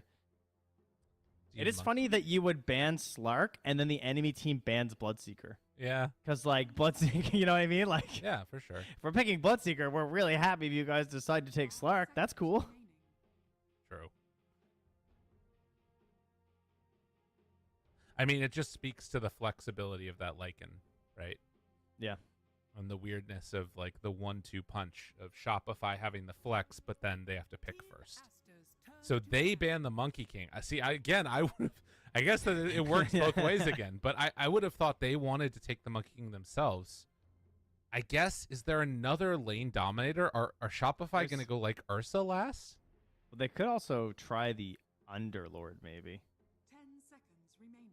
I feel like that looks kind of I mean, it is Timber, but versus the Queen, it looks kind of cool. The auras look kind of solid. I feel like it fits some of their stuff. If they Ursa here, I think Shopify big-brained it, but they're going to big-brain into losing. That's my thought That's process. a true combo, usually. I'm curious. I have no idea what they want to do. The only thing that makes sense to me is if they wanted to ban out the Monkey King to make them thinking it wasn't a swap, and then they take the Ursa as like the last hero that's really good against Timber. But no, they go Faceless Void instead. I actually thought he got banned. I did not even realize he was still in. That's pretty good. Oh, wow. Instant pick. They took the Morphling. Ooh. Monet Morphling, eh? Dude, I don't know. Okay. Pretty common, I don't know, timings across both teams. Like, I feel like we're just kind of waiting a little bit, getting some items up, and then we're going on both sides. So the immediate things that I see in the last picks are this Morphling is going to have a good time in lane versus whatever. I mean, he kind of knew it was going to be the Lycan, but very hard to pressure on Morphling. He's going to get relative free farm. They don't really have the supports to chase you in the jungle or force you out of lane. I think that feels pretty good. Unless they just straight up do like that EG game that we just saw where we had C-Smile being chased around constantly by his 2 supports and utilizing the chakra over and over. That could be a problem for Monet. Maybe he gets chased down because of that. But their chrono damage is pretty weak from Shopify in terms of their last pick. Now, one thing that could be kind of cool is you have Howl, which is going to massively lower that armor as you go out of focus. I see you clearly now. True. The rain has gone. I can see all obstacles in their way. I don't remember what the next line of it is. But yeah, so that's one thing that's kind of cool, right? You chrono and then Howl, and suddenly you've got like a bit of a damage amp there. I don't know what build Arteezy's going to go, though, if he's going to try and be more active or not. But then for Aster, I feel like Sumail's just going to be ready to run the table. I mean, in the midst of all of these picks with the first phase Queen of Pain, you have Lift, you have Electric Vortex, and Chrono. So you got to hit those Chronos. Otherwise, Sumail's just going to do whatever he wants. Yeah, it's definitely looking that way. And, I mean, the other thing you're talking about, too, with the Howl, right? It is versus a Morphling, who is one of the heroes that is most impacted by that, too, with the % attack loss, because he tends to just have a ton of agi. Right. So the base damage is generally extremely high for this guy. But let's think about support duos here. We got Clockwork and Lion. Ooh, those are 2 great supports. They're so active. They got level 6, and it just feels incredible. That feels nice. Versus Coddle Rubik, which Coddle definitely a little bit more versatile here. And because they're giving it to crit, this is where you're looking at, like, I'm going to buy items to fix what we're missing. That's what whenever I see 4 Coddle, that's what I think. Because like they could have done it either way here. It's also probably the lane pairing too, where they want to really like try and blast out and harass and bully this Morphling a little bit. But I'm expecting a big game out of crit. He's on that off lane too, just like the Shadow Demon we talk about. Better opportunities for stacks. When you play the Coddle as a 5, you don't really get to abuse that at all. In that, assuming you're playing on the safe lane. I mean, with it being Shopify Rebellion, they often will throw Arteezy on that off lane and call it a safe lane anyway. But this time he's actually hanging out down bottom in the Radiant for once. Okay, I like that. And yeah, I agree. The stack game potential is going to be there. The one issue is who is there to take the stacks on Shopify. And that makes me wonder, are we going to see you make a good point. Are we going to see the Battle Fury Faceless Void? Probably not. But yeah, I don't think they take stacks very easily at all. That's a bit of an issue. Well, at least on the plus side, Aster doesn't really have anyone who'll be making stacks. Like Lion has a bit of a hard time doing it.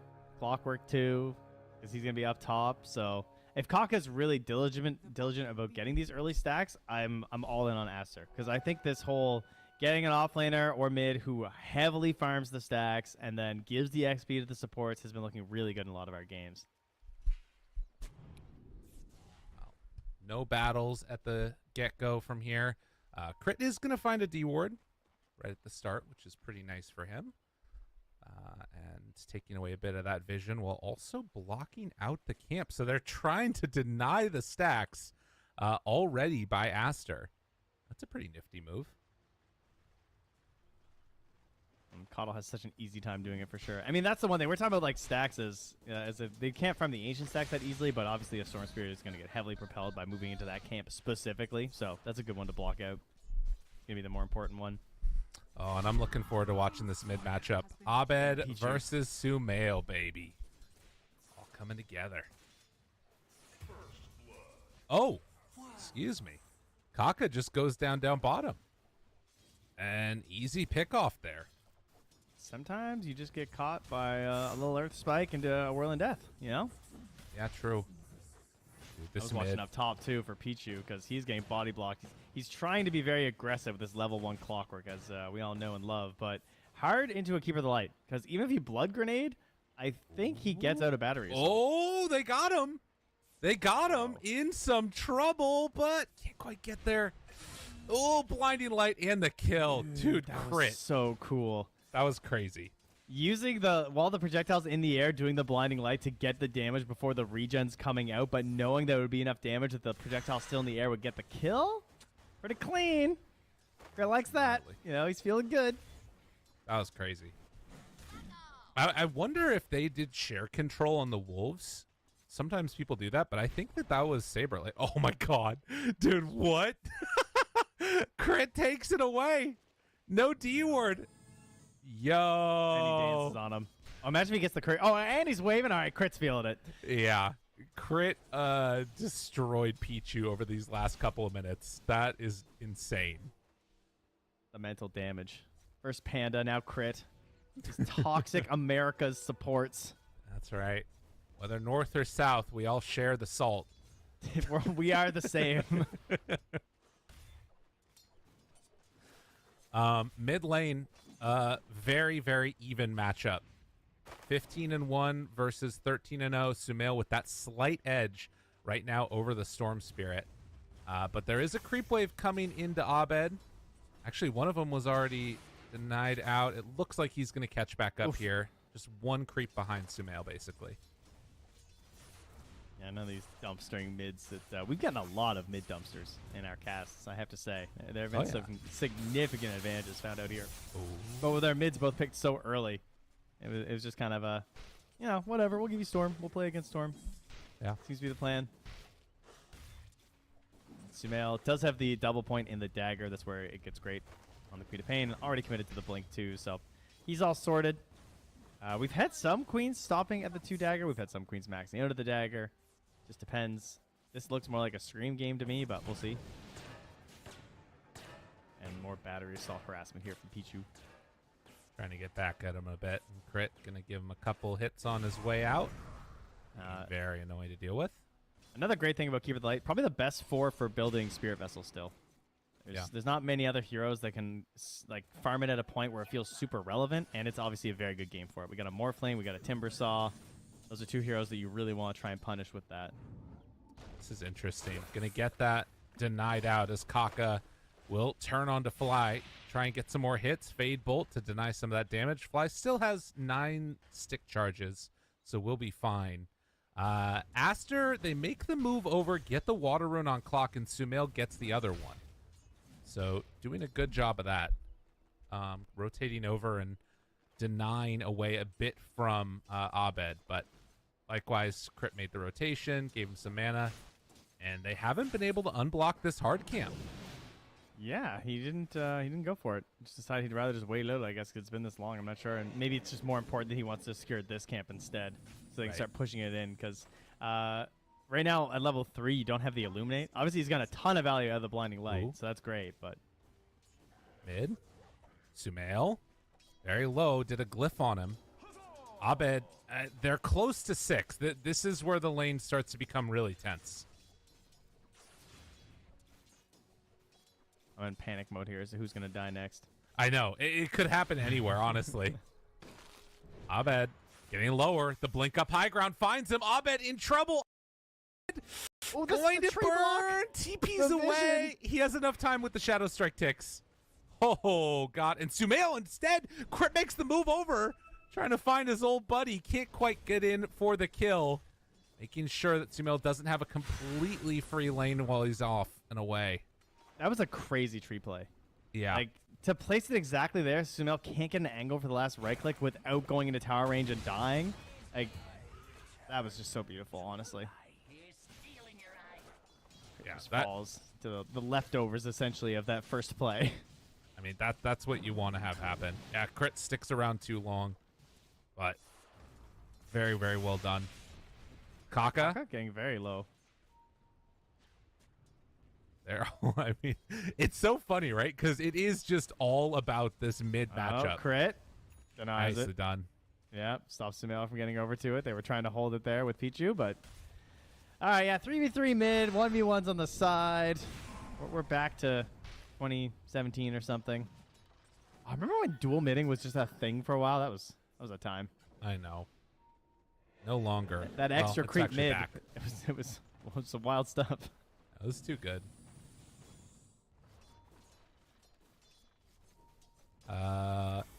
Down bottom, XXS starting to put some pressure onto Arteezy as well.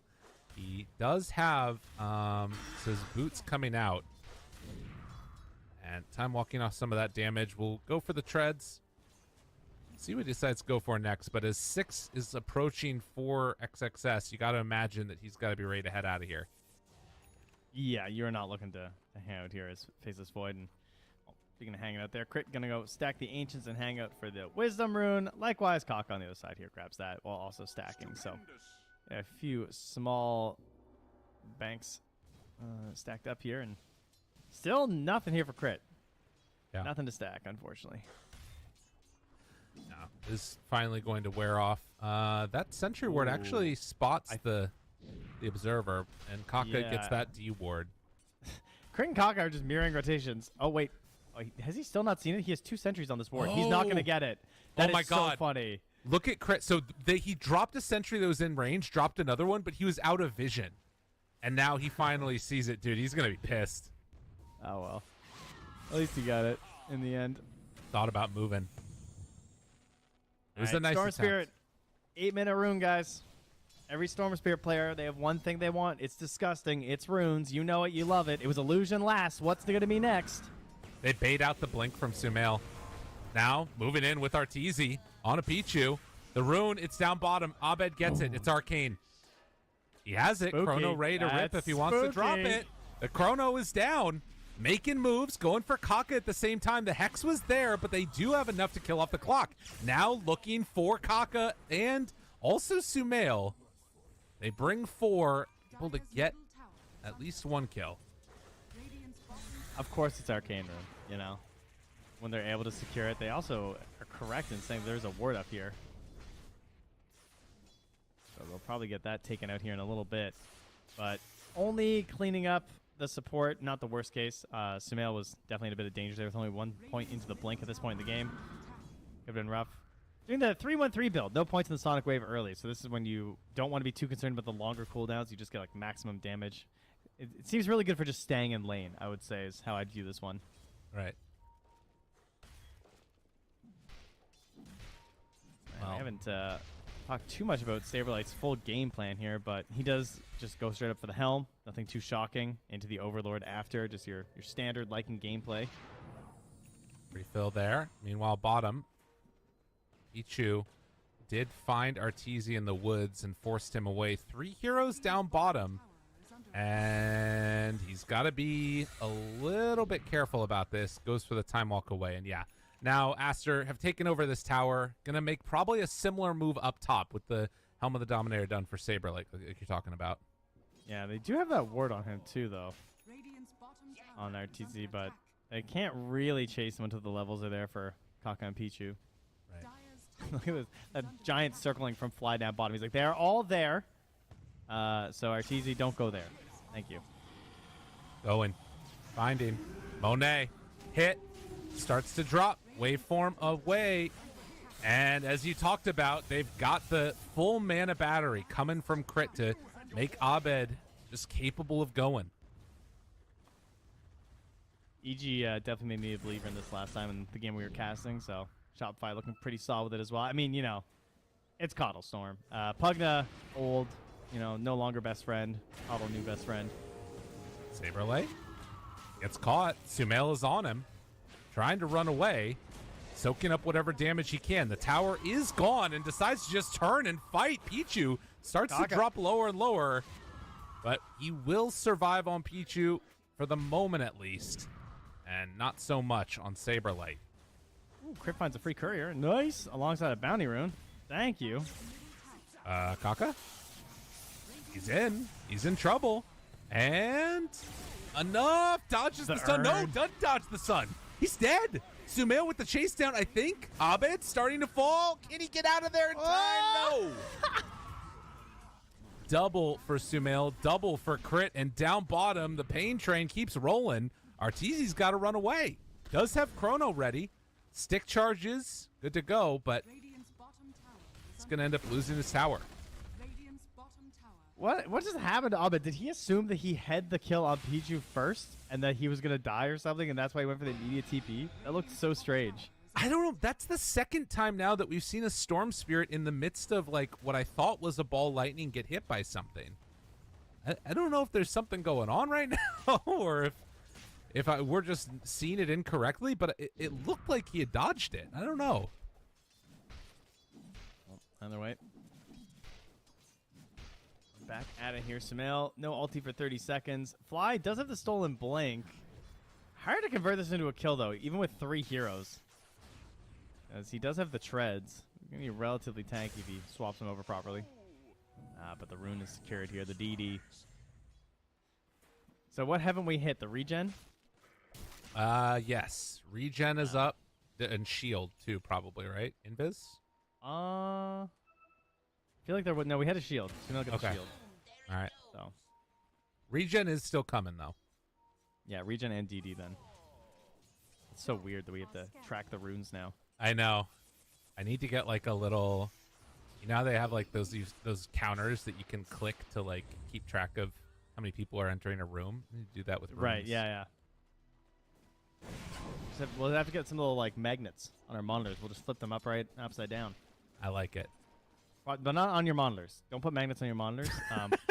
Also, don't put them on your desktop towers. Find something else.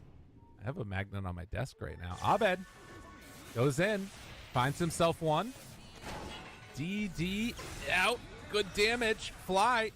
No, he's still actually surviving with all those sick charges, but does eventually go down. Now finding crit. Monet right on top of him. Safe. Oh, he denied him! In the finger! Oh, Abed. Nicely played. Kaka held onto that finger for too long. He did get the stack, though, Kaka. Yeah, because he still had the debuff on. That's awesome. Because the debuff was applied, but the damage wasn't. So even though they get the deny, he doesn't get the bounty, but he still gets the stack. Okay. I don't know if I've seen that one happen in a pro match before. That's pretty good. Well done. Monet going to jump onto Arteezy here and force him off the creep wave. Well, he gets ready to Midas some more creeps and swiftly dodges. Oh, he's not Midasing. He's rotating. Sumail, do they have blink? They don't have blink. They'd love to be able to get something here. Oh, it's a haste. That's the other rune that we had not seen. This is why we need yet. the magnets. Exactly. Well, still means regen's coming. Fly gets a bit of an unfortunate steal there. He didn't want to take it, but he figured he might as well take some spell, so he just grabs the cogs. Kind of hard to make use of. Maybe you get a play if someone dives in or something, but he's certainly hoping for a blink or waveform or some sort of mobility right now, because that is what they're lacking. Right now, Abba's the only one that can jump in, and it's going to be a little bit inconsistent. It's not guaranteed. You'd love to be the first one in to give a little bit more breathing room over to Abed, but 14 minutes. Wisdom Rune here picked up from Crit. Again, no Wisdom Rune stolen. Something that's happening less and less, and we have Orchid for Sumail done, while the Orchid is nearing completion here for Abed. He's a bit behind, though. As he is in the net worth. Almost 2K behind, actually, net worth-wise. Yeah, across the board, 3K now in the total for both of the teams. It is sort of mitigated a little bit by Crit having a freaking great game. Level 8 already on this guy, and does have a nice chunk of net worth, almost done with the Spirit Vessel. But down bottom, they find him. Arteezy in trouble. Can he get the time walk off? In a second, silence, he's away. Oh, man. They're 10 seconds from Finger of Death right now. That's gonna hurt. That hurts. Damn, dude. Jeez, good old-fashioned Spark of Courage, huh? Helping out. That's 7 armor. I think that might have saved him. Yeah, that was a huge part of it. Spark of Courage. Good item. And it'll just be tossed aside in a mere minute and a half. Why isn't Saberlight more farmed? Okay, he's actually top of the board now in terms of his own team. But, like, don't you feel like he's just been hitting creeps his entire game? I'm kind of surprised he's not higher net worth right now. Yeah. I guess he's just been a little bit worried about, like, clockwork ganks and stuff. But it feels like the Lycan of old would be insanely huge by now. It's true. He has not been able to really get that same type of space. I actually know the answer. It's because lane creeps are worth trash now. And he gets a lot of his farm from the lane creeps. So, yeah, there you go. That's the answer. Slight downside. Yep, garbage. Because, like, part of the benefit is, of course, you can just sit on these lanes, especially with your helm creep and stuff, and you're always able to just farm it really safely. But without them, like, really increasing or feeling as amazing now, it's obviously much better to be doing stacks. But he's not a hero that takes the stacks. But he is going to now move into his greater stage where he's the helm of the Overlord. So right now he's feeling pretty good. Yeah, a bit of a different style of draft, definitely. With no stack takers on Shopify, that is what we've been seeing as like the big answer of how you get mega farmed. Now, this 3K gold lead, it is not really going to be hugely significant, with the exception that like Sumail has one sort of pseudo item more, which is not really translated into gold yet. They can get these types of kills still very easily on Shopify. So Helm of the Overlord done, taking this mid tier 1 tower. Shopify, they're killing it right now in a way. It feels like this is their time to fight, and I don't know what Aster's plan is going to be. Like, they probably need to wait for Manta Morphlane, right?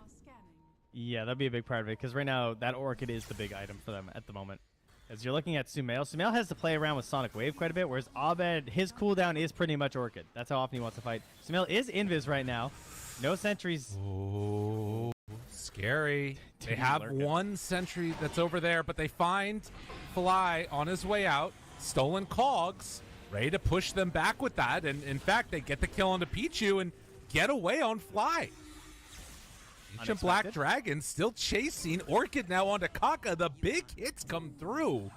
Yeah, this is Shopify's window. They are looking strong. And a regen up top. Oh, baby. Oh, nice. Yeah, coming online just when you need it. They, let's see. Probably don't have any opportunities for a rush. Sir, regen rune? Sir? Hello? Abed? He just, he's got to farm the wave first, man. Come on now. That's fair. Like, he's tumbling over there. He's going to get there. Well, we have replaced the Spark of Courage with a People's Gift here. Oh, still makes him nice and tanky, but no respect for the item that saved him earlier. True. Into his Maelstrom here. Sorry, TZ. Still the lowest of the cores. Making his way back up. Hasn't found his big chrono moment quite yet. But it's okay, because he is a support that's beating the other ones up right now. Crit has the Spirit Vessel, has 800 gold. And I was wondering about this Aegis. Yeah. They drew the line after that fight mid, and I was thinking, like, what is the timing like on this? Can they just go for it? And they seem to think so. I mean, the Manta is there, but there's no Agnums quite yet, obviously, from Monet, so he's not in this, like, peak Rocket Flare form. hits that, though. Yeah, and they're moving over on Aster. This is not a free Roche, per se. But you know what? If they were to get it, they get out so fast. It is hard for Aster to lock them down without the blink online. Need to be careful. They see Pichu. This is a good fight again, because think about it. Abed, regen rune ready to go. The blink's online. It just got delivered. Okay. They see Lockdown's things. in. Jump in, finds him. Crit, in trouble. They jump waveform. Monet back the stun on Kaka. It hit him again. Oh, Chrono onto everybody. Arteezy there. Doesn't have a ton of damage left over, but they set the wolf in and now trying to run down Monet, seeing if they can kill him off. The waveform through. They did not have enough damage on the Chrono there for Arteezy. Oh, Kaka, though. He's trying his best to get something back in that fight, but he gets chased down by a dragon and just scorched. Oh, the turn through to kill Artur. That was pretty rough. Still regen going on Abed. It's crazy that fight was relatively even despite getting no damage out of their Queen of Pain. Like, yeah. All the cores from Shopify kind of got to do their thing, but Sumail just got blown up. He got to use his Orchid, and that was it. Speaking of Orchid, I hear someone dying. Abed. Easy cleanup for him. Still sitting with the shield rune. Yeah, we're going through the cycle again here. We got shield checked off here, so put that down in your bingo cards. And the call goes to go pick up the wisdom rune. See if they can sneak that one away. Would be a good pickup for them. Morphlane almost losing his courier there. Surely they can't punish Abed if he just goes for this, right? I don't think so. No, he's surely. Yeah, he's getting a bottle refill too. He's happy about that. Hello, Monet. What's up? Bye. Oh no. Oh no, Abed. Oh no. The Shirley got him. Surely they can't punish him. I put it at a 0% chance. Force Staff crit in trouble anything too. bad happens to him. Crit in trouble. The greed. Crit goes like down. Fly goes down. Nothing will happen to Abed. Abed is fine. Oh no, Abed. Wait, they found more. Dude, Abed is fine. All for this wisdom rune. Dude, not what you want to see. And Kaka dying to some creeps. Might not be able to get in trouble. Abed still not out of, like, harm's way completely. It's okay. He's in the well. All right, he's got the wishes going. That's 1.5 mana per second. He'll be out of here in no time. That's a good point. Well, wisdom runes are 840 XP right now. True. So that was like 1600 XP. And then that was also about 1600 XP. And they're going to lose Roche. So I'm going to have to say that maybe that wasn't worth. Yeah. I've done the calculations. And losing Roche on Storm Spirit team feels kind of bad. Dire scanning, wondering if they're looking nearby. But of course, Pichu just has the flare. He's got the hook shot, so he's feeling pretty confident as long as they're not smoked. And this is going to be Ags. This is a Ags farming Aegis for Monet. And he's going to be able to farm nice and comfortably. He's going to be chilling. Sumail's going to have BKB. Oh, this timing could not be worse for Shopify. Yeah. And Sumail opted here. He had this Yule Scepter queued up for a little bit. Instead going and actually bought the Void Stone, but instead is going back for that BKB. Yeah, I mean, I don't know. This is looking a little bit scary. I don't know. I swear that what I saw there, is it that, like, I'm wondering, because it keeps on looking like Kaka's stunning Storm out of Ball Lightning. But I don't think that's the case. I think it's just, like, hitting him right as he's coming out. On the last one, it was definitely him coming out. It was, like, exactly as he came out. It was very unfortunate.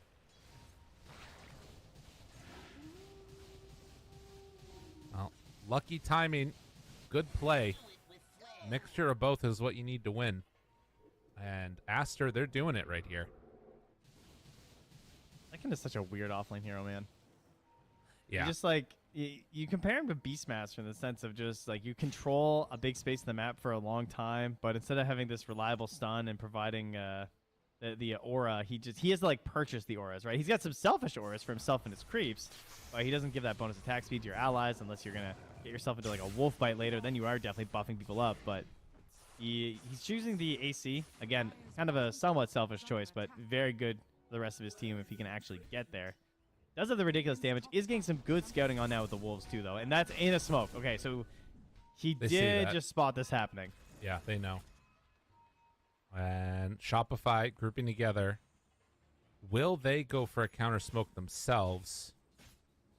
Looks like they have BKB for the Faceless and going to go for the smoke immediately. This is a tough smoke, though, man. This is, like, it's all 3 minutes on the Aegis, so what are they going to do? Yeah, like, I don't know. What is the goal here? They have one obs on Rubik, none on Coddle. They're hoping to find one person farming just on the other side, but Aster are all together. Or maybe they just want to take over this side of the map. Like, they're ceding the bottom half of the map to Aster and just farming up here. It's kind of all they can do. I mean, the flares are coming out here from Pichu. He wants to keep this push going in the top lane. Definitely the best thing you can do is a clockwork in these situations. He's got 3 points in it, so it's helping to slowly push it, but Arteezy will counter that out now. So XSS grabs that mid wave because they've been using the Lycan summons to push mid while also all moving up top. So they're trying to take advantage of the fact and just say, like, hey, you have Aegis and we don't want to fight, but we're trying to control 2 lanes while you only have 1, in the hopes that we can get at least a little bit of pressure on that tier 2. They don't want to commit to anything because it's Roche, but Aster could probably focus on this tier 1 mid, I would think. Yeah, I think they can get that one at the very least. And then it's a question of, like, are Shopify getting that top tier 2? They're actually probably going to, it looks like, with the Ancient Ice Shaman. They're not going to be able to defend their mid tower. That drops quickly. But, yeah, top tier 2 tower is just about dead. Oh, smoke, though. So low commitment. I mean, this is the scary part, though. That's the guy. They're looking. Abed there. They blink off to the side. The nighttime. Did Kaka misclick? I don't know what happened there, but he blinked to the right. It looked like it was the perfect opening. Saberlight trying to run in, look for more. Abed, control, jump forward, gets the kill on to 1. Can they find any more? XXS out with the Shivas, and Well, they aren't really focusing or able to get onto any one hero. Saberlight turns now onto Sumail. But as they back away and TP out, it looks like that's going to be the extent of it. 2 for 1. Yeah, they realize that they can't kill these 3 cores right now with the spells they have left. It's just not going to go well. Obviously, you don't want to go into the Aegis. You don't want to have to use this BKB or commit the Chrono. This is what you want. You want to have that Chrono up when this Aegis is ending in 30 seconds. So they could just regroup and go for another play, I would guess. But yeah, I'm not sure what happened. I couldn't tell if they could see. I should have swapped my vision to see if they had an idea there of exactly where he was walking on Abed, because it kind of looked like the second that Pichu saw, he threw out the hook shot. Yeah. So I think that Kaka couldn't see him. Okay.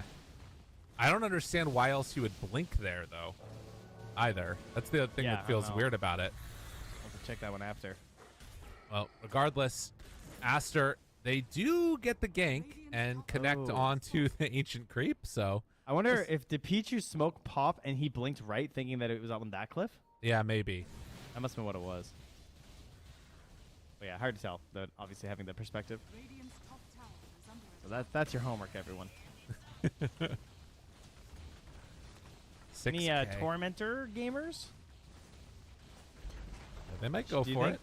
Yeah, Aster could go for this. I don't see why not. Kaka is thinking about it. Pichu's calling it. Saying, let's go. We'll hand that one on over. Shopify are already jetpack in position to go. Let's go. Yeah, he gets it. They get the Wisdom Rune as well for Arteezy. And now going to try and take this bottom tier 1 tower. Mjolnir done for the Faceless. With the Defiant Shell. Yeah. Pretty cool. God, Timber is so freaking farmed in this game. XXS has had a fabulous one. Blink Dagger done now, too. His levels have been very high the whole time, too, despite there not being, like, that much combat. He's second highest in the game, only to the Midasing Faceless Void. Right. Morphling almost has Satanic. 2 cores are in a really good position. Have Kaka's not back to lurking again. That same spot. Yeah. Oh, wait, it's gonna wait. Oh, my, they almost walked right into him. Oh, they will now. They see. Don't move. Stay still. Oh, wait, what? You're visible, dude. It doesn't last forever. Oh, no. Kaka, the old school player, doesn't know the new school tricks with the Shadow Amulet. That is hilarious. Oh, no. Pichu's starting to get burned down, but they can't quite get in on him, and they can't run at XXS. They don't have the damage they need yet on Shopify. They can kill supports, but Crit ends up dying. Now, Saberlight managed to get the kill on a Pichu. The Chronosphere, kind of weird and all over the place, but they get the finish onto Sumail. They need his lockdown so bad, too. To lose Kaka is so painful. I watched the replay now. Oh, my God, this was so funny. He's just standing. Maybe he was lagged. All right? There's a chance. That's clearly the only thing that could have happened. Jeez. Well, 30 minutes, 8K gold lead now for Aster. They have continued to build it up. And jump in, Monet. Chasing onto Arteezy. I mean, this is a very big Morphling. He has Aghanims too, so the time walk's done, but is it going to matter? XXS shows up, tries to bring him down. Arteezy did not stand a chance. Now, waveform time lock, doesn't have it. No more Morph ready for Monet. But Monet Morphling is starting to hit hard. It's a frightening force. A 10K lead developing here, and obviously that Roshan 2 minutes, yeah, that's going to be the time. That's what they're all aiming for on the side of Aster. Kaka's down bottom, just pushing this lane up by himself for the longest time right now. So yeah. He has washed his face. He's ready to go now. Good to go. And the Wolves now immediately right back into that mid lane, just chasing Pichu. Do they have a gem? They don't, right? No, okay. So. No, these wolves are extremely useful for that specifically. I mean, that's basically what Saberlight does this whole game, just sending them out. And it's so annoying for Clockwork, too. Like, when you hit a wolf with your hook shot, it's pretty much the worst. He drops a sentry on the ramp, so at least he's going to spot this one coming at him right now. Kaka forced to blink and just stun it to kill this thing. Still doesn't get it, but there's another sentry nearby, so it's okay. Yeah. Now they see that Abed's in the area. He's going to zip TP away and gets back home. But, yeah, I mean... in that last fight, they managed to get the chrono onto Sumail, killed him there. But there is still this question of, like, over these next couple of minutes for Shopify, if they don't find a chrono, like, how do they start these fights even? It's just been, like, Saberlight running at supports, which is good and all, but they don't have an answer for Monet, and they don't have an answer for XXS. Timber and Morph are problems. And they're trying to get the AC done on Sumail. It's pretty close, so to counter the AC that's there for Saberlight. If Monet ever gets to the Shard as well, I mean, that thing still exists. Yeah. Kind of, you know, that would be extremely useful for him in this game. The Wolves come out again to scout this out, so we're all in the know right now as to where they are sitting and waiting for this Roche. And they smoke up. The Wolves come in again, so obviously they're not going to know anything right now. They see that wolf come through. He decides to just kill it. So they know that they're smoked up. Gets pinged by Saberlight. Yeah. Flare goes out. Sumail coming in to join the rest of the team. Shopify playing around this vision over here. And you can see how far back Abed is staying. He does not want to get caught first at all in this instance. He doesn't have any defensive items yet. The stolen chakram's about to wear out, unfortunately, on Fly. That's a lot of his damage he's about to lose. And Roche is going down. Again. Roche is going down. Sending those wolves. Scan connects. Dire see that people are coming around. Now stolen timber chain in trouble. Fly gone. Just like that. Tried to get a ward down. He tried to establish vision on the twin gate, but it got taken out. Silence. Back away. Rubik can get there. He's TP. Rubik? Oh my God. Fly's TP'd in a crazy place. But will not get punished. Half HP on Roche. Can't do anything. Sending in the creeps. They're moving forward. Finding one. The stomp is there. Roche very low. Jump through. Good damage. Sumail hits onto all of them. Chrono is out, but do they have enough? I don't know if they can. Can they kill him off in time? The Rubik Chakram is there. And Monet dropping lower and lower. But he gets the time walking out. But he's stuck. Oh, Monet is stuck. He gets stuck on the freaking staircase. Unbelievable. He got away, but then couldn't run all the way away. And now coming Roche, back. He's not done. Saberlight, they find him. Blinks in. Blinding light push out. Saberlight jumps away. Kaka can't connect with the stun. Finally gets him, but Saberlight lives. Survives through that finger of death. XXS wanted to kill, but the TP out. Inside the Roche pit. XXS, Lotus Orb, chase forward. No buybacks on the Morphlane, on the Lion. But Sumail is here. Does he have enough left in the tank? Not much mana. XXS is low. The Spirit Vessel, it's doing everything. Can they kill him off? Yes. Arteezy gets the finish. Abed cleans it up. That is Aegis. No, Arteezy, he gets bashed by Roche. It's fine. Oh, man. What an insane fight, yo. I gotta give Abed all the credit. He got this like pre-cast Orchid on Takaka when he tried to blink it on that Lion. He completely killed his initiation. And that's what allowed them to get off the chrono. That's what got everything else going. Because Kaka was about to end their careers right there with that follow-up when he was chasing in with Monet. And all that damage he was ready to do, oh, that could have been so bad. Well done from Abed.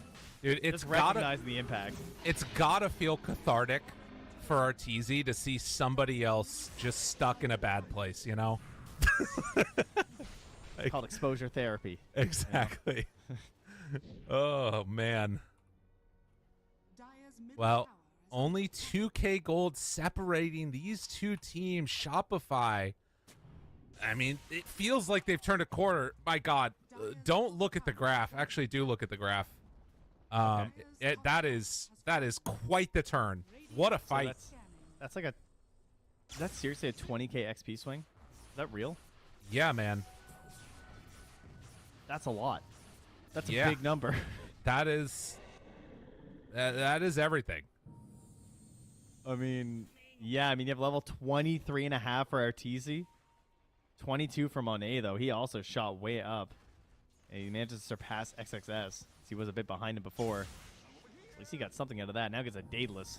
So big damage on this Morphling. Lincoln Sphere done. Again, it's coming out from Saberlight. All these units, they're finding people. Right. And the gem, get the D ward. Abed with this Aegis in hand, he almost had. I mean, he can get a Hex right now, but wanting to save buyback. He's the only one in the game with buyback. Oh well, there it is. It's coming. All right. I like how he buys it on his courier over there while standing here. That seems a little excessive, but it's all right. Can't risk it. And you know what? They just played the secret shop, so there you go. True. Spell Prism, a couple other tier 4 neutrals starting to come out. The Spell Prism for Queen of Pain is really good. Smoke up as a bunch. They see Pichu. Sending in the creeps. Trying to jump, finding one. It's Monet. Is it going to be good enough? Hook shot out. Breaks the Lincolns. Zips, dodges, gets away. Pichu's still in trouble. Jetpack to get over the cliff. That keeps him alive. But it's another round of Chakram stolen for Fly. Oh, so impactful, man. That big damage.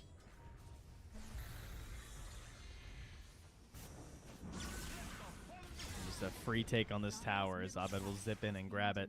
Does get the deny on it by Timbersaw, so XXS. Oh, yeah, nice, nice. Now with a heart. So, again, he came so close to dying in that last one. At the same time, you have these answers, right? You've got the Spirit Vessel done. And if he doesn't have Lotus back up again, if XXS has to use that early or use that preemptively, this Spirit Vessel is going to do massive damage.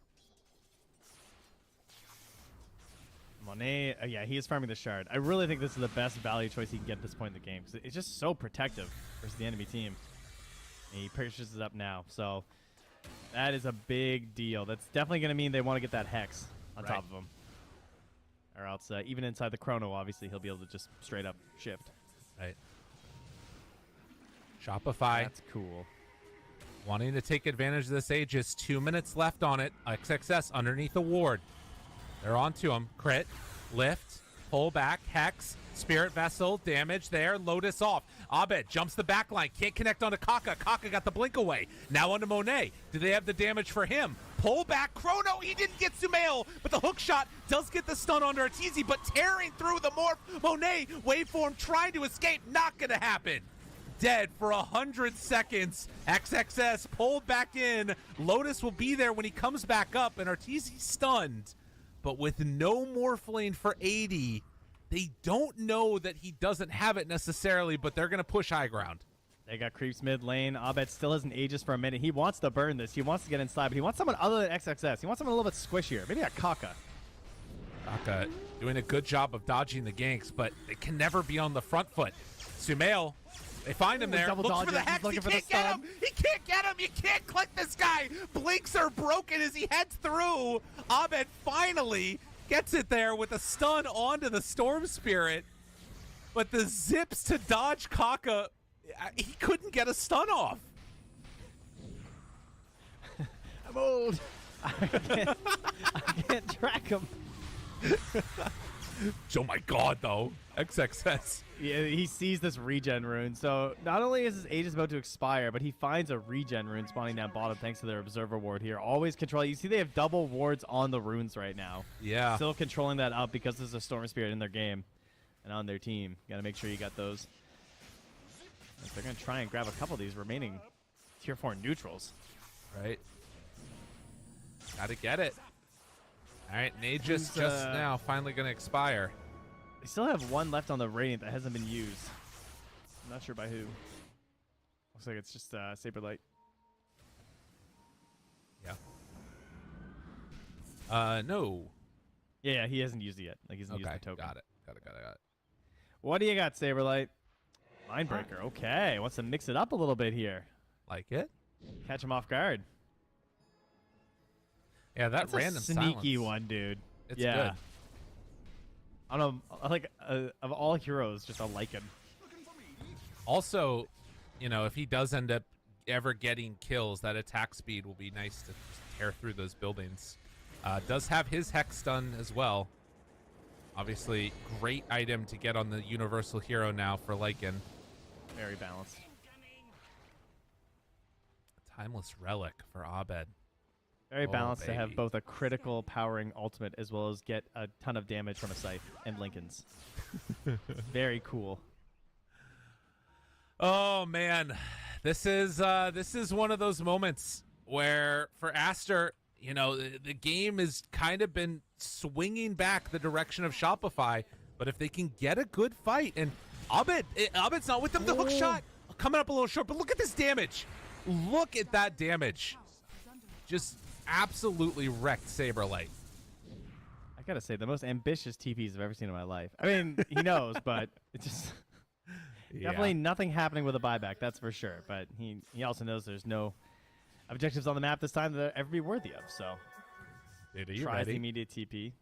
What am I ready for? I don't know. I feel like this game is going the distance. There's just something about the feel of it. I'm excited. I think these teams, they're like, it's too important for both of them, right? To like secure upper bracket for Aster, for Shopify, to make sure they don't get eliminated, that they're going to be so safe. And I feel like they're never going to risk high ground. But I mean, this could be big right here.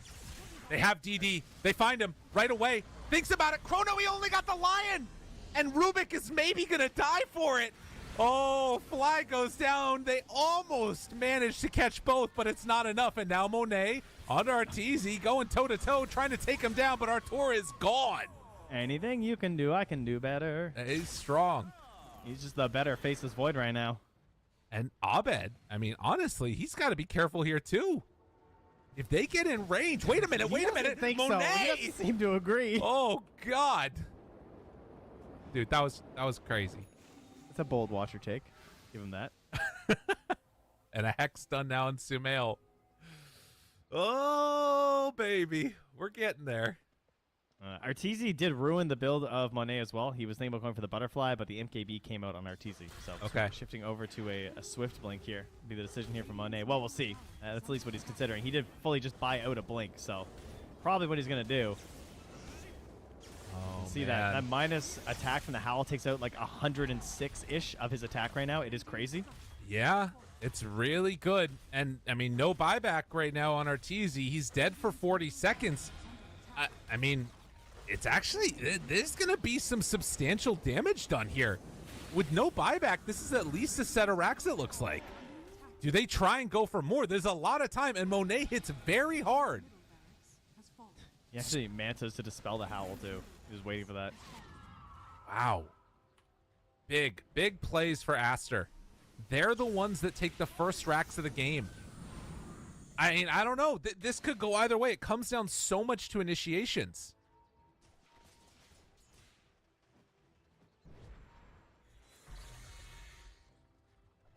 Honestly, with Rocket Flare, it's like this battle of Wolves spam and getting vision there versus the Rocket Flare vision.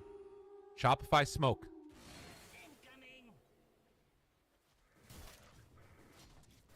They're going to be a bit disappointed here if they manage to gain control through the Twin Gate here to find that there is not a Roche at that bottom part. But and so he's not about to be running through here. Waveform cooldown talent. Also, Lycan gets the Aghanim Scepter. They find one. Pichu in trouble. Pichu dead. Rubik with the big flamethrower. Yeah, they bumped right into each other in the tree line, and Crit dropped down the wards, got the kill. So 40 more seconds here, and this is where they want to establish control. This obviously, this could spawn any second right now for Aster. They don't know what this timing is, so Clockwork, a pivotal hero here, wants to be throwing out all of these flares, constantly checking the Roche, but you cannot sneak one versus Clockwork. Saberlight showing XXS. They're going for the long wraparound all along the cliff side, trying to find a deep angle here, but you have to be careful that the flare doesn't give you away. Fly. They see him. Fly in trouble. Tries to get out. Not going to happen. Does not have buyback. Now, they do have the Wolf Bite onto Faceless Void. Arteezy is in wolf form. Ready to go. Now, Abed needs to find his way into this fight in a good position. Roche is going to spawn. And with Wolf Bite wearing out, he still has a little bit of duration left, but it doesn't look like they're quite going to get it. They have to get away. They got to give up the Aegis, it looks like. XSS chasing. Arteezy jumps away. Ahmed goes on to Monet, but do they have the damage? Chrono, it's up, but can he get there in time? He hexes them, finds them all. That's enough. That's what they needed. Now on to Sumail. Haka there for the save, but only for a moment. Sumail still backing out of there. The chase down, Crit surviving against XXS. Arteezy's onto him. No coddle. They bought back on Monet. They have to run on Shopify. Arteezy, he dies. Now he buys back. Abed now onto Monet. Can they kill him off? Abed in trouble. Tries to TP out. Not going to happen. Dead for 100 seconds. Saberlight. Oh, it's not there. It's not there. Saberlight does have buyback, though. They're TPing to get a bounty rune. Now he has buyback. Yeah, he got it. The bounty rune. Nice play from Fly. Immediately onto it. Arteezy farming. The big play. Aster are going to respect these buybacks. They are going to retreat, but keep in mind, they already used the Chrono. Obviously, the biggest tool that they have right now. And the ultimate counter of the buyback came out from Monet. Back into position they go. Vision currently for Shopify not looking too hot. And they still have that great Op Sentry combo over by the Lotus pool from Aster. So if they aren't careful moving through here, could set up something nice. But they're 15 seconds away from a clockwork initiation. They don't have the best reach. It's kind of on Kaka here. He's got the ninja gear. He can be pretty sneaky. Looking, finding, Hex out, dead. No buyback, Abed. I mean, they see XXS. That's not what they want. They take out the vision. Arteezy's still hitting it. They're in there. They don't know about this. They don't know about this. Use the bite. Taking it as quickly as they can. Abed runs in. They need to get it. Roche bash. Roche bash. Roche bash. Aster, they don't realize. They don't realize. Oh, they didn't know. Now Abed ready to unleash hell upon all of them. Can they kill him off? Big damage out. Tries to back away. Crit in trouble. Sumail screams in his face. Takes him for the kill. Arteezy, the Chronosphere, it wasn't what they needed. They were able to dodge away from him. Now Abed dead, gonna come back to life. Arteezy still trying to do some damage. Zip forward, finding Monet, trying to bring him low, but the Hex is there. Force staff keeping him back. He's Hex, he's low, he's almost dead. Monet for the turn, trying to escape. The time warp, the turnaround with the Satanic. That's what they needed. The rest of Shopify in trouble, but Arteezy able to get away for a moment, trying to lifesteal off of Creeps. He doesn't even have any lifesteal. Monet lived. Oh, he's the wolf. I can't believe he wolf, lived. Man. Eat them. Oh my God. How did he survive? Low.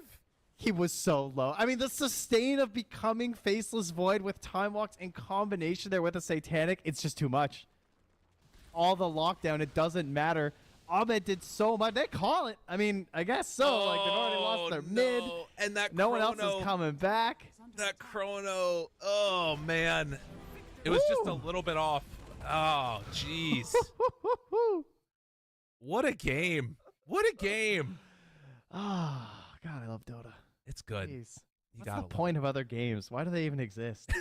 When that can happen. Like, what a performance from XXS.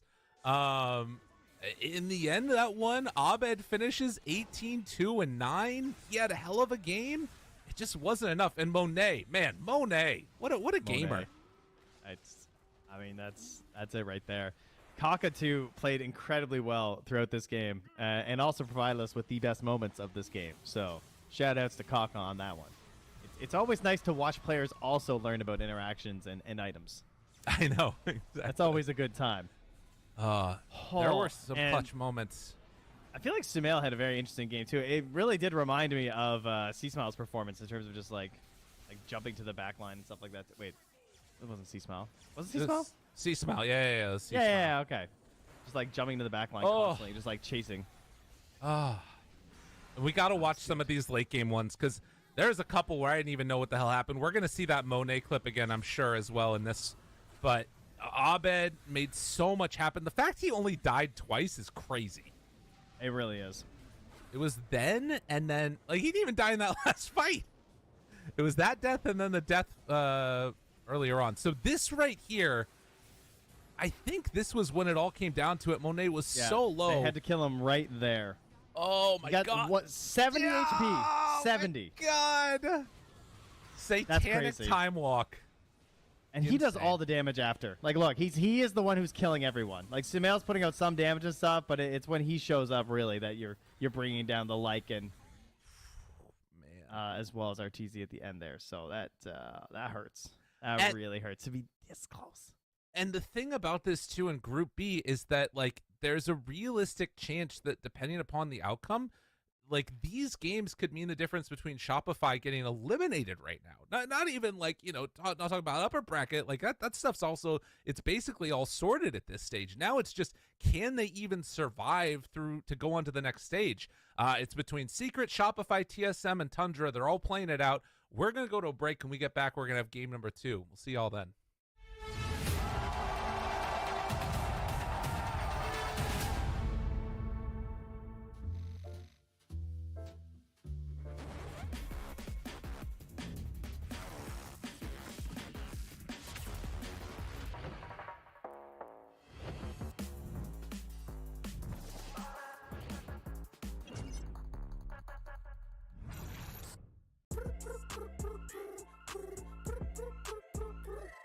حتاكلين تشبع وانت مستمتع وتلاقي الوجبة جاية على الأصول. واو يجيك العيش هش طالع من الأوفن والدجاج يقرمش just the way I love it.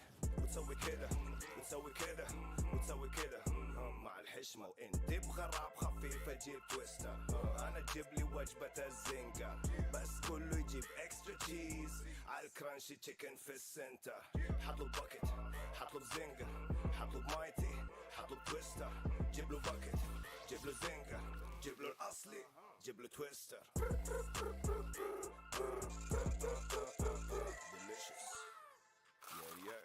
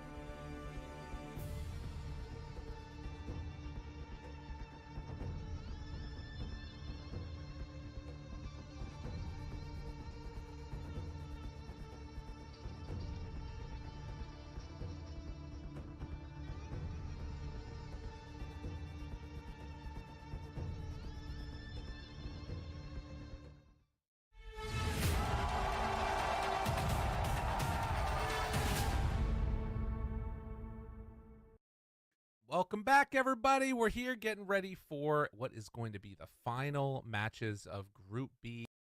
That are likely to have. I'm keeping my eye on those other games that are going on, as you should be as well, because it's going to determine a lot of what's going on. We're already into the draft, but as we get through these first couple of bans and picks, I'll let you guys know what you should be on the lookout for, as we are already into it. So the most important thing, first and foremost, is that right now the two games to watch are Bet Boom versus TSM and Tundra versus Secret, to know what the stakes are going to be for this game. It is, so to be clear, you're saying go away. Stop watching this. Is that what you're trying to say? Well, what I'm saying is that in a second we're about to know, and I think what's going to come out in eventually is that Shopify are going to have to win this game. If they don't win this game, they're going to drop down into a three-way tiebreaker where two of the teams end up going home. If Shopify win, most likely the outcome is that TSM and Tundra will be eliminated. But they have to win. I see. Got to come with a victory. What you're saying is their fate is in their own hands right now. Exactly. Okay, that's pretty good. It's important. So currently, if you missed game one, or if you were there for game one, I think it's safe to say that that game pretty much came down to fairly tiny moments in the end. Like those things like 70 HP on the Morphling. If he goes down, they probably win that last fight on Shopify. The game continues. They get another shot at successful chronos and everything. But I guess in the end, the game plans around the chronos were pretty good, but in the end, you're still playing around chronos constantly. Like the buybacks from Aster were clutch. They played around it really well themselves to give themselves the best chance of winning that game, and they did. But the Storm Spirit Coddle was largely very successful for Shopify, I would say. Right. It got what they needed to do done. And the scary part now is with a couple of changes to these bans, we see that Snapfire gets let through. They take Lion as the second pick overall, and now we're getting some different heroes taken out in the draft. But both teams kind of have this initial setup of what's likely going to be the mid with Snapfire paired together with Lion, Lincoln, Mortimer's Kisses, craziness, all the good stuff, and then, of course, Storm Spirit doing Storm Spirit things. That is right here, but I'm just glad we got Cock a Lion again, because Gray versus the Storm Spirit creates some tension there for old Abed jumping around. Can't be a little bit too wild. And pairs pretty nicely with the Snapfire too, whether they're both supports or if it's just straight up a mid-snap. It allows Lion to assist in kills pretty easily without even having the Finger of Death. Right. Absolutely. Set up for the rest of his team to do the damage that they need to. The scary thing that I will say is that I've seen Sumail put people in the grave through the first couple of waves with this Snapfire. And I actually think it's probably a pretty good matchup against the Storm. So that one was banned out in the first phase last time around. They get it for Sumail. It's scary. It's scary stuff. They do ban out the Darkseer now along with the Tidehunter. I wonder if they're going to take an early Arteezy hero. Just like drop down a TB. Are we broodmothering somewhere? What's going on here? Maybe. A couple of heroes are coming to mind right now when I see this. You know? Not something that really either of this team has been too focused on, though, huh? No. Not a lot of Spider. Early on, they were playing it from Aster, but don't think they've picked it up in these last couple matches, and not really something Shopify has opened up for at all. They haven't even been too concerned with it in some of their drafts either. But there goes the Legion, too. Yeah, the strong offlane, a heavy focus right now. Timbersaw, Tide, Darkseer, Legion Commander. Shopify just removing a bunch of XXS heroes. Yeah, and again, to me, with the exception of the Tidehunter, all of these feel like it'd be pretty rough to play a Terrorblade into it. We have also seen the Luna get taken by Arteezy more than a few times. That's another route that they could go with this. Both of those feel like they kind of get countered out by other heroes pretty heavily. Surely you just Rubik. Yeah, I can't see not Rubicking right now. It is, I know they just played Call of Rubik and they lost, but it looked pretty solid. It's good versus Snap and Lion. Okay. But, okay, this is it has a little bit more flex in terms of the laning potential. It can feel a little bit better. It definitely points me towards more of those Lunas and TBs, more so the Luna, honestly, is what I think of when I see Clockwork. Like a ranged hero that wants that buffer. Well, and to be honest, I think part of this is just denying it from Aster. Like it was so good at scouting things out, and then you also have the added fear of Snapfire with it. If you have Clockwork Line as a support combo, it's terrifying.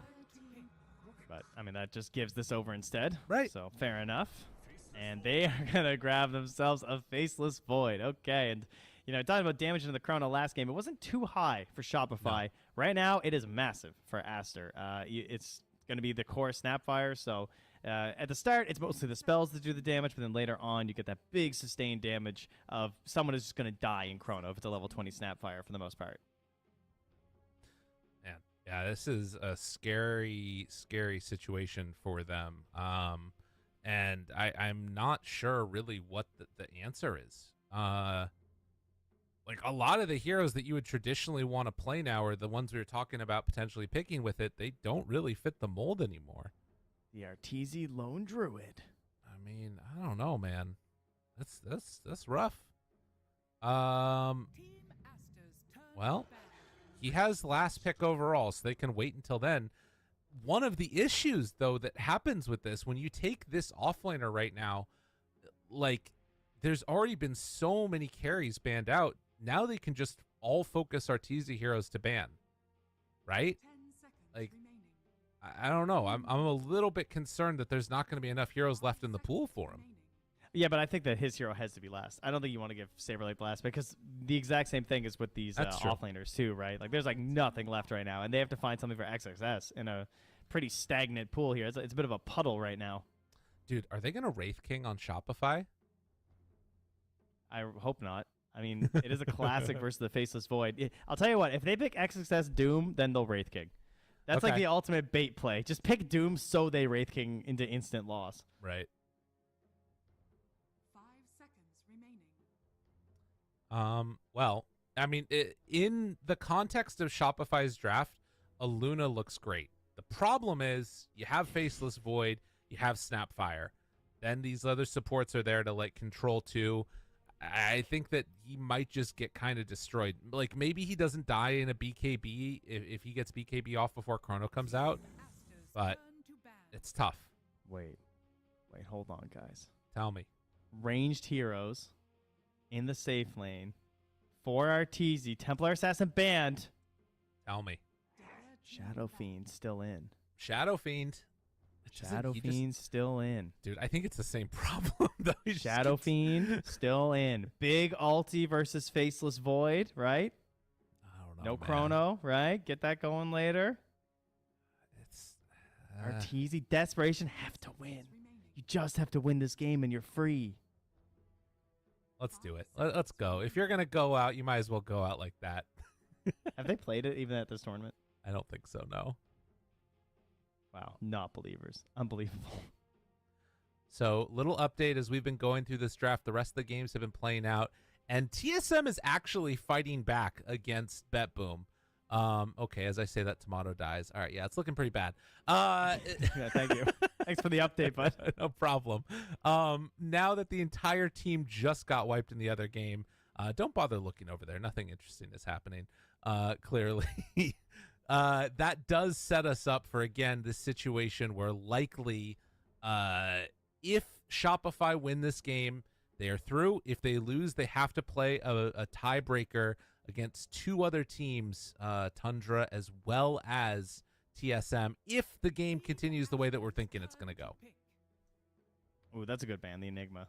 I was looking through, I was like, what heroes are even left in the pool here? There's basically Enigma, Brood is still in, but they'd still have a chance to counterpick that. The Mag is in, XXS God, the absolute classic pick, but not really a hero that we're too keen on at the moment. No. There's nothing else that works like Darksteel that pulls you out of the zip like from an offlane, is there?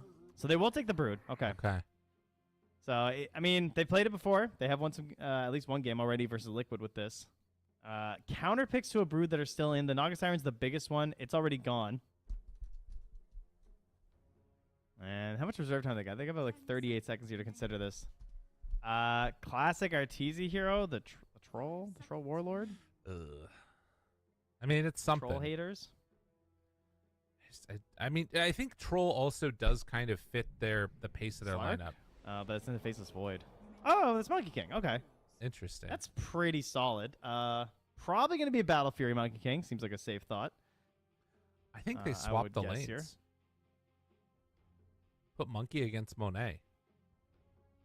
We'll see. See what they want to do here.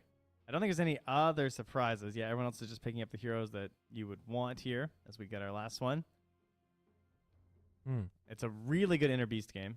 Super solid. Got themselves a Monkey King and a Storm Spirit. Obviously does a ton of damage in terms of just like straight up right-clicking the whole time. Totally. But Aster, they have put themselves now on the chrono clock, much like Shopify were, where they had to play a lot around of RTZ having that, and then the buybacks become a concern. Now that's something here for Shopify. So they'll be trying to manage that situation here. And even before the Broodmother, already had lots of damage in the chrono. Brood even has a little bit of extra since she's that giant nuke now that you're always chucking out into it. So it looks pretty solid. The chase down, though, onto the Broodmother is pretty legit because they get the Monkey King after, and they already had the Beastmaster and the Clockwork and the Storm Spirit. That's why I don't think they were that concerned about the Brood. I think it did cross their mind, but they were more comfortable playing into this than a more like team-oriented offlane hero. Mm-hmm. I think that the Vision battle is going to be really interesting to watch too. You know, we talked about it last game. Clockwork, then the Hawks are out there, and then you're sort of battling that against the Spiders. While you did say that they're going to be playing around this Chrono Clockwork, the Chrono timing, they do also get a lot done even without Chronosphere. You know, you jump in with Lion, jump in with Rubik, maybe Mortimer's Kisses to the side. There's some pick-off potential there. Faceless Void players don't play Dota without Chrono, though. Exactly. They don't actually exist. They just ping it, and they just say, on cooldown. Right. On No. cooldown. Monet's not going to be there, but I think the rest of Aster can fight. Okay. So, game number 2. Aster have already secured their spot in the upper bracket. Would obviously love to get a few more wins, and maybe that pushes them up to higher priority in terms of how people pick stuff or whatever. I have no idea how that works at all. But we'll just say it confidently that that's what happens, and maybe it'll be true. Winning feels good. True. That's what we got for you right now. Oh, here's a random question: Is there a break day? I don't know. There is think not. there is. There's not. There's no break day. So that's a big deal. You definitely want to win then. Yeah. No break day to reset. You want to keep this momentum going. Well, have fun, Izabed. The late have fun. Good luck. Have fun. All right, Aster are wishing luck, and Shopify are only saying have fun. Toxic. Very toxic. And bounty runes? It looks like it's going to be 2 apiece. As everybody heads off to their laning stage. And again, things that I want to see in this one are going to be how many stacks do we get? Because they can definitely take them this time on Shopify. Yeah, that's true. Especially, obviously, if he goes for the Battle Fury build, which we are anticipating because it is RTZ. Right. Less of that combat style that we already had from Liquid, as well as, was it EG too? Kaka. But, jeez. Yeah, he'll manage to survive here. See if, Fly, I'm sure, is hoping to also bully this Broodmother, right? That level 1 that we're often seeing now with the Silken Bola. Actually kind of harass quite a bit into the Broodmother, but they got the wave really far back here. Nice play there. Level 1 Clockwork, baby. Just get in there. Punch him. Battle. A lot of punches. You love to see it. We'll have to get some tangos going for himself, but getting that pressure on, very important. Mid though, definitely what we want to talk about though, right? Like this. Yeah. Sumail has been crushing on this Snapfire when he gets the chance. He's playing into Abed Storm Spirit. So the 2 masters right now of these heroes in the mid lane. And obviously, Sumail just knowing so much about the Storm Spirit matchup in general, you would think that he's going to have a really good handle on this. They're both very well versed in how they're going to do. So curious if anyone takes a real advantage or if that just means that we end up kind of even. Right. Yeah, I mean, it kind of comes down to how good are these matchups, not in terms of how they play it completely, but also just in terms of how the heroes stack up against each other. And there's definitely going to be a kill potential if Sumail gets there faster to level 6. That's going to be the thing to watch. I think even pre-6, the only real potential should be from the snap. And then the way the Storm gets a kill is you essentially have to make a mistake going for that kill as the Snapfire, because there shouldn't really be a way for the Storm to counter you out. And then these are the plays we're looking for. The cookie. Oh, here we go. Oh, he went for it. Oh, baby. Yep, he went for the cookie. The lane wasn't quite right. He stopped right-clicking. No fairy fire going. That's it. That's all it takes. That's huge. Listen, you're up against the wall, back down, and you give Abed Storm Spirit, get the kill. Monet now finds the finish onto Saberlight. Interesting stuff, man. Dude, that's all it takes. One go of trying to be aggressive for Zumail, and he just gets turned on. I mean, the uphill hit, too. A little unlucky in some ways. Maybe if that misses, he turns and maybe right-clicks Abed down. True. It was a little bit close.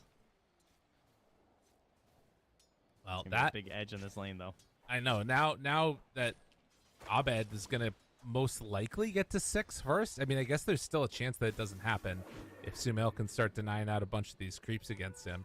And does do a good job of spamming out spells constantly. As Arteezy in trouble in courier form, but it won't have enough to get him. Does he have any regen? No regen. Has to get some pass over from Fly. Not sure how he's going to manage this for a little while. Obviously not a regen concern there for a Broodmother. Just sits there with his gross inventory of a universal hero. 3 branches and 2 circlets. And currently hitting for 72 compared to the 64 of Monkey King. That's something. Really annoying to deal with. Those just not fully blocked out, I guess, on that 1 sentry ward there. Crit's going to head over, pick up a bounty, make the rotation in towards mid. You know what they need to do. Just keep sending heroes here to try and make Sumail not feel great. Now, he will get there a little bit. Oh, no. All right. I guess he didn't want to get cookied and then have Sumail grab it and then be stuck there, right? That would have been the concern. Like, he walks up, blasted. 1 bad time. So Abed just playing really nicely around the Snapfire. Does get cookied there. That's the first blood power with those raindrops. Interesting. Yeah, true. I mean, it doesn't end up doing that much. We'll try and just deny some creeps here for what he's worth. But Abed pulling it all the way back. Sumail won't be able to get in range for it. As down bottom, Saberlight, blood grenaded, punched. The jump forward from Monet and the bash. Looks like it's going to be enough. So another kill on this Beastmaster down bottom. Monet laughs it off there. And crit this game. Does he go for the spear again? Doesn't look quite as good. Curious to see if he opts for that. Is there anything that's really broken this game for him? Glimmer looks pretty solid, actually, but Glimmer is kind of huge. Right. But you don't really want to grab that first. Just enough. The jump from Arteezy to finish him off, though. Yeah, it is a little bit annoying, though, for Crit because he did get the camp blocked out here. I don't know if he's going to go for the D ward on it, but he would love to get some of those big items up for himself. Definitely on this Coddle. I think he probably is going. I mean, he's got the circlet, so he'll probably at least grab an urn. It's still really nice to supplement your damage there. And obviously, you have combinations with your ulti, too, with the Solar Bind. Level 6 for Sumail right now. And looking for it. Chase, Cookie, Fade Bolt, damage, lift, everything. It's not enough. Do they have enough with the Mortimers? Abed still has a lot of mana. Go on to Fly, get that kill. Now Abed has to dodge. And will manage to escape. Just a little bit shy there on the hits. Nice play from Abed to not just immediately zip defensively, but to move aggressively, get the kill, and that puts him moving southward to grab the from Aster. Yeah. Because I think some Storm players probably just zip right back to their tier 1 there, right? Like a little bit too concerned, or maybe they grab the kill and then zip back, but recognizing in the moment that that's where he needs to go, and because of that death, he's going to get the bottle refill now. So Abed looking to turn this around after getting first blooded after getting the first blood, but then losing the CS lead as Sumail has taken that back over just due to the overwhelming nuke power of the Snapfire. I mean, he's top net worth in the game right now on Sumail. This is just what this hero does, it feels like. It's so freaking strong. Not a huge relation between all of them.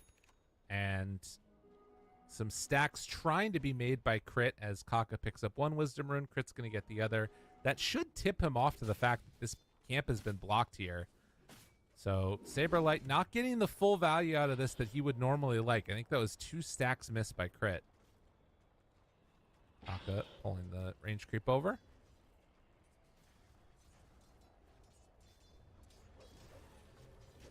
And 30 seconds until the ultimate will be back from Sumail. You're going to expect an early rotation there, but next success is on his own for now. It's a rotation from Abed instead.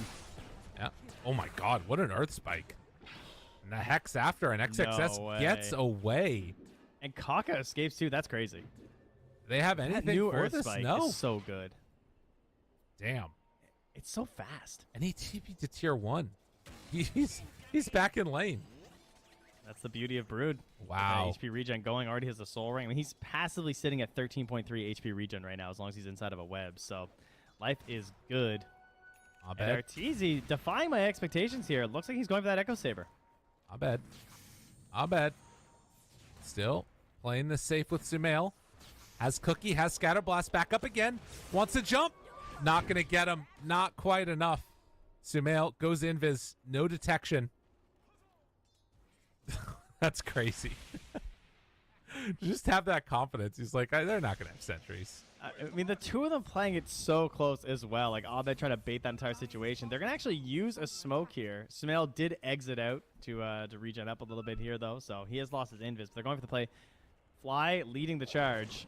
Oh, maybe? Chance. The baits? They find him. Good damage. Sumail's TPing, or excuse me, Abed's TPing in. Now finds Kaka. Oh, the Hex. But the Boundless, that's pretty good. That's what they needed. On to Sumail, trying to kill off this Snapfire. Will they have enough? Yes. Sumail goes down. Chrono on to 3, but there's no damage. Abed, he's not even going to go down. Oh, what a great play. Moving in from Saberlight. Monet able to time walk off all that damage. Passing over Mangoes whatever they can, but they don't want to go with Abed. So in the end, they lose 2 heroes on the side of Aster. They pick up a support, but they do spend that Chrono. So that does not feel very good to boot there with the loss, as well as a quick grab on the Blinding Light for Pichu. And tilling off Crit there too. So Midas on the way from Monet. He is top net worth in the game right now. Trying to get into that after going for a little bit more of a fighty build here in the early goings. And stacks being built. Those ones not blocked out. They're going to steal that away from Abed. How about this last game? The crazy importance of these runes. Just so necessary for a Storm Spirit. They're going to hit the cookie play here. Sumail, it's so hard, though. I mean, so many heroes can get away from that situation.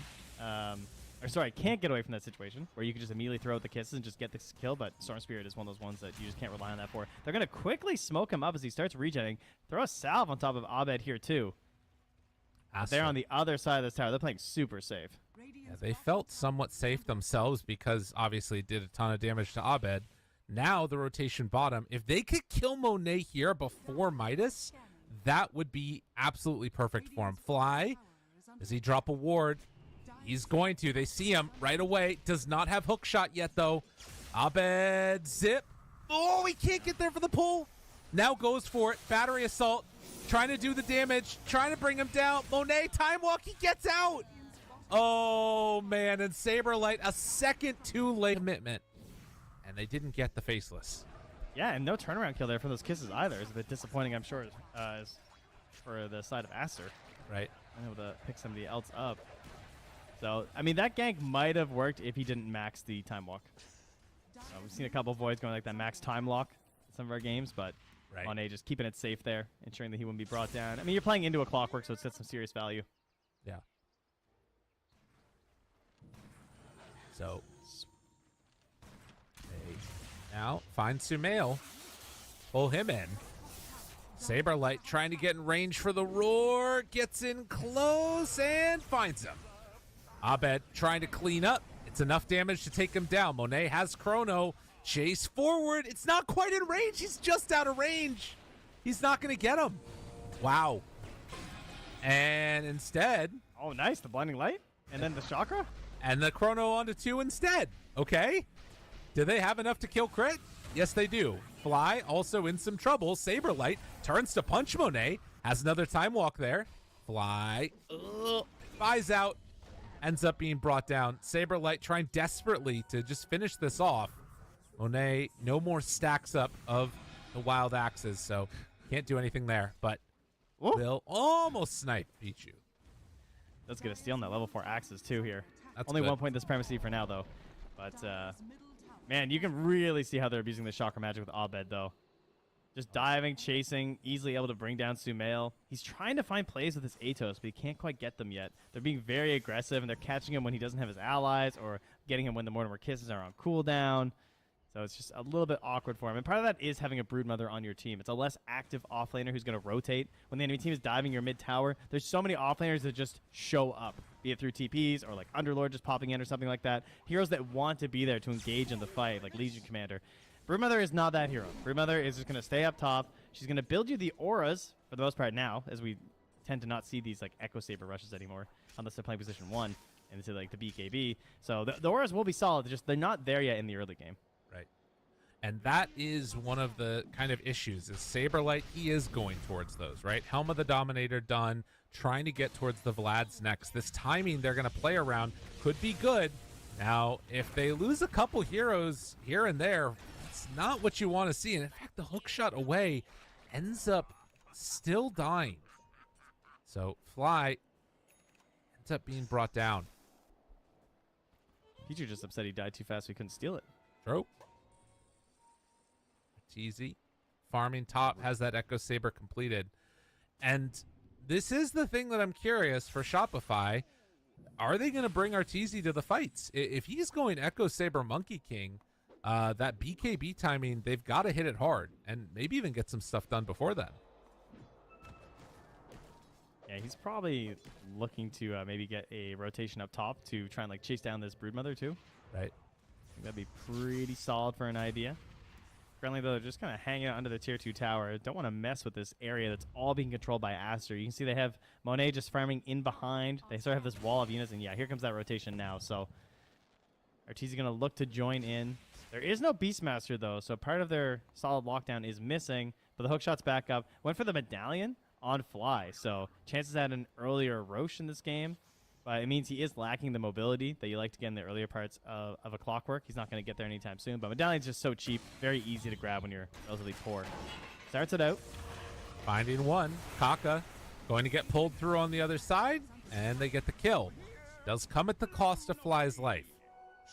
And yeah, these smokes sort of a weird dynamic, it feels like right now, because again, wanting to get into those first items for themselves, the Witchblade on Storm Spirit, the BKB afterwards for the Monkey King, and Aster, even though they don't have a ton of auras, they're kind of feeling good to go a bit. XXS has Pipe. They're playing somewhat aggressively. He's going Pipe, and then he's going straight for the Scythe. I mean, considering it now, we'll see if he actually goes for it. It's a bit intense, but if you can find the farm, it's going to be really solid. Of course, you already have the line. He's going to have that Blink Dagger at a pretty good timing right now. It's coming up very soon, only 100 gold away or so. And Scythe and Line Hex will really put the hurt onto Abed here. Does not want to have to go for a Lincoln's next. Right. That ward taken out is pretty important, but also, I mean, just look at how aggressive they're able to play. I mean, Crit's going to get caught and killed here, and there's no punish. Like, Shopify not really making any moves right now. And it feels like they're kind of just waiting on this timing. They now have Helm of the Overlord. That's got to be it. I can't imagine what else you're waiting for. I feel like Helm of the Overlord is going to be brought out. They're going to rotate and swing down through bottom, take over this Radiant jungle. But they're going to have to wait until 20 minutes for that to be super value so that the Roche moves back down here. Because with this early Medallion, you're probably looking to get a Roche to get this Aegis on the Storm Spirit so that Abed can play really aggressively, especially into this Lion, into this Rubik. It's very daunting to try and jump in versus these two supports, especially when he can just get chained into an Atos pretty easily. They don't have any defensive force staffs yet either. Crit does recognize that Glimmer is mega broken this game. So unfortunately, he's really poor compared to his typical Coddle self. So he can't go for that first smaller item, like maybe an urn or something. He has to go directly into the Glimmer Cape. But they also need force staffs. Like, force staffs are really solid versus people trying to chain Atos and into other disables. And they just cannot get the gold for it at the moment.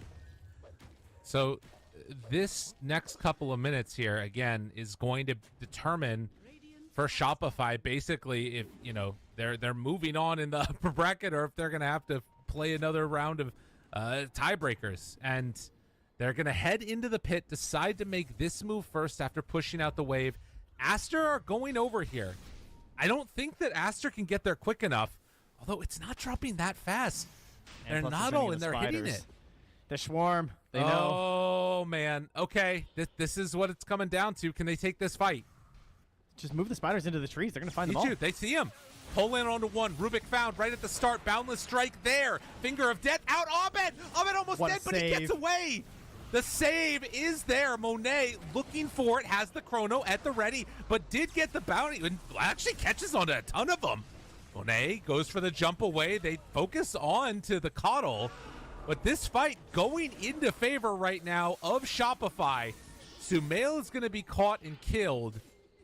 Chrono was not doing enough in combination with the Mortimer's Kisses. Man, that was pretty much all because of Fly, though. Like, that hookshot angle was sick. Manages to stop the initiation to completion there onto Abed, so he manages to get out. They go immediately back to the Roche pit. Despite having all that vision as well from XXS, they could not get the finish. Man. Whew. Jeez. And the damage is pretty even, too, right? Yeah. Across the board, as you can see, but that's because so much of it was just spread out there. Very well done. Are they going in for another round? No, there's no way. No. Get here quick enough. They're kind of just like pushing out this wave and just casually looking to retreat out of this one as fast as they can.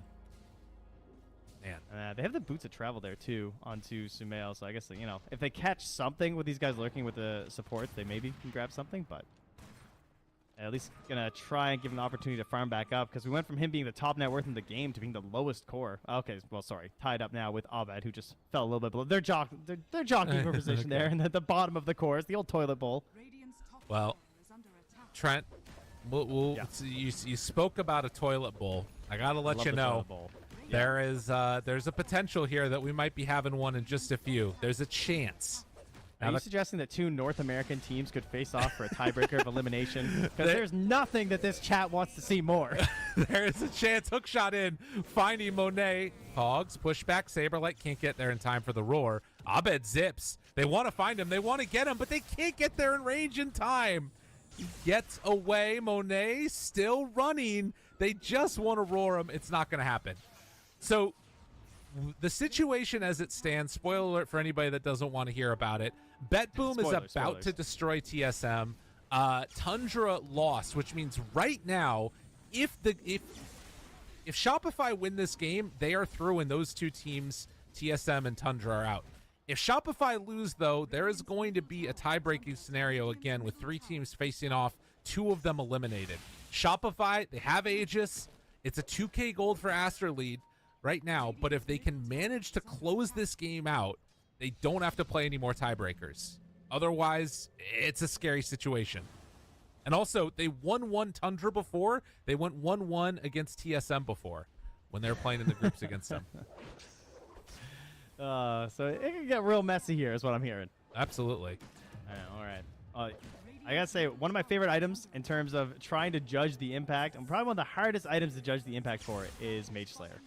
And that is currently what Arteezy is going to be picking up here next, as Kaka in trouble. Trying to deny. Not going to happen. Crit cleans it off. Good there from Crit. But yeah, it's a really interesting item on Monkey King, right? Because you can do this build where you start with the Echo, you go for the BKB, and you break down into this Mage Slayer. And so because you're going to have that being applied by all of your clones, and this is a chrono-based lineup as well, Faceless Void is one of these heroes that does a lot of damage based off of magic. Right? So it's kind of cool. True. Spell damage being reduced and the allies trying to actually get in there with that bonus damage. It's really hard to judge just how much it's doing. So if someone looks like they're miraculously surviving a chrono, that's probably why. Could be huge for them if they can, get those hits off, though, of course.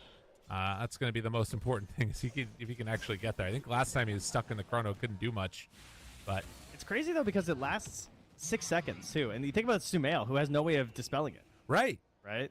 So, like, if he just randomly gets hit by even, like, a boundless strike and a fight, and then he turns to try and output his damage, it's hard to notice in the moment, but he's just going to do 35% less damage. When he's one of the biggest damage dealers they have, that can be kind of ridiculous. Absolutely. Yeah, the stolen tree dance now from Pichu. This Mage Slayer, definitely something to watch for. And almost done with Kaya on the Storm. Aster, again, wanting to wait out this Aegis. There's a minute and a half left on it. They're sticking around this area, but realistically, unless it's like a perfect fight there to them, the Aster aren't going to really show up to this. They might try and pick off some stragglers or something. They do have 1 sentry each on both supports for Aster, but currently no dust as well, so gonna have to be careful with those placements, as the Glimmer Cape will be looking to be a saving grace here from Crit. Just so good versus the damage that they have on the side of Aster. So much magic damage right now. Smoke. Try to find somebody. Very bad time to fight right now for Aster. They're closing in on this Scythe for XXS, and he has been building towards this for so long. It's going to be a big jump in his power. Even has the Philosopher's Stone to try and help. They see Kaka up on this high ground, or up on the top side of the map here, and this pass by this ward. It looks... Oh, no. Oh, Kaka. Does he get out? They rotated that whole smoke in there trying to get him, and they don't even get that kill. Yeah, no hook shot hit, and then the creep tries his best, but Martisi couldn't get in there with the Boundless. 23 minutes, and Aster so far have done a good job of waiting out this Aegis. It's about to expire. What do Aster want to do then? They've picked up a gem, so they're going to try and get it on the map, try and de-ward, try and essentially cover their own side of the map and make sure there's nothing lingering here that gives them good ideas of what they're up to, including those Hawks, which they just moved under right now. Yeah, they just saw them head over there. And, well, the Boundless Strike was out. Monet, he's Invis. This Invis rune, I don't think that was scouted. Could they do something with an Invis on Faceless? He's over here towards mid. It looks like they're going to smoke with it. It's so risky, though. Maybe not. The Scythe it's flying out. Yeah, the Scythe. It actually goes past that Hawk. Might have been spotted, but they're not going to get there in time anyway. So the Scythe is here. Creeps running all over the place, chasing these spiders. XXS in the mid wave. Again, all it takes is one jump. Only 1,000 gold separating these two teams. It's about as 50-50 as you can get it. They're both so clumped right now, too. No one's gaining a real economic advantage. They're not spreading out on the map. You can see now, like, Abed kind of goes back a little bit, but he's still wary. They don't have the Shard either for Crit yet. I don't think we even saw that get picked up last game on the Caudal, but when you get into a state like this, the recall can be a pretty useful tool to have. But not quite. Speaking of shards, have we seen Tormentors go down for Dire? Not yet, as Pichu grabs theirs. So having a nice save versus that Clockwork. This is that idea that we talked about before, trying to get that big save. I will say that obviously with Shopify, you're wanting to make safe plays. You don't want to have a fight end up in a bad position. But at some point, they are going to have to take some type of a risk here. Potentially, they just wait for that next Roche. You know what I mean? There's a very decent chance that happens. But if they don't make some type of real move shutting down the map with that Aegis when they eventually get it, I'm really worried about the scaling of Aster. You have Faceless Void. You have Broodmother. Like, Snapfire becomes a right-click hero that's insane later. It could start to be some scary stuff. And again, when you're lacking the Battle Fury as well in the Monkey King, that's why he's not able to just shoot up the table like you might expect from the hero. Try and put a little bit of pressure on this tier 2, though. They're going to take the opportunity to finish off that tier 1 in the bottom lane, though. Monet will move in here pretty aggressively. Doesn't have a BKB or anything, so he can't lurk around here for too long. Just wants to grab himself an ultimate orb from the secret shop and move back to safer grounds. The spiders come out to mess with Arteezy. Shopify, they will have known that, you know, this is the stakes of this game. You win or you're potentially going home. Can they keep their composure now. And for Aster, wanting to get better placement here, they get the ward or spiders forward to find the ward. Take him down. The Hex is there. Fly in trouble, and he forces hook shot blocked by the spiders. Stolen cogs. Good cover by Fly. Heals. Monet. Did a lot of work there, keeping him alive, but not Moving there. forward. Force staff. Monet gets away, but they already have the Wukong command down, and he got hit one time. He does nothing. That Mage Slayer keeping him alive. The Hex is there. Abed has to zip away for the moment. The Chrono basically did nothing there. Dude, the Mage Slayer is so good. The Mage Slayer is sick. Not what you were looking for after waiting that long for Chrono. I have great news for you Aster fans, though, and that is that Roche is not going to spawn for another 2 minutes and 20 seconds. So Chronosphere will be back up by the time it arrives. Unfortunately, the bad news is they don't have the best way of scouting it. They have spiders, but it's not as reliable as that clockwork flare that they had in the previous game. Not as easy to just keep spamming it over and over again. There is some counterplay, of course, that Shopify could implement. Abed takes the Wisdom Rune. God, I was hoping Shopify were going to try and keep pushing, make something happen. They know there's no Chrono. They've got this Beastmaster summon, but going to take the safer play and, of course, head back thinking Roche is going to be there. Unfortunately, for Shopify, it will not. As you said, Aster going to thank their lucky stars that that's the case. Yeah, I mean, they have the Hawks, they have the Flares. They're going to have complete knowledge when it finally does happen. The Radiant scan thrown out there from Aster, they know, hey, there's no one there. It's good news for us at the very least. But could maybe try and take their own Tormentor. That is one goal that they have, but, I mean, they just can't leave the Roche. So I guess they're just kind of stuck. Yeah. Going to waste a lot of time. This is going to grow this gold lead even further for Aster. Yeah, I mean, this is great for Aster. They're farming the entire map. Kaka's pushing out waves mid, and Shopify, they're just AFK over on this corner of a map. And of course, even worse news is that it's going to be Radiant side, so they won't have the immediate dire buybacks to get into this Roche. Very unlikely.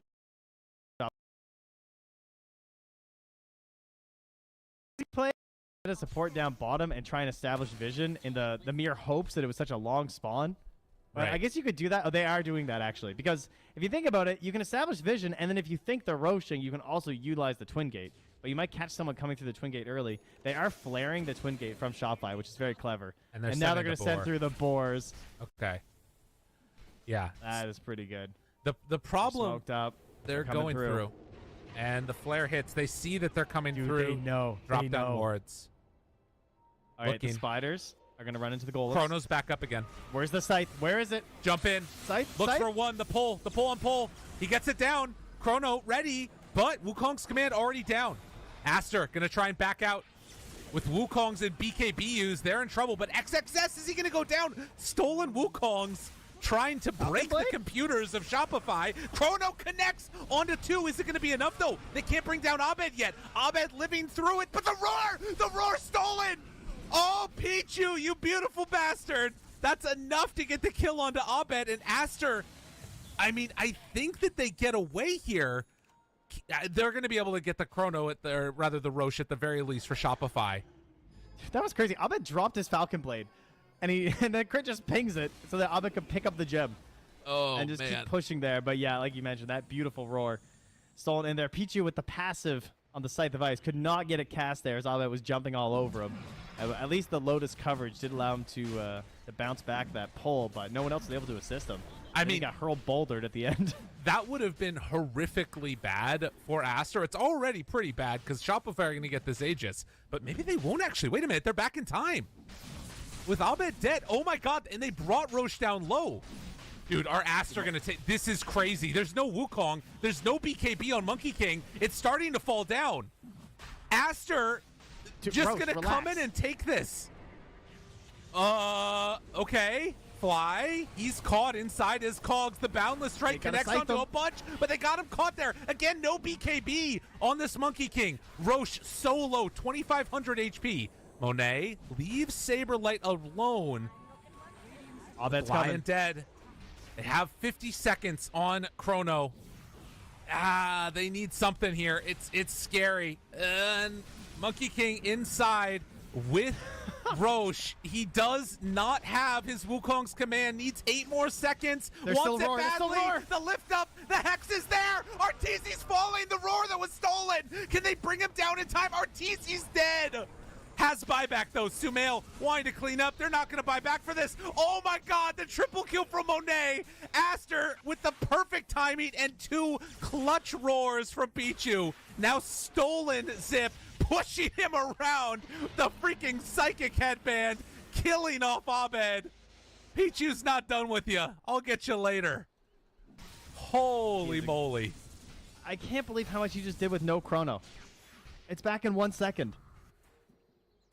I don't even know. Yeah, not only does he get off that roar, then he gets roared, so he tanks that one for the squad, and then just buys back, re-enters the fight there to try and finish off those last kills. But Aster have taken a commanding lead in this one. So well played moving down into this part of the map.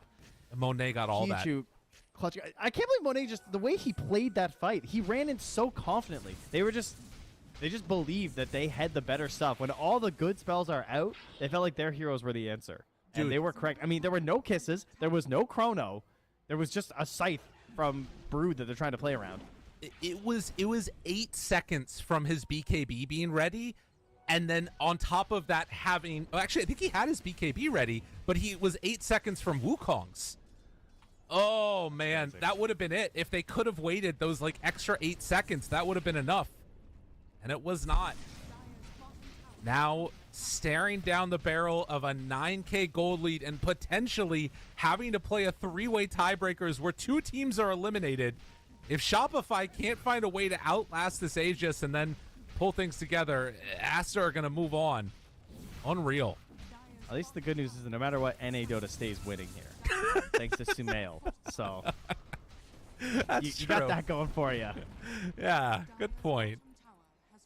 Sumail closing in on that level 20 as well. The biggest spike for Snapfires. They say Shopify, you don't want your Tormentor. We're very happy to take it here. Again, not a whole lot of shards in this game. And they pick up 1 more there for Kaka. So this is really strange to have a game where the only 2 shards are just Tormentors. It's true. Remember when Dota was just, everyone just literally bought shard the second it was available? Like, if your hero had a bad shard, you're just a bad hero. And now that they're free, somehow that we just don't buy them. Oh, blood in the water, but going to zip away as the scan connected. So Shopify having to buy time. And Aster just looking to take over total control here, seeing spiders all across the map, crawling, little bugs. Whispering back to the years of success. And a great pick on this super late Brood has worked out really well. He's 2-1-7. The pipe has been doing a lot of work. He's surviving a lot, draws a lot of attention in these engagements, gives him tons of vision across the entire map. It is kind despite there being some pretty good counters. Well, and it's crazy that he was able to get it at like that Monet? last. Oh no! He's got Arteezy. He got him. The follow-up. He's done. Just like that. Oh man! Reading the map. Atos? Oh, I got him. Oh, I caught 2. Oh, it's falling apart for Shopify. It's really falling apart. I mean, that's what you get, right? Like, you send these spiders all over the map. You know where other heroes are going to be. He's farming bottom. There's really only 1 place left to go. Now they're thinking about heading towards that high ground, too, here. Obviously, there's still minute 43 here on this Aegis. And if you're Shopify, how are you going to play this out? You can wait for the Wukongs, try and blast out these creep waves. That's really your best bet. So they just have to watch out for some wild Kaka play where he's going to try and predict you coming to the low ground to blast a wave or something. Gets a ward down in the base. Get a butterfly done on Faceless Void. The farm is just not there for the rest of these heroes. Monet is enormous. All those kills that he got. And now hitting buildings. I don't know if they can take him down at all. They don't have the damage. Monet's invincible. 4 more seconds, though. This guy has 3,000 HP and a butterfly. They give him more gold in the form of those hawks. Dude, he is not afraid. This guy does not care. Dude, Crit is too scared to even go up and, like, blinding light him. Understandable. 40 seconds. But Monet going to time walk. They take the first set of racks. Aster on the verge here. I mean, this lead has just gotten absolutely humongous for them right now, and they're going to try and spend some of this gold. Yeah. Scotty was... Oh, there we go. We got ourselves an AC actually picked up for XSS. And Scotty coming close for Arteezy at the very least, though. Sedix Cat picked up now for the Broodmother. So they are really itemizing just to stay alive here. And Aster, there's no reason to leave. Even when this Aegis expires, he is so hard to kill. Yeah, the lack of MKB is going to be a serious issue. They're in. Glyph trying to stop this, but there's spiders there to soak. Well, crit killed a lot of them, but do they want to stay for more? Smoked. For somebody to step too far forward. And the rest of the cores of Shopify just trying to farm it up. Got level 20 on the Monkey King. But I'm going to pull back, though. Sumail goes and gets the Wisdom Rune. So that's going to be 28 seconds where he will not be returning. Right. I think they're going to start waiting it out for the next Aegis. Yeah. Like they're saying they're kind of relaxed at the moment here. But there it is. Little Shredder uses your attack damage in combination with the Chrysalis. So these Chronospheres extra deadly now, despite having this Mage Slayer. We get the big physical damage finally coming through. Sumail does have bots. He can go join the team afterwards. And a pull, not going to connect onto Monet, just zips away. They TP in with Sumail onto the spiders. And Shopify, I mean, I don't know if they even feel comfortable. Like, can they even fight this right now? They have Scotty coming. That's what they're looking for on this timing. That's the scythe. Oh, it didn't go. Not opting for it. Too many heroes. Too scary with that Lincoln's already on Monet. Can't break it easily. So having that Lincoln's passed over, it's too tough. Now the scan underneath wards. Monet, he's separated from the rest of the team. Fly thinking about going. He goes, finds one onto this Rubik, but look at the damage. He did not stand a chance. Saberlight now found here. Looking for more. Now the Hex onto Arteezy. Got him. Have the Chrono if they want to use it. Waiting. Monet not jumping yet. They know that there are people behind him. Do they decide to go? Arteezy now Hex. The zip in. Finds it. Chrono connects onto Saberlight too. He found both of them. And the lift now onto Abed. Has to zip away. Tries to do anything, but it's not going to happen. There is just nothing here at all. Aster have completely taken over this game. There is not a chance. I think he hit him once. Unbelievable.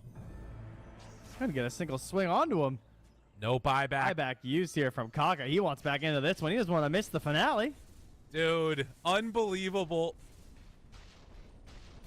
Aster, with one Roche steal, have shattered the dreams of Shopify of getting out of this group stage cleanly. As Aster are going to take a second set of racks and set their sights on the last one. I mean, there's no Monkey King for 40, no Clockwork for 40. They can't fight until those heroes are here. And even then, they can't fight. We're going to be real about it. Good game. They're done. Here in the back. They call it. GG. They're not even going to take the last fight. Unbelievable. Like, guys, I blinked in. Unreal. That is a demoralizing way to lose that, and having to go in now and play tiebreakers for their last spot. Oof. Aster with the victory. And that's all confirmed, eh? That's where we're at. Oh, yeah. Everyone else is done. We're the last ones who were just chilling here. Oh, yeah. Oh, that's good. So we got Shopify, TSM, Tundra, 2 go home. Yep. 1 stays. All right. Just let us have one through, okay? All right, listen, guys. Oh, bro, can you imagine? Just don't knock both the NA teams out on the first day. Saying, come on, guys. It'd be worth it. It'd be worth it for the Reddit thread, please. Because the Reddit thread will be fire if the NA teams get eliminated. I love reading those Europeans. They love that so much. Oh, it's so good. Please, just don't do it to us. Can we have one thing? Oh man. Well played here from Aster, though. to take the strategy to like a lot of these plays, and then they ban out that Morphling so that they didn't have the counterplay that obviously Aster utilized in the first game versus this Faceless Void. Just so well done for Monet. The way he played without Chrono, I thought was really impressive, especially when they went back into that fight. Just the confidence that he had to get there. Great saves there, too. This Wukong's command could have been one of those turning points for Shopify, where if they win this fight, they go back, they get that Aegis. They're the ones who are in control of this game. Right. But the pullbacks, delaying everything, making sure all the big spells were used, and then managing to bring down Abed here, too. Peachy, oh, that stolen roar. That was so huge. That was huge. Man, and the other thing, too, that this sets us up for, I think, is that boosts Aster above Talon with that victory. So I don't know how they determine between Team Liquid and Team Aster who it is that has the better record and the prioritization, but I think that this might give Aster second place in the groups, either second or third. So a really solid showing from them. And yeah, man, at this point, it was just there was nothing left. That butterfly pickup was gnarly. Oh, man. Great stuff, though. Love to see it. That's a good morning of Dota. And, well, we're going to have to sort out exactly how many streams there's going to be, what stream's going to be where, due to how many tiebreakers there are. We're not sure. So you guys will have to figure that out from the help of our admins and probably the main stream. But I think this stream is almost certainly going to be live. That would be my guess. So right now, at the very least, they just hosted the lobby for the other tiebreaker that's happening in Group A. Which, again, for those of you that don't know, it's going to be 9 Pandas, EG, LGD that have to play. And if I'm not mistaken, that one is the EG EG versus somebody that's going to play in the first one. EG, 9 Pandas that play first. And then they still have to wait for the last round to figure out when they're going to be running the other one. Because the other issue is that, like, it's all best of ones is how this plays. But yeah, they could go infinite. There's definitely a realistic chance that happens.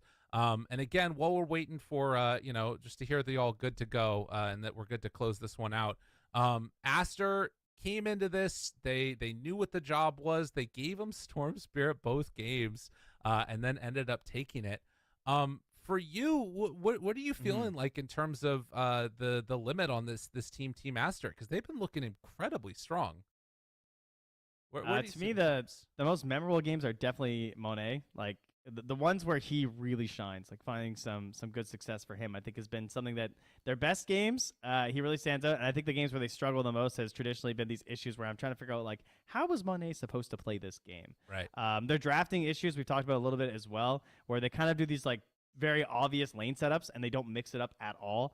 There's not a whole lot of mystery a lot of the times, and that hasn't necessarily changed. They've kind of just shifted around a little bit more, so I think that they're delaying the pick onto Monet just like a little bit, so he's not like as hard countered. That seems to be something that's working out a little bit better for them. So maybe something to keep an eye on in the draft, especially from those enemy teams. The attention that XXS took in that last draft was crazy. The fact that he got a Brood pick on 9th after bans on virtually every other offlaner, Darkseer, Broodmother, but Tidehunter was banned out there too. Like, Darkseer, Beastmaster, blah, blah, blah, blah. They had to take it away from them. Like, they just kept banning all these offlaners. He eventually winds up with a Brood 9th, which is crazy. And despite having pretty good answers for it, it really didn't look like it. He did not get chased down in those earlier parts of the game. You never saw a moment where, like, Storm Spirit and Clockwork worked together to try and catch him. They didn't get that same tempo that they caught in Game 1 with the Coddle and the Storm of just, like, moving across the whole map and taking everything. So it fell a little bit apart there for Shopify, but I will say that they could have won Game 1 and Game 2. They were both very close. They were ready. They were there. They were small moments, so they definitely look good going to tiebreakers. Okay, well, we'll see. I mean, of course, the demoralizing fashion of losing right beforehand, though, is tough. But they are going to have a bit of a break. Just got word in my ears that at least for now, they're going to have a 30-minute break.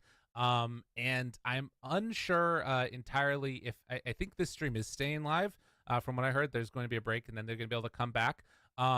And besides that, I'm just going to gloat for a second because on my stream, I said Aster were top 3, and everybody made fun of me. So, take that, everybody. All right, we're going to go to a break. When we come back, we're going to have the 9 Pandas versus EG matchup here. See y'all then.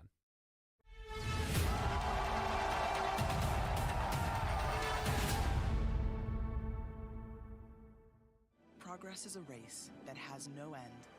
After every finish line, another challenge awaits.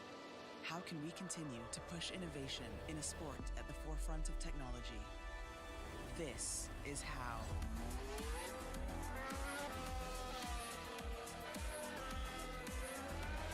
Discover how Aramco and the Aston Martin Formula One team aim to meet Formula One's sustainable fuel targets. Aramco, powered by How.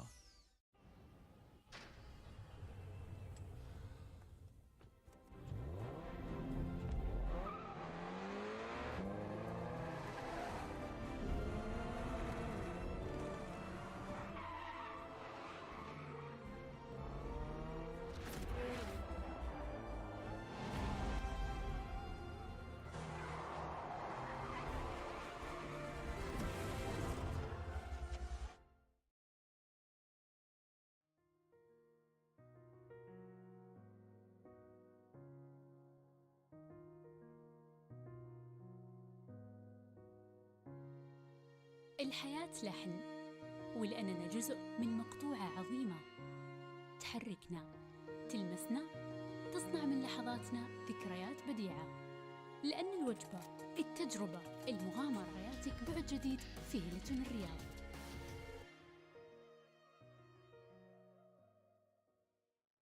All new Honor Magic 5 Pro. Freeze even fleeting emotions in just milliseconds. Take marvelous night shots with lightning-fast exposure. The display reveals more details in bright areas with an astonishingly long battery life that just keeps going. The latest flagship chipset brings you exceptional performance. Unleash the power of magic. Honor Magic 5 Pro.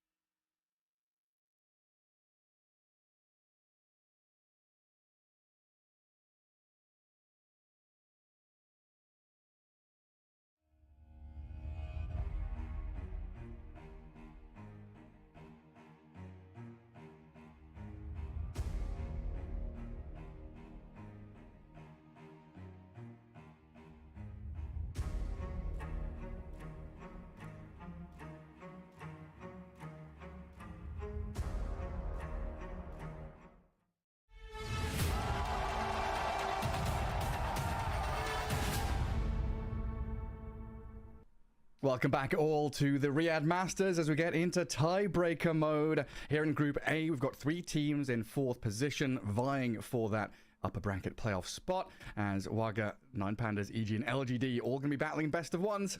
Yes, we're heading into the round robin here. We're going to have EG and 9 Panda go up against each other first. For those who don't know how this tiebreaker is going to work, it's going to be best of ones. It's going to be round robin, meaning 3 teams are fighting for 1 spot in this case. Sometimes we have 2 spots, but this time it's 1. Which means we just need to see a single one of these teams get 2 wins, and that would be the end of it. So EG9 Panda go up first. The winner proceeds and fight LGD. If the winner will win that round, then the tiebreakers are decided, and that will be our ultimate champion. But we'll see how it goes. LGD, they get to sit back and watch a little bit here and see what EG and 9 Pandas are doing, but they have to fight whoever wins, and if they don't win that, then they're out. Yeah, and I know I might have confused some people. I tweeted out and posted in chat about infinite tiebreakers. That's not a possibility, sadly, for all of us here who wanted to go and burn the midnight oil with best of ones. There will be 2 sets. I know, I'm sorry, Waka. We'll get plenty of games, though, for sure. I think there's a within the realms of good possibility here, we go into those 2 sets with the teams we've got involved. But yeah, we've got the first round, win 2 games, and you're through to that playoffs. The tiebreakers are broken. But if we do get that kind of tie between all the teams, we'll have another set, and then we'll have to break the tie in a different fashion after that. But of course, up first, we've got 9 Pandas against Evil Geniuses, best of 1. And I believe I just heard the little noise in the back of my head. The lobby started, draft is about to be underway. And it should be super exciting here, because all 3 of these teams feel like they're on a pretty level playing field. Definitely. I think that this is a really good one. We have 2 tiebreakers. There's also one going on in the other group, but this one is for the upper slots. I want to correct, in case someone thought they're out. I just meant out of the tiebreaker, not out of the tournament. They still will go into a lower bracket. This is simply a tiebreaker for upper bracket positioning here. You want to get yourself in a good position going into the main event. And of course, in the other tiebreaker, it is do or die, as 2 teams will be eliminated and only one will progress forward. Yeah, fighting for your tournament life over on that other stream. Keep your multi-monitors open. Every stream available to you. Watch them all. We'll get ourselves into the draft here. Best of 1. As we do get the Snapfire and Legion banned out by 9 Pandas. We've seen that Legion for EG in the hands of Whisper and Pakaz. And Sea Smile, all 3 core roles, they're able to grab it up. And Snapfire, I don't know, hero over the past 6 months or so, has been exceptional. Yeah, she's been very strong. And yeah, like you said, Legion for EG, they haven't lost on it still. They are, I think, 5 wins and 0 losses. They are doing fantastic on it. And the versatility that hero brings them by being able to flex the roles is very useful. As we see Undying get removed here by EG in the first phase, not wanting to give that really strong lane support to give Ramses a good game over on the side of 9 Pandas. That means, though, that they slip through this Broodmother. And that's a scary hero to give to 9 Pandas as well, as Ramses, one of the best Brood players in the world as well, can easily take that towards the carry role, but we might also, of course, see it on the offlane position. Yeah, I mean, I think during the group stage at Lima, they played Kiyotaka mid-brood as well, so you've got that, little bit of additional flex just in case you wanted it if some matchups are good. And I've had a little birdie in my ear. I believe that the final set of tiebreakers, now after the 2 sets we've got in best of 1s, we'll have 1v1s to try and figure out who's going to be going into that upper bracket. So that should be exciting. I really want it to happen, Gareth. Come on, now they really have to make... Come on, teams, you can do 2 rounds of everyone drawing out against each other, and then I get to watch some 1v1s. I'm down, dude. Yeah, I mean, just imagine that, right? Nothing to say. Kiyotaka and Sea Smile round robin best of 1. It's going to be wild. Yeah, that's down the line. That's in the future. We can cross that bridge when we come to it. Back into the best of 1 action. Timbersaw for EG, and honestly, any other team, I've kind of been worried about first phase Timber, but when you've got Whisper, I'm much more comfortable with it. Yeah, Whisper, he knows his ins and outs on this hero. I mean, we talk about how, they can flex this hero, it can be this or that. On EG, you see Timber, you know what's happening. It's going to be Whisper.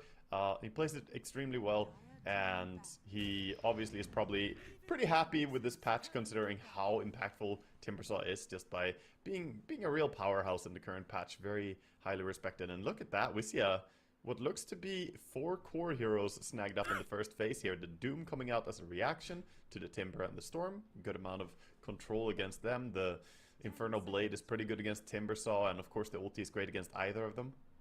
And just laying your cards on the table, saying, here, that's what we got. I mean, Doom could switch into Antares' hands as a pos 4, but yeah, we'll see. We'll see how it develops. Nagasaren and Silence are now being banned out, so giving a bit more coverage for this Timbersaw and Storm to keep that aggressive, maneuverable style going. I feel like that Silencer could have been a really good pick in the first phase there, but 9Pandas prioritizing getting this Doombringer instead. Always useful though. He scales very well into late game as well. The control of Doom is a little bit more reliable than Silencer, which at some point you might have Lotuses, you might have BKBs, you know, there will be Dispels. So different approach here, but we might see support get targeted pretty heavily here with the bans, as of course we might see both teams hiding their carry, but with 4 core heroes picked this early by the looks of things. Silencer, Caudle. The last 4 times they've picked, 9Pandas have played a lot of Doom this tournament. Last 4 times it has been pos 4 Doom, so that's probably a signal there that it's still going to be Antares' hero, but I think you're right. It's still, you know, an indication of this could be Ramses, this could be Kiyotaka, Antares, Miero. Don't know where these heroes are going.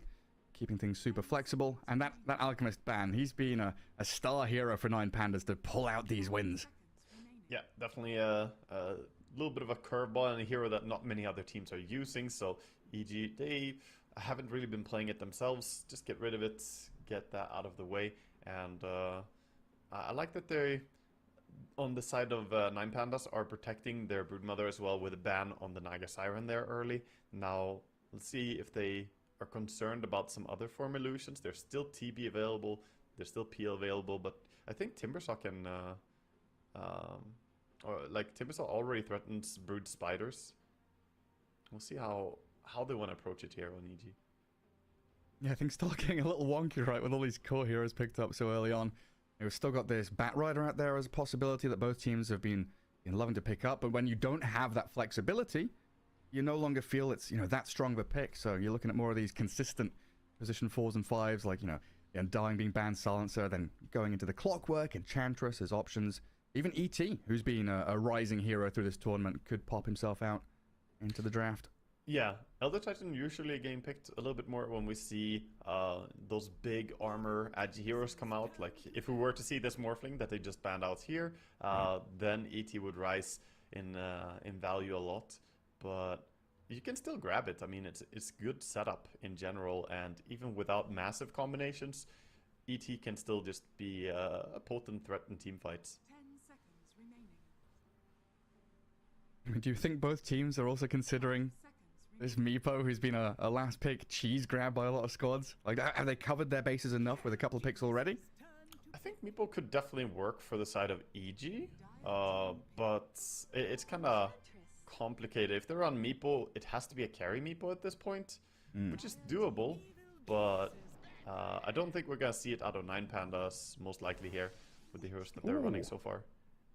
Well, we do see the Bat and the Ench, those heroes I mentioned, that once we get rid of this Silencer and Dying and stuff like that, they're still looking pretty popular. Witch Doctor, a curious one though.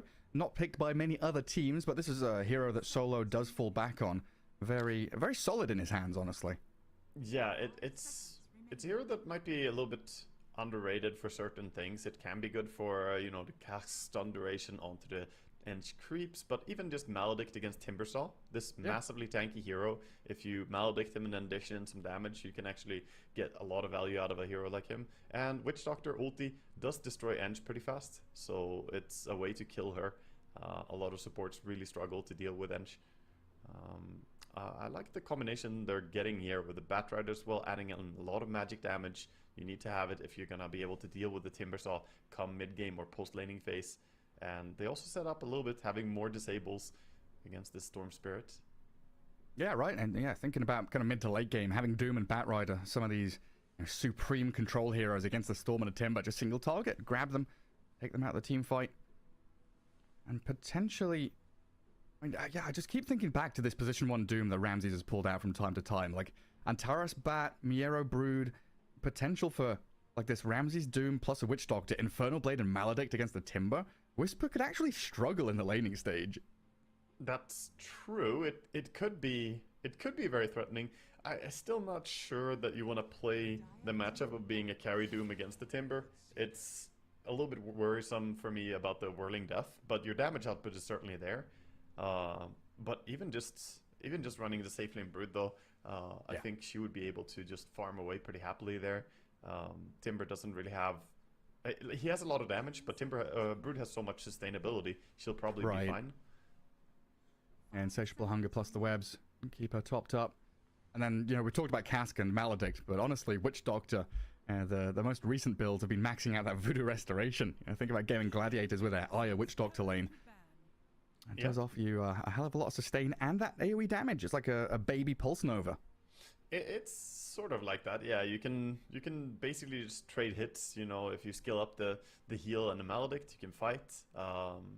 It's pretty hard for a lot of heroes to try and outlast what he can do as well. So I'm curious to see how Solo is gonna run this in laning stage, since Witch Doctor definitely a hero that we haven't seen too much of here. Other teams kind of not acknowledging his potential, I think. His existence. Yeah, or that even. Just completely ignored. Well, one of Matthew's pesky heroes now gone, as it does look like EG are looking for that position 4 at the end. Bounty Hunter out, might consider the Rubik as an option as well. He's been pretty solid on that hero, and you know, always this Rubik Timbersaw lane going to be solid. You can leave Timber alone for a little bit once he gets level 3, go stack, go control runes.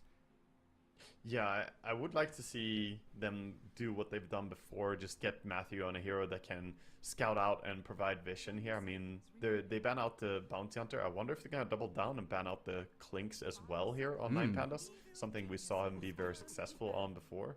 They don't ban it, so it's available.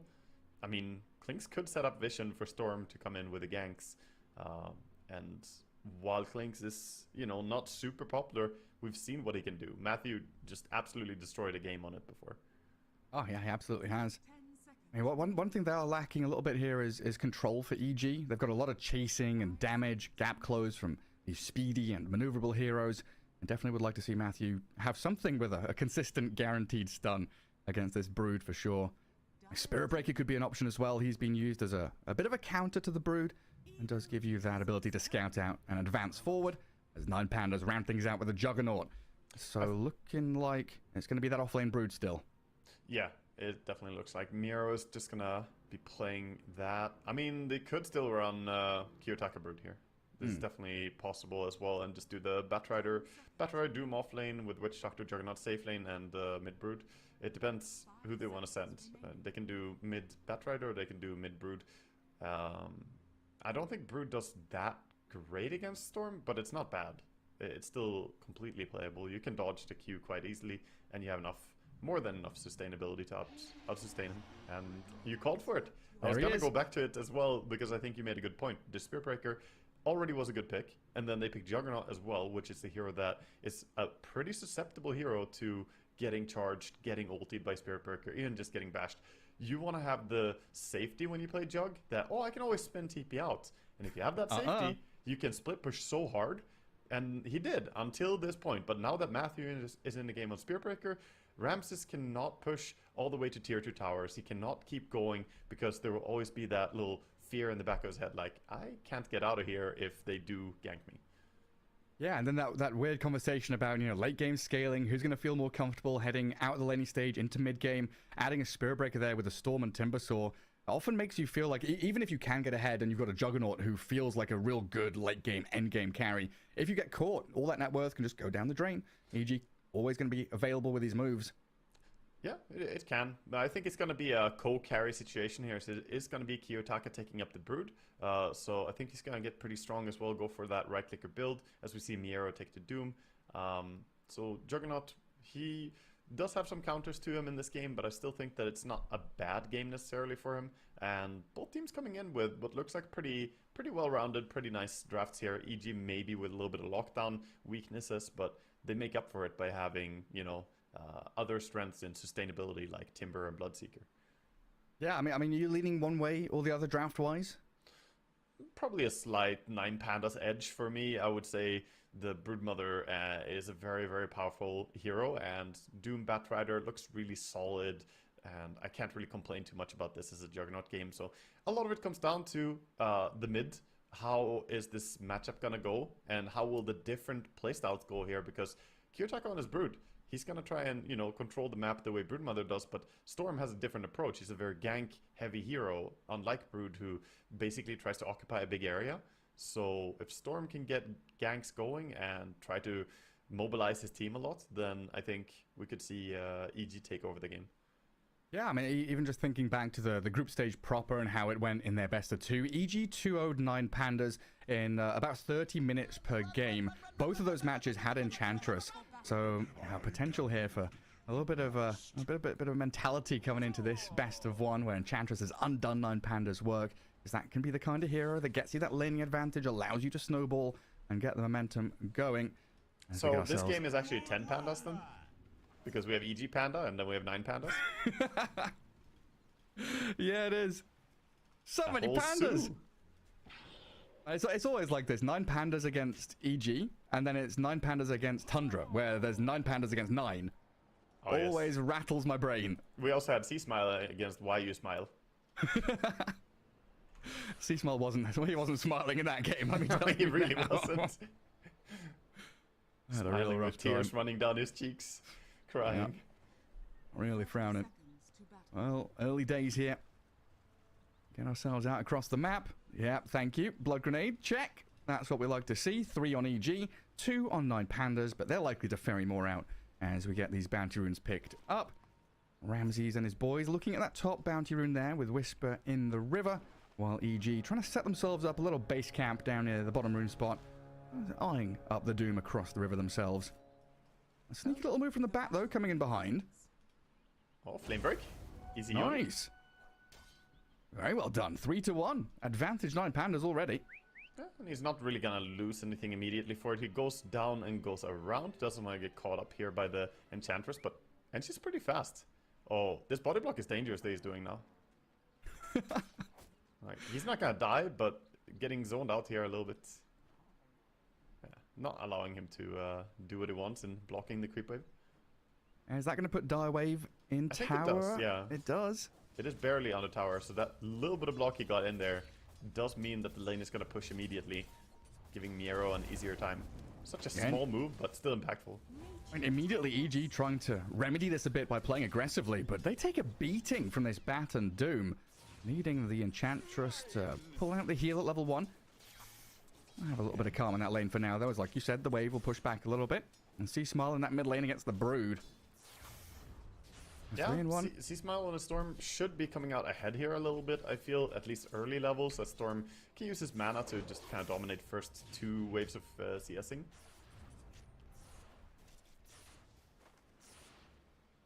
Get that early advantage. 7-2 against 5-0. Every time I look bottom, Picard is like past the creep wave, hitting me arrow as often as he can. And burning through quite a lot of this early regen. Level we haven't 2. talked about top lane, but top lane we have shenanigans going on as well, as pulls behind towers has happened for both the teams. So we see Juggernaut happily farming away with a very nice amount of denies. Yeah, sitting pretty up there. C-Smile taking quite a hefty hit from Kiyotaka as there's this creep manipulation, just dragging waves all around the map. Try and get these early CS last hits in. Interesting to see he didn't go for a point in Q on Brood yet. He goes for a 0-2-1 build, wants that passive HP regen and a little bit extra movement speed, of course. Yeah, dodges that Remnant. Speedy Broodmother, dipping back into the webs. Could go and grab the water rune down bottom, but for now it's C-Smile who's got that little advantage, pushing the wave out with Remnants, gets the rune control. Might find both for himself to refill that bottle. We do see a courier snipe. Yeah, the courier goes down. Pakas had a lot of movement speed, of course, because of Brood being super low on mid lane. So he goes really fast. I like the choice as well to go Blood Grenade on Bloodseeker. This is a lore-friendly item, you know, you gotta buy it. What is he going around with a little glass bottle, stealing blood from people, bottling up, selling it on eBay? He should get blood grenades when he kills people. He should just put a blood grenade in his inventory. Well, that's a buff to Bloodseeker, give it. They should just change blood grenade. You buy an empty... your empty bottle should be gathering up blood grenade charges. After a kill. I'm listening. Sounds good. Rebrand urn, you know? Oh, yeah. Solo, gonna grab the Lotus. Down at bottom. Looks like Panda gets his hand on that one. Again, EG just skipping past creep waves to get these little advantages in this laning stage. Picaz finds himself in a pretty decent spot at the top of the last hit chart. 21 and 5. even after that little bit of nonsense at the start with the body blocks and the waves moving around. But look at this wraparound. Coming in behind, Miero, he's been gone on by Panda and Pakar's first blood for the Bloodseeker. In behind, Solo's Witch Doctor has arrived, wanting the trade. It's going to be the Enchantress that gets burnt to a crisp. Venison for dinner there for 9 Pandas. Up at top lane, okay, Ramsey's just coming in to try and contest the dragging wave that's been going on. Yeah, Ramsey's doing really great though with these pulls that are happening still. Whisper kind of behind in CSing, but now finally cashing in and getting quite a few here on the tower, as the Juggernaut has to just back and try to get the lane in a decent position. Bottle refill and a charge into mid. Kiyotaka. Matthew finds himself on the bottom of the river, but with that blood grenade and the vortex in, see Smile. Turn around from Kiyotaka, never going to be enough. Level 1 Insatiable Hunger. Not going to keep him in fighting shape, so a big kill on that mid laner.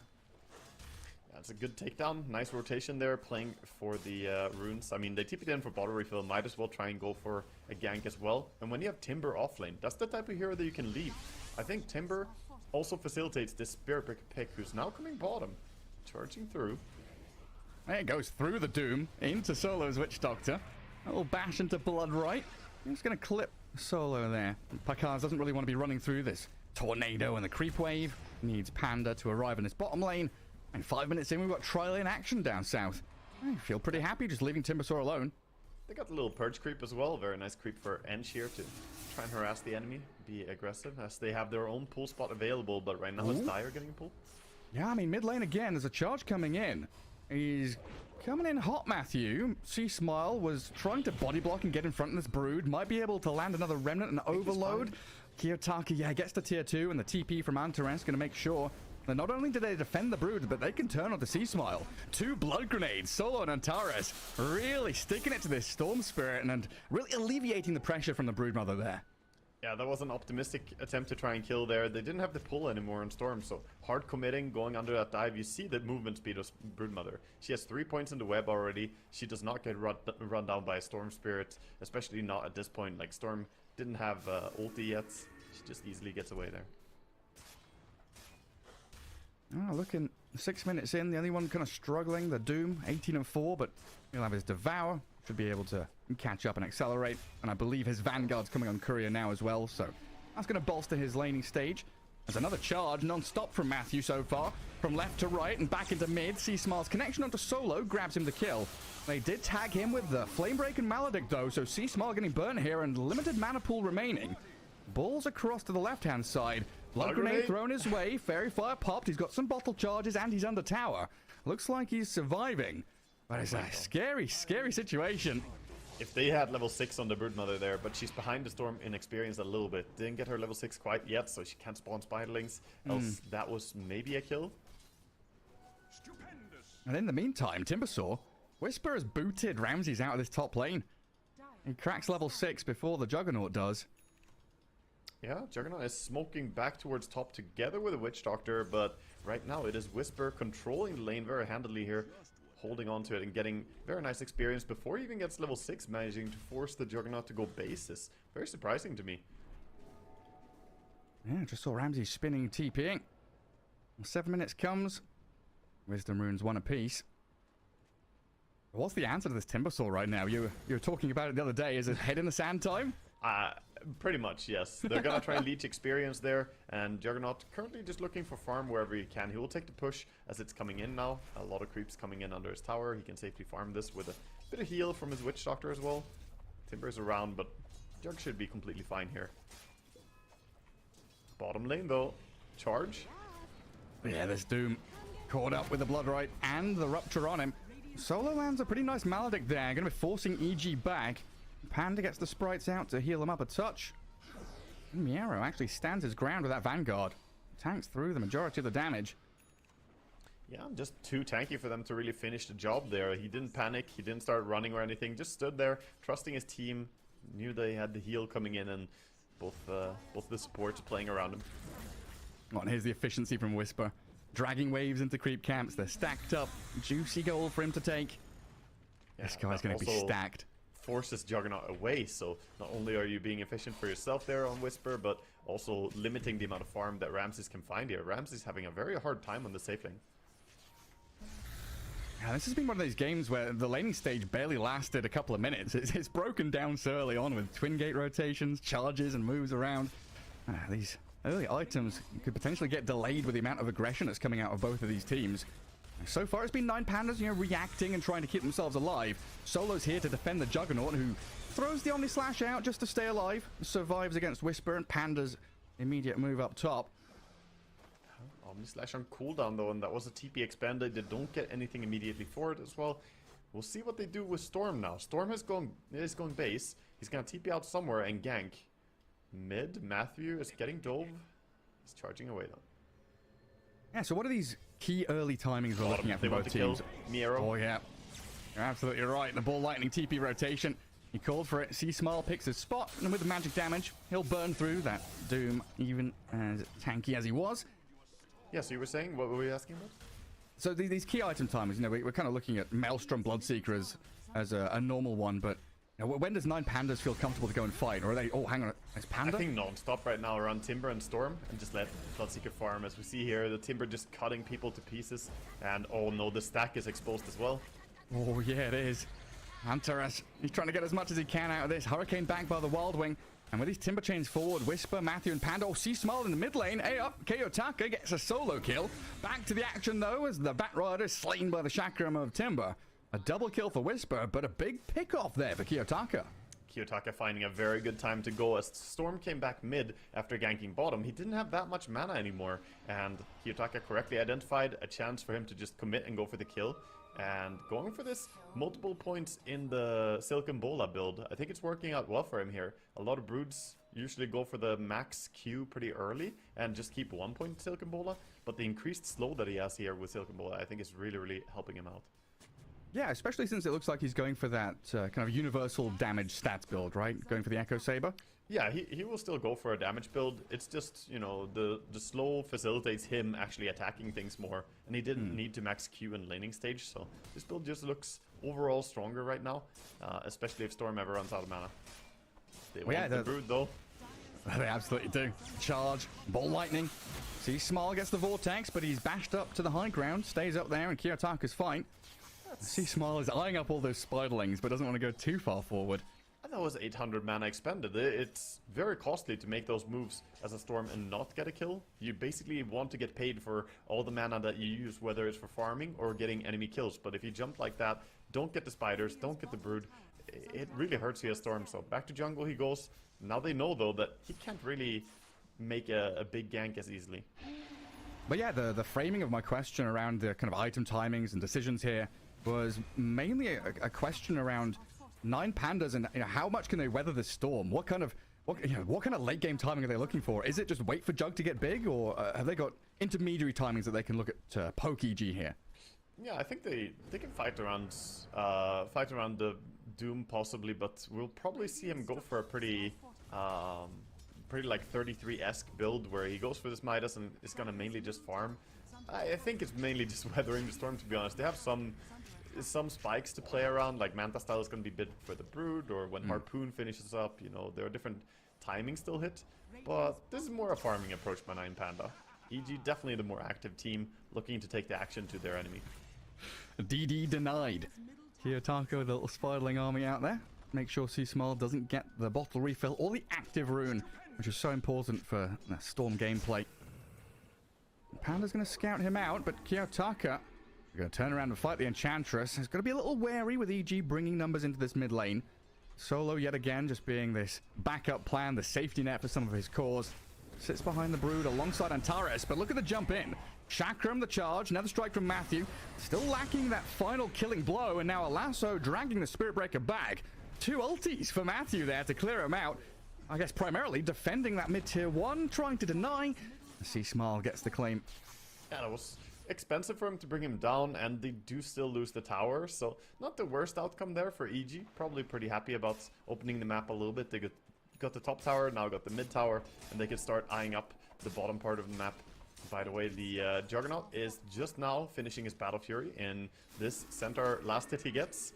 And look over to the Ancients. That is a juicy prep for his Battle Fury. There's a 5 stack? Yeah, 5 stack on the Ancients right now. And a couple more further to the right as well. Yeah, I mean, Ramses, he's been unbothered, moisturized, just chilling out. Very relaxed in his own lane in his jungle. Antares getting caught out in the mid lane though. Vortex back in. A good flame break keeps them at bay. Yeah, they don't have Spirit Break ulti yet, so not going to be able to secure the kill on him there as he's pretty tanky. Got his little Windlace to run away and Bracer to keep himself beefy. Juggernaut starts finishing up the Ancients here as he pulls them back, uses the healing ward, and it's not going to be contested too much. Matthew is coming in, but a little bit too late perhaps. He might actually be able to do something here. I think Ramses is pretty low, hey? Healing ward is down, gets off the spin though. So Matthew just going to bonk him a bit and back up.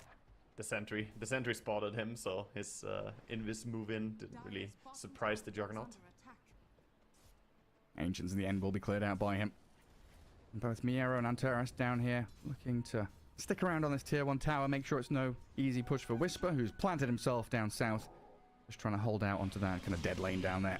Yeah, Whisper not really bothering too much with going for like a full save item, going for Kaya first into Sanch. Sanch and Kaya giving him more than enough survivability for now. And then he's gonna go back for a Lotus Orb, it looks. Very good against these single target ultis from a lot of the heroes of 9 Panda. Yeah, even just like bouncing back a cask can really piss people off. You know, you're charging forward, all of a sudden this cask... Have to wait for him to skill it up though. He's going full in on the Voodoo Restoration Maledict build for now. Didn't even notice, yeah. He's not even got a point in it. And he got his Pavis now on solo. Very useful support item.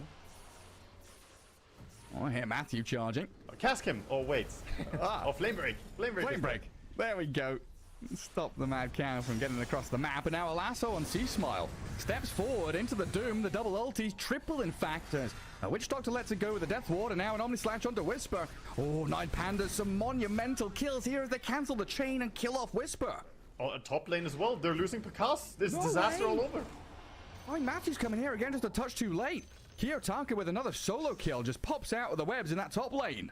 Yeah, runs away to safety as well. That's all 3 cores gone in an instant. What? What just happened, EG? Yeah, I mean, 2,100 damage from that Brood. The card's just not expecting it. Last time I looked at him, yeah, he's got 2.5 grand saved up on the Bloodseeker. Trying to get straight into the Mjolnir. And C-Smile, he's on the hunt again. Antares going to get dragged around. Pavis popped, solo saving up the bat. And C-Smile once more expending his entire arsenal to not get anything. Yeah, he's going to get a regen rune though, so he'll be fine. He can even bottle up here as well before taking it. Has to wait out for the Maledict a little bit to end. But yeah, they're struggling to connect to anything, and it's supposed to be EG getting kills right now. They're behind the team that just wants to sit back and chill. The Midas Doom, the Juggernaut Battle Fury, the Brood mid. This team is ahead in kills against the team with Timber and Storm Spirit Breaker. This is a bad news bear for EG right now. Yeah, the greed is going to start paying off big time. And Panda getting taken down to half HP by the Brood, and Ramses joining in as well. Safeguarding that top jungle just to keep that piece of the pie to themselves, not allowing these invasions to be fruitful for EG. I'm just looking at Antares as well. He's getting pretty big on this Batrider, already level 10, 2 levels ahead of the supports over on the side of EG. Getting big. Scaling.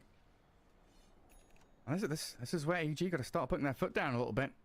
Can't let off the gas in this kind of game. We've seen Juggernauts, you know, especially against heroes like, you know, Medusa and stuff, actually outscale them and go super late game and feel comfortable. Here, you know, Bloodseeker, he's much better scaling nowadays than he was previously with, you know, the shard and the item builds he can go for, but I still feel like Juggernaut in a straight up head-on-head clash is going to win out these battles. He does very heavily outscale him. Like, the problem with Bloodseeker that I see is just his late game is so susceptible to one of the powerful items of the patch, which is Nullifier. You rely on having Blood Rage on you for that 175 attack speed. Well, if someone dispels that, you just don't have it anymore. Doom dispels it, Nullifier would dispel it, and we might see, you know, both of those things on him later. So we start thinking about like triple Lincolns and multi-Lotus Orbs for them potentially as an aggressive move from 9 Pandas. What? Oh, Miero. He lifted his arms there, was thinking about the Doom, but doesn't chuck it at C-Smile. Because C-Smile tried to jump at first, but then the animation cancelled it, and Doom stopped casting ulti because he thought that he wouldn't have time to ulti. Oh. What the... okay. Multi-level mind game going on. Yes, mind game, Gareth. Yes. Well, he does dodge the last bit of Maledict with a good ball lightning at least, and no casualties for EG, so they're still out on the battlefield. And Panda's up in that top jungle. Looks like he wants to try and get a bit of ward coverage down there. See what 9 Pandas are up to. The Broodmother just has so much room, though. Like, the strength of this Brood from the mid lane, she just pivots up top, gets all this jungle farm for herself, and the wide open map is something she can utilize tremendously well. And she has that Orchid as well, so you gotta be careful when you walk in here. For now, though, Radiant have a high ground ward. We'll see if it gets dewarded. Does Antares realize? Well, they're under a ward. Yeah, 9 Pandas trying to rebuff this. Antares, the first point of contact. Ball lightning, a long one. C-Smile, 80% of his mana down. Antares, Pavis up, and Lasso out. The Storm caught up, but they do get the kill. A ball away as Pakaz joins in. 9 Pandas looking to retreat. They've lost the high ground advantage, and the Broodmother getting shredded, but turns with a lifesteal. Trying to fight back into Matthew and Pakaz as C-Smile does drop in the end, trading out for the Brood. Solo in trouble now as well. The Bloodseeker and Spirit Breaker gap close quickly. Get the charge and the run forward as they take down 3. Yeah, that was a really good fight under a ward for EG to take. They had to observe a ward, it wasn't spotted, and 9 Pandas were just caught out of position. There was also some other things going wrong there, like the silence from the Brood's Orchid was used on the Enchantress to try and stop her impetus damage. She only has level 1 impetus. She doesn't do that much damage anyway. You need to silence the Timber, you need to silence the Storm. Either of these heroes would have been a great target, but yeah, that fight... It was a difficult fight to take to begin with for 9 Pandas since they didn't have the high ground vision and they were initiated upon. Man, now we start to see some of these kind of stacking steroid items come in for that Bloodseeker to help him out. Ench with the Solar Crest. Literally, when it spawns, just immediately taking it here. One of the values of having Juggernaut in your team is that you can go for super early Tormentors with Healing Ward. Solar's Pavis helping out as well. And pretty quick Ags rush out for this Juggernaut. Battle Fury, Yasha, straight into that Swift Slash. Very interesting approach, yeah. This is curious to see that he doesn't upgrade the Yasha into either Sanchi Yasha or a Manta style in this game, but rather he wants to have a more fighting approach with this Aghanims, giving himself a way to keep bursting people as well. It's a good response when you get ruptured. Having, you know, 2 Omni Slashes at your disposal, basically. More ways to juke it out. Yeah, there's just a lot of noise from EG, right? Like Chakram, Rupture, Bloodrite, Charges, Nether Strike, Remnants. Let's put on some noise-cancelling headphones with a Swift Slash and say, no, I'm not dealing with all this crap. That's a good way to see it. Also a good way to try and DPS into the Enchantress, you know, pop out the Swift Slash. Oh no, the Wisdom Rune, it gets killed by a Centaur. Denied. Miera's here to chase it back, maybe get a bit of vengeance. Flaming Centaur. You are the Midas Wisdom Rune now, he says, and Midas is in. Yep. A little bit of a lull now, though, as it looks like EG just falling back to farm out some Ancients. Get up these neutral items. Get towards their next tier of normal items. I don't think they should get too complacent on EG, though. Even though they got a good fight there in the previous fight, we still see a 3k gold lead for 9 Pandas. 9 Pandas actually going to be the ones to make a move now. I mean, the big difference, this Storm Spirit starting to lag behind the rest of the pack in net worth. So maybe C-Smile thinking, hey, I've got to catch up some way. Well, there's smoke from 9 Pandas. Let's see if it can pay off. C-Smile playing very delicately in that mid lane. Balling in and out of vision. Whisper is up on his high ground as well as the scan comes in. Does connect. And Lasso and that Swift Slash. Ramses drop to half HP. They've got a wall stump and the spin comes out. 9 Pandas thinking how they want to continue this fight because the Rupture and the Bloodrite causing problems for them now. Doom doesn't get his ulti out and Pakaz sprinting forward. He's going to find the potential here to go for Ramses. Decides Antares not worth his time. He wants the Juggernaut instead. 2 heroes already gone. A third one will fall. And EG, they swing hard. Yeah, too much hesitation there from the usage of spells as well. Doom not getting his ability out, but yeah, EG, they were in a good position. The smoke gank was coming. They were close enough to each other as they went to try and initiate there with Batrider riding in. They didn't know how much they were getting themselves into right there, as that was meant to be a quick little gank. You know, they didn't have Broodmother. It wasn't a full 5-man rotation. They just wanted to find a pickoff, but too many of EG players were in the area, and this is going to cost them big time. Going straight towards Roche here with the Solar Crest. Ench to tank it.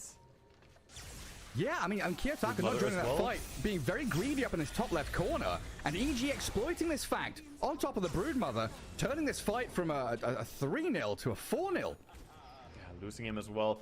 This is the power of EG strat. They have Spirit Breaker, they have Storm, absolutely amazing fighting heroes. Timber, an early game powerhouse that also, you know, becomes pretty tanky later on, but they're playing into their power here by just taking these fights instead of just everyone going farming on separate areas. The fact that they stay together punished the rotation from 9Pandas there. Yeah, that was that little discussion we had at the end of the draft, right? Thinking about late game scaling for 9Pandas, looking good with Doom, Brood, this Juggernaut, late game Master, but having this kind of map control, the gap closing from EG means nowhere is really that safe on the map. If there's ward coverage down or the ability for Matthew to sneak in behind, if they catch a glimpse of a hero, that at the drop of a hat, they could have 4 men right on top of him.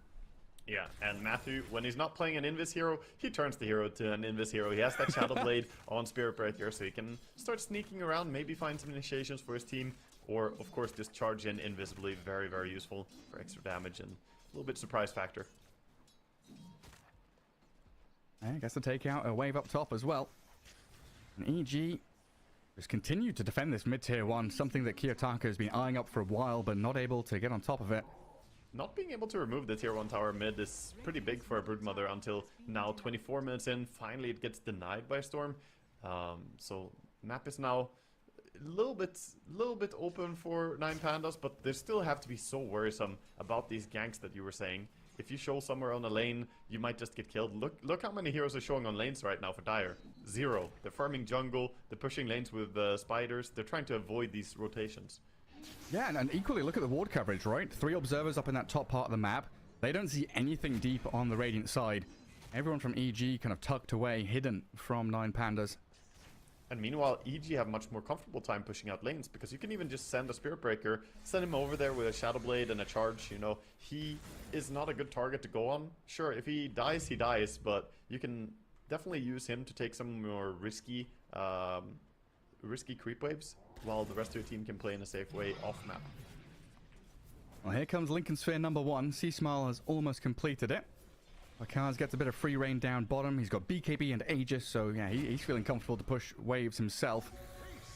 9Pandas all grouped up top. A very tight-knit group here from the Eastern European squad, trying just to make sure there are no stragglers, no easy targets for EG. Yeah, they're trying to not bleed kills to this rotation that they have obviously seen how powerful EG are, but this also leads to them farming less than they could. They are not farming the bottom creep wave. Obviously, right now it would be very dangerous, but they're not farming, you know, as aggressively as they perhaps would like to. And that's where we get that little swing back. It went from, what, 3k lead for 9Pandas back to about 1 or 2 currently for EG. And every Massive one of swing. these EG's heroes down to that bottom tier 2. Try and get the most out of this Aegis. Yeah, they want to get this tier 2, and I don't think there's any good reason for 9Pandas to try and defend this. You just give it up, accept that you're not going to get it. What I would like to see... Actually, are they moving over there with Ramses? I was going to say, I would like to see Ramses try and move himself over to try and steal the enemy Tormentor, since he has Juggernaut. Okay, they're fighting under a ward. Hello, Matthew. Omni Slash, or is that the Swift Slash? Don't jump across into them, but the Bat Rider is the one to die first. See, Smile, a little zip off to the right-hand side as Ramses used both of his slashes in the middle of that fight, and currently only going to be killing off the Enchantress. Now, wind in the sails for EG. They're going to sprint forward, aiming for solo. Pavis doesn't protect you. All that pure damage out of Whisper, and see Smile with a long ball in the bash onto the Broodmother, catches Kiyotaka. Disaster strikes for 9Pandas as EG once again swoop in. The initiation went completely wrong there. It was optimistic to try and take that fight, but his Omni Slash got completely ruined into the creep wave there. He didn't do any real damage to anyone on Juggernaut, and Jug is the type of carry that jumps in, kills something quickly, and then gets out. He didn't. He didn't get the kill that he wanted. He didn't get, you know, a core hero down. They did kill Panda, but that's not really enough. You need to bring down the Timbersaw, the Bloodseeker. I'm surprised they chose to fight that, though. They saw 5 heroes bottom, and I didn't think that 9Pandas were really in position to take the fight, but we can see that they are aggressive. They want to take the fight. They want to try and get a foothold on this game, and like the Observer was pointing out there as well, just before this Jug got level 20, that's the key talent that we're looking for this Juggernaut heading into late game. Yeah, that will allow him to actually start trading hits and man fighting up against heroes like Bloodseeker, be able to stand his ground with the heal that he gets. The downside is, though, he might just get controlled by like a Spearbreaker Bash or something and die in that duration. Oh, Matthew gets doomed. And the first Doom we've seen in quite a while. Onto the Spearbreaker. This is melting. Because of the bulldoze. Pretty... That's a pretty decent kill, but still, spending Doom on that. Ulti down. They're going to give Sea Smola pretty happy time as he just comes out onto the map. Not feeling too threatened anymore. Yeah, going down to bottom lane now. Kiyotaka and Ramses together. Looking for Panda. And he's got both slashes ready with a basher in hand. Panda just going to back away. AG have been so good at this, of pressing forward, then relinquishing control over bits of the map that they don't feel are worth sticking around and fighting for. Let Nine Pandas come down here, get a couple of jungle camps. In the meantime, now see Small's farming top. We're taking out our Ancients, which has got to be, the biggest things of this patch. Controlling your Ancients. Hey, hello, Antares. Lasso in the mid lane. They've caught out this Bloodseeker, but he's got BKB. Turns around and tries to fight. Maledict and the Death Ward up on him. A Storm zips forward. Swift slash there. Ramses trying to get on his man. Kiyotaka kept alive. Matthew couldn't finish off the job on the Brood. Now with a takedown of the Spirit Breaker, Nine Pandas looking to retreat, but another ball in. Seasmall's out of mana. He's got nothing left in the tank. Doom and the Juggernaut right on top of him. Seasmall in a lot of trouble now. Lower Sword placed on him, but with the Infernal Blade there, they'll slow him to a crawl and a double kill from Jug. Swift slash comes off cooldown, and Whisper, he's getting handled. Does chain up to high ground, but burnt down by Antares and Solo in the end. Oh, beautiful fight there for Nine Pandas. This is exactly what they wanted. A fight where they can finally, stop the Bloodseeker from going in and shredding everyone. Yes, you didn't burst him immediately, but you brought him low enough with the Maledict that he cannot go in and fight. The rest of EG still felt like they can go and fight. Well, Enchantress were trying to tend to the wounds of the Bloodseeker. She went over there with the healing, trying to bring his HP back up. But a fight without Bloodseeker actively hitting stuff, Nine Panda actually win that super hard because they just have so much damage output right now. And it took him out of the fight completely, and they're onto tier 2 now. Oh, they're all warmed up, Nine Pandas. Healing ward down. Glyph used up. Not going to matter too much though, just delaying the demise of this objective in the mid lane. And even thinking about high ground with this DD on Kiyotaka. Broodmother building her army. Catapult wave arriving. And EG don't have two core heroes for another, 15 and 25 seconds? It's a long time. They can push this, for sure. Bloodright's thrown out there just to try and slow this down a little bit, but there's no brakes on this train from Nine Pandas. Okay, finally gonna back out. They don't want to give an easy fight here. Don't want to give a 5v5. So, gonna back out, respecting that they could get caught by Spearbreaker and Storm on the way out. So they don't lose anything, really. And now they've opened up the enemy base as well. Really big times for Nine Panda as they can just take control of the map. What they need to do now is just make sure they don't play under vision. A gem would be fantastic for them as the map has become pretty wide open and you don't want to lose heroes to Storm and Spearbreaker. Yeah. I just imagine the team comms, Captain Solo saying, guys, stick together, buddy system. And it's not just the buddy system in effect, it's the full 5-man squad, stick together. They're currently under Radiant Vision though. Yeah. This Observer Ward deep in the Ancient spots them all out. Being charged as well, so he still has vision, sees that they're going for Tormentor. The entire team is heading over there with a smoke on EG, but they're not going to be in time to stop the Tormentor. We'll see if they can maybe pick them off as they back out here. No, it cancels the charge there, Matthew. Look at the discipline by Nine Panda. They feel it. They're like, nobody's showing, guys. We don't see anyone. This is sus. Very suspicious. Really is. It really is. And another minute and a half to go for Roche. We know that.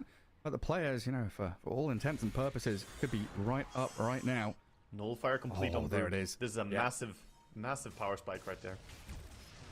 That's the key item you've been talking about against this Bloodseeker. As the smokes break, Miero jumps in. Pakaz trying to find a target as Miero throws the Doom forward. Get into the midst of battle as the Spirit Breaker getting slapped down, and they got the Doom on the Bloodseeker as well. Swift Slash going to jump in. The Omni Slash clears through too. Oh, see Small about to die. He's gone. A double kill for the Jug. Whisper, the only man left standing, going for the TP home, and he's successful. But this completely gives up this bottom right corner of the map. Yeah, Roche is going to spawn in 45 seconds as well. They tried to burst the Juggernaut there going in, but they just don't have that fast burst damage against him. Yeah, you have great ganking heroes, but when it comes to team fights, you can't really just bring down a hero that fast compared to the Omni Slash, the Lasso, the Doom, these abilities that you have on the side of 9 Panda. They just get the number advantage much faster here. If you look at the overall damage output as well, Jug got low, then he popped the ulti, full HP. He Swift Slash, he ulti, and the crits, they just heal him so much. Same amount of damage as the entire EG team there. That's posting up wild numbers. Now that was when you focused him. That was when you initiated on him. Yeah, nutty stuff. Well, since opening up that mid lane, and you go to melee barracks and swing down bottom. Yeah, Tarka's set up for this, and 9 Pandas. And on the brink here of winning this best of one. EG with 1 foot in the grave. Glyph there just to hold them back, and a ball lightning zip forward and back again from C Smile. Oh, not going to stop Ramses from finishing off this final building. Backing Not out too now. worried. Solo ready to protect, has the pipe and the holy lockets. A charge in, EG. And not hard committing to this, just a bit of soft poking there onto Ramsey. See if 9 Pandas would maybe react. Kiyotaka. Setting up a trap. What's he up to? Lurking in the tree line. I love this solo item build on Witch Doctor, man. He's getting so tanky right now. He got a Helm of Iron Will going Crimson Guard next. Oh, that lasso. There we go in. And the Doom. This Timber Sword dragged up atop the cliff. Swift Slash and a final bit of damage dishes it out. Dead for 80 with buyback available. Forced having 10. A little bit of a cliff moment here. Enjoying the scene. I'm the king of the castle. He's tired of this. TP. TP's top, pushes top, and then he's gonna portal. Well, actually, don't even need to portal. Roche is about to join him on the top lane soon. Matthew's going to come and bonk the creep wave and run away. Yeah, you're right with that twin gate. 9 Pandas. They repurpose themselves up to the top left. I think the timing here for EG is that they need to play around the Hex that Whisper is working on. If he gets the Hex, then maybe they can start making plays. I'm a little bit surprised he didn't go for Shivas in this game. When you're playing against the heal build from Witch Doctor, the Juggernaut with the crit lifesteal, the healing ward, the Broodmother with the heal from the Q. I feel like there's so many ways that they are healing on the side of 9 Pandas. And the Shivas isn't a bad item to begin with on Timbersaw. That could be pretty solid. There's no way to get to this Roche pit in time. EG nowhere in the vicinity. Just gonna hand over his goodies to 9 Pandas. So ages for Ramses. And like you said in that previous fight, he was the one that was focused and gone on. If you couldn't kill him off once, he's just gonna run up to your high ground and have 2 lives to play with. Yeah, he's incredibly secure now with this. Gonna keep himself completely healthy and alive. And we see, of course, the Broodmother getting stronger as well, not just the Juggernaut. Jug, full Abyssal coming in on his courier, and Brood about to complete an Eye of Skadi very soon. And there's a DD rune that spawned up at top as well. If that courier could go and just go scout it out and see what's going on. Could see it. At the same time, by the way, speaking of Shivas, the Doom does have his Shivas against Ench and Bloodseeker heals. Nullfire to stop Bloodseeker Q and... Oh, a jump. Grab. It's just so quick. They blow up Panda, Doom the Spirit Breaker, catching both of the supports out. 9 Pandas, advantage as they push high ground. One buyback's been used, the Lotus Orb bouncing back the Omni Slash. Picard survives as C-Small gets bashed up. Can they connect more stuns on him as Ramses? He's being focused a bit here by Whisper and Panda. Deep in behind the tier 3 tower, the Juggernaut with another jump. Swift Slash onto the edge and gets the kill. Lifesteal's back up to a third of his HP, surviving through it all while in the backlines. Oh, Picard, he tried. He went in there looking for targets, but he gets turned on. Solo is still alive. 9 Pandas. Solo's still up and running. This man can't be stopped. Evil Genius is going to get handled here, and GG is called. They tap out with this best of one. So you know how in just a few seconds that Juggernaut disposed of the entire enemy team? Well, during the same amount of time, Pakas was literally just running at the Witch Doctor. He runs at him, tries to kill him. Witch Doctor uses Shard and hides in that. And then after he comes out, he starts hitting him and realizes, wait, hold up a second. I'm not even killing this man. This Witch Doctor just lived. He walked away from the Bloodseeker with his helm and just tanked through it all. He didn't really seem that phased, honestly. No, not bothered at all. I mean, this was a fight that went a little poorly for 9 Pandas with that Omni Slash jumping to creeps. AG was still able to kind of play aggressively into Ancients, really utilizing all of this gap close and catch that they've got on their side. Yeah, as we head into that later portion of the game, having this Brood and Juggernaut absolutely stacked was really uncontrollable. Yeah, it was always the case when we look at the draft that they're going to scale really hard into... Once they get items, they will just win the fights most likely, but the initiations were really clean. Gotta say, Antares and Miero, they had good coordination on who they jump, how they jump. They didn't mess up their abilities in any way, like, you know, insta-dooming, insta-lassoing the same target when it's not needed. I think, overall, there were moments when 9 Pandas took fights that were a little bit questionable, but at the same time, EG, they didn't keep their foot on the gas. They needed to dominate this game start to finish, and if you give just a little bit of leeway, this draft from 9 Panda, they farm their way back into it and just take over the game. Yeah, well, once we had the double Lincolns plus Lotus all picked up, like you said, these two kind of catch heroes, the Doom and the Batrider, said, okay, screw it, we'll just focus on the Ancient Spirit Breaker. We'll get the numbers advantage another way. Ignore the rest of them until the latter stage of the fight. Let Juggernaut deal with those boys. Yeah. Look, during this part of the highlights here, Juggernaut, of course, amazing Swift Slash, heals himself up, keeping himself alive. He still had Aegis, he wasn't even worried. But during all that time, this Witch Doctor is just being run out. Look, Bloodseeker trying to get him, and he's just not bothered. Obviously, he got a lot of help from his team as well with the stunts and saves. But yeah, this was a very strong performance, I want to say, in the first game. 9 Pandas now going to move on as they win this one. They're going to go up against LGD. And EG now facing potential elimination in this, potential elimination from a tiebreaker. If 9 Pandas are successful in winning here, they will be the winners of the tiebreaker.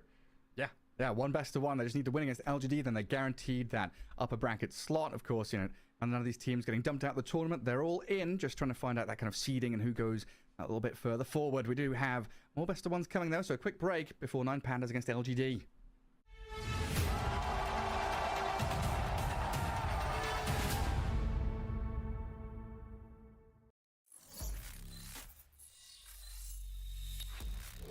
Open your eyes.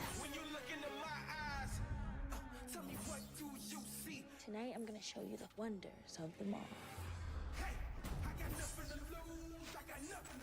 I need warriors.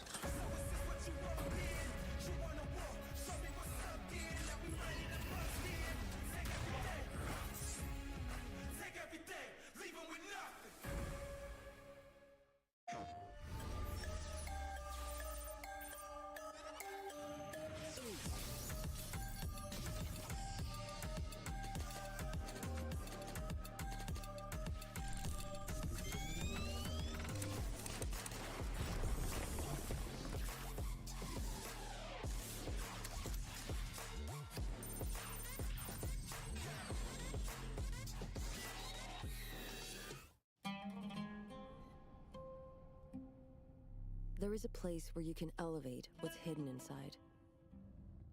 Where you can reframe yourself. Sonomi means the new you. The you can step into. Because when we know who we really are, we become unstoppable. Enter new dimensions of you. Sonomi.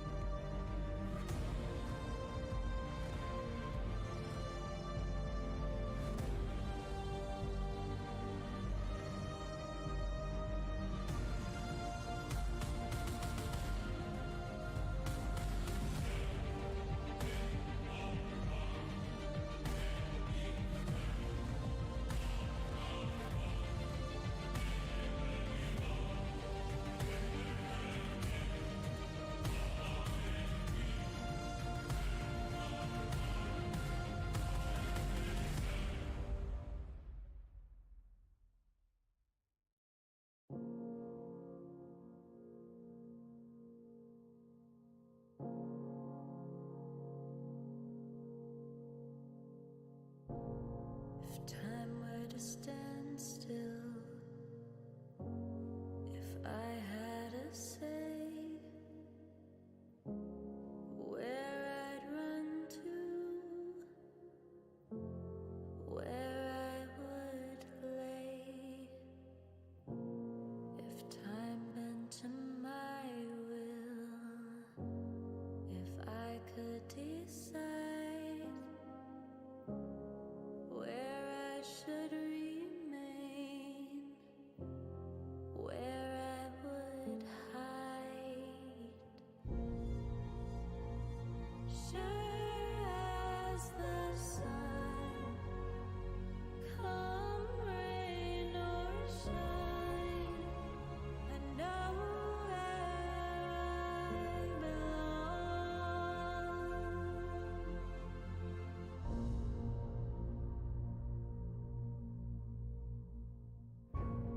If time were to stand still, if I had a say where I'd run to, where I would lay, if time bent to my will, if I could decide where I should remain, where I would hide.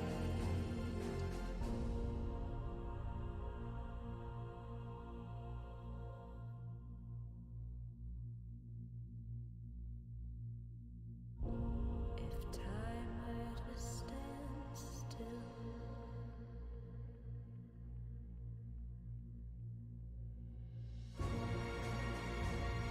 sure as the sun,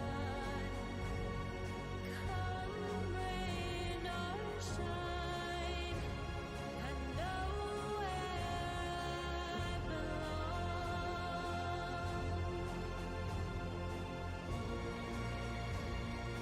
Sure as the sun, come rain or shine, I know where I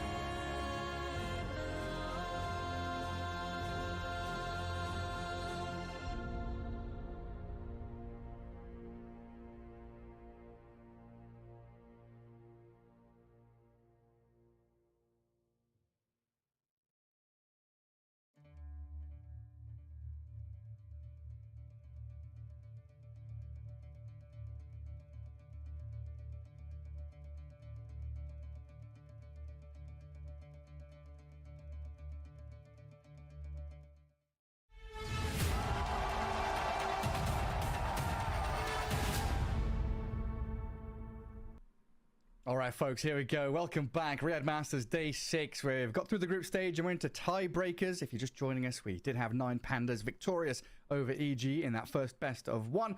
And we'll get into the second one now against LGD. Yeah, so now poor EG, they're gonna have to just sit and watch as their fate could be decided here if 9 Pandas are successful in taking down LGD, who have previously, you know, they sat back and watched the previous game. Now it's up to them. They gotta win this game as well, as there's only 1 slot and these 3 teams are fighting for that upper bracket positioning here. We'll see exactly what they can bring to the table. 9 Pandas, they went for a pretty greedy approach in game 1. Maybe LGD, you know, could have spotted some weaknesses in their approach to the game. Maybe they have an idea how they want to do this. 9 Pandas, though, they're 1 step closer to that upper bracket placement for this massive tournament playoff. Yeah, they sure are. And thinking back to the group stage, LGD, you know, 2-0'd EG. We had EG 2-0ing 9 Pandas. And then in the matchup that we currently have here in this best of 1, it was 1-1 in that group stage. So it should be a pretty damn close one here as 9 Pandas take on LGD. And this, this could round out the tiebreakers. A victory for 9 Pandas just shuts it all down, closes the book on it. Yeah, we're heading into the draft, and we'll see exactly what their approaches are going to be here. Like you said, this is could be a decisive final game of the tiebreakers for Group A if we see 9 Pandas successful. They're going to go with a ban on Snapfire and then a Coddle ban as well. That's interesting. So they are respecting what LGD have been doing and what they've been successful with. They've been running a bit of that Coddle, running some Mars as well, trying to counter them out a little bit. Yeah, Coddle Pango, Coddle TB, some of these combos not getting their hands on it. So we start out with the first pick, Enigma, which, as we've come to know and love, very flexible. Solo position 5, Miero off lane, definitely capable of it. And then there's Doom, who is equally as flexible between the 3 and 4, so not really showing too much in the draft early on, while LGD get their hands on Timber Rubik. Yeah, Rubik, nice counter pick against the Enigma, and Timbersaw also able to clear out the Eidolons very easily, but does suffer a little bit against the Midnight Pulse and Black Hole damage potential there. Also the Doom, pretty good against him, as we see the bans here. Yeah, Witch Doctor ban. Yeah, I mean, Solo just played it and it looked hella strong, and it was picked against the Timbersaw and did a lot of work. I mentioned how the Maledict is a great tool to have against Timbersaw. It's good also to have that sustainability. Solo, this is a lot of respect towards him. Nobody else is really playing this. I feel Witch Doctor is not one of the popular heroes of the patch, but he gets some respect, and well deserved so. Actually, why are you smiling? I'm looking at you, Solo. I see you. Pos 5 to Pos 5. I know what you're up to. Out with the Global Silence Boy as well. Bit of coverage there for the Enigma. And that protection for initiation that 9 Pandas really showed off in that previous game. So they are actually the only ones who played Witch Doctor this entire tournament, by the way. He played 3 games. He won every single game, it seems. So I think it was a very successful pick so far, and you love to see players able to bring something that is not meta, that is not part of what everyone is doing, but they just know it, understand it so well that it has to get some respect, and especially on a support, being able to get this attention here is it's nice to see. Solo, gotta love the Witch Doctor here.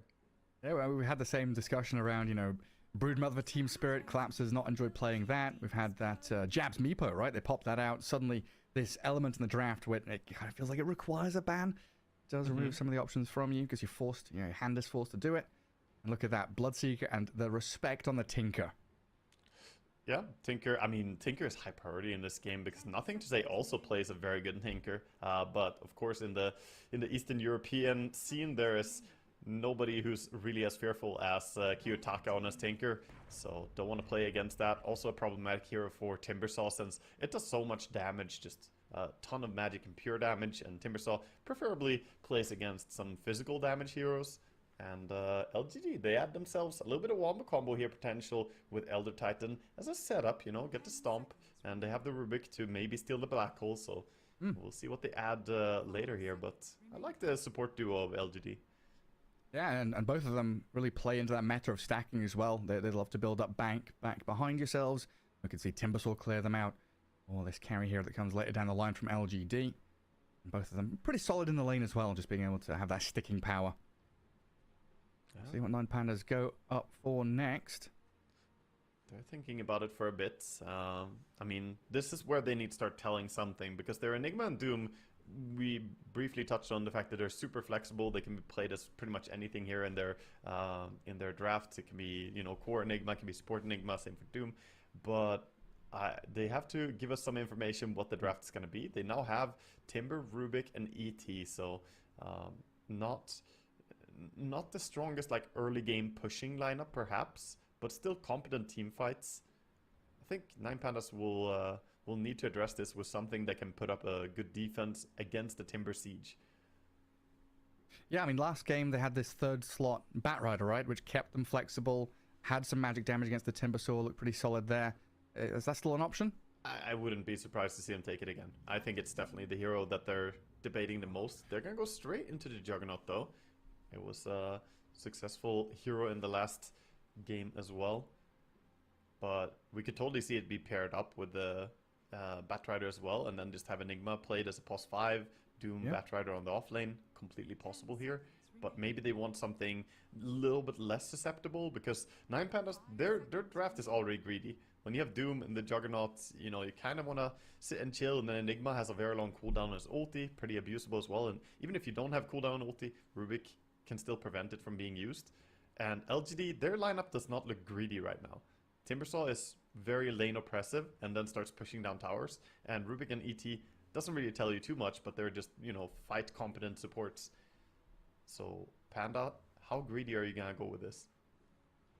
Man, that's the question. They are one of the few teams that's still happy to bring out the Antares techies, because that's been one of his go-tos.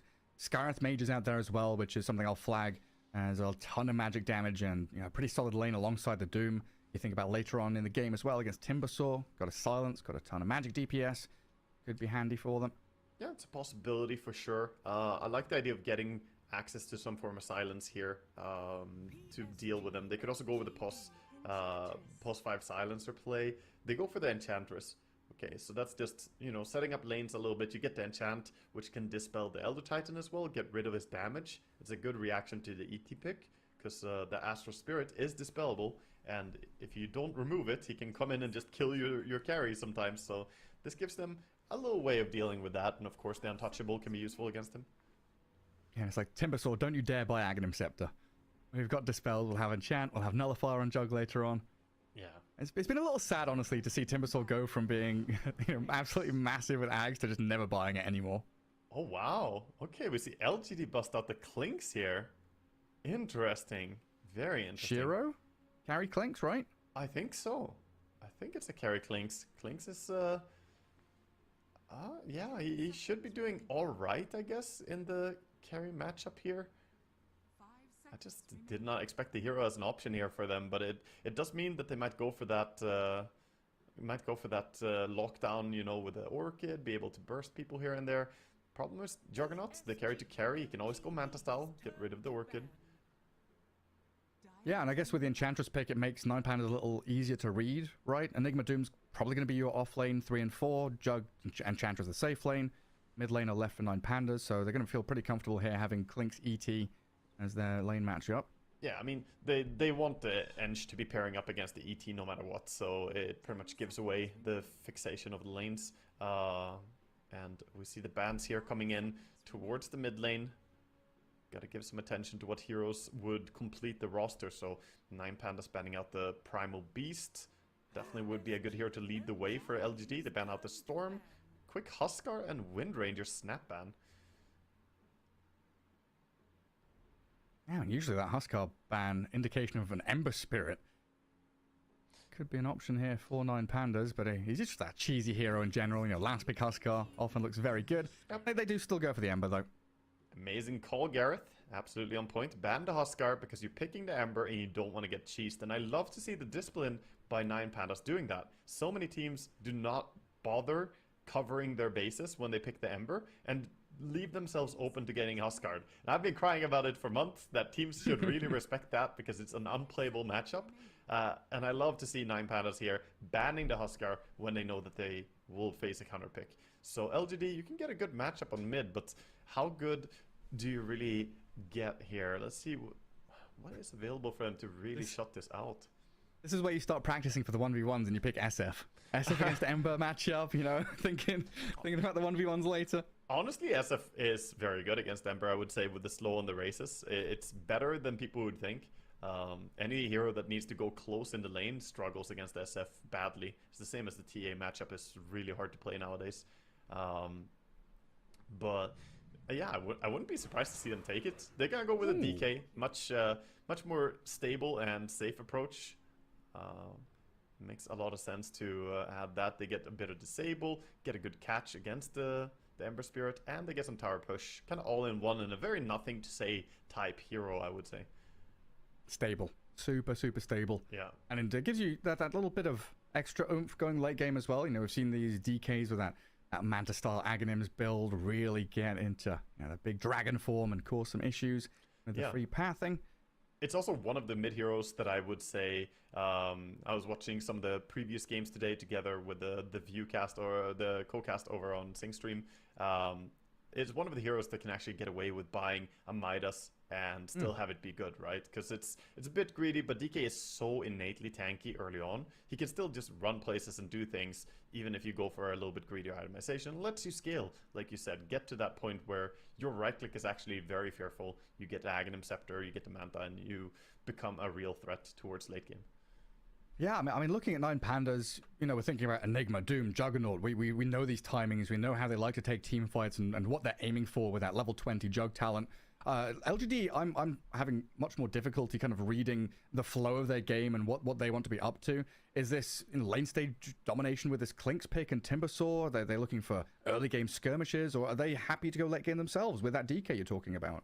I don't think it's really lane domination. I don't think Clinks is going to be that strong in the laning stage, but I think their post laning will be very tough to play against because you have those insta disables, the lift, the DK stun. If he goes blink dagger as well, which I think is quite likely that he's going to go for a blink to try and lead the way, then they have really strong gank pairings with either Timber or Clinks coming in to deal the damage. Those are going to be two heavy hitters for bringing down heroes, but you have great lockdown on the other three. Rubik, ET, and DK just setting up for their team.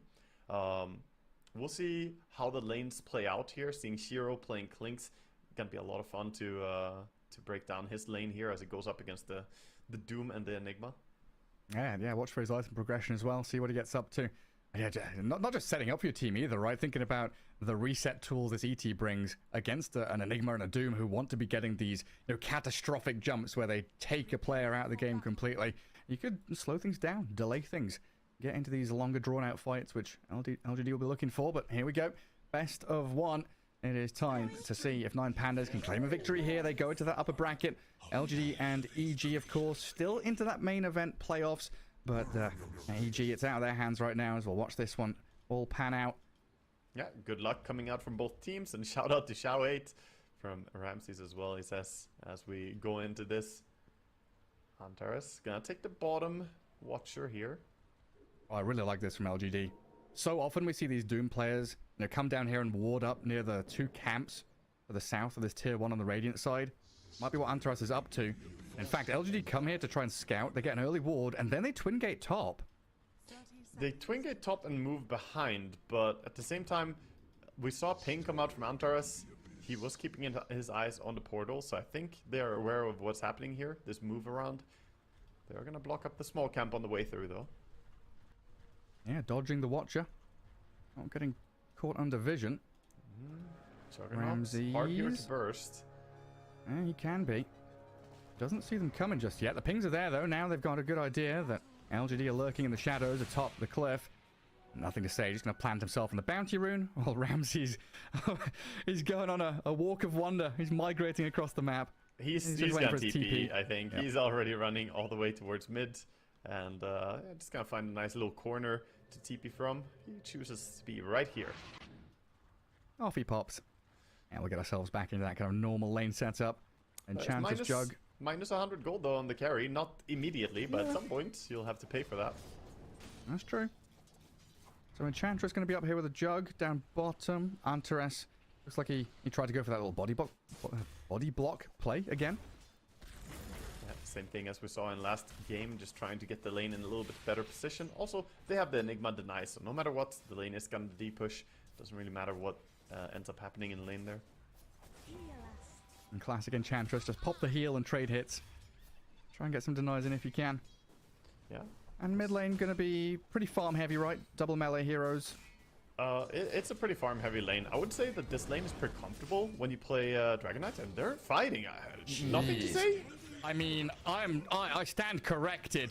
That is not a farm trade lane. That's not a wash. That's a solo kill first blood for Kiyotaka. Ember against DK. He got way too cocky there. He thought that he could just keep hitting, but in respect that level 2 timing was coming up. In bottom lane now, we see a kill over on Doom as well.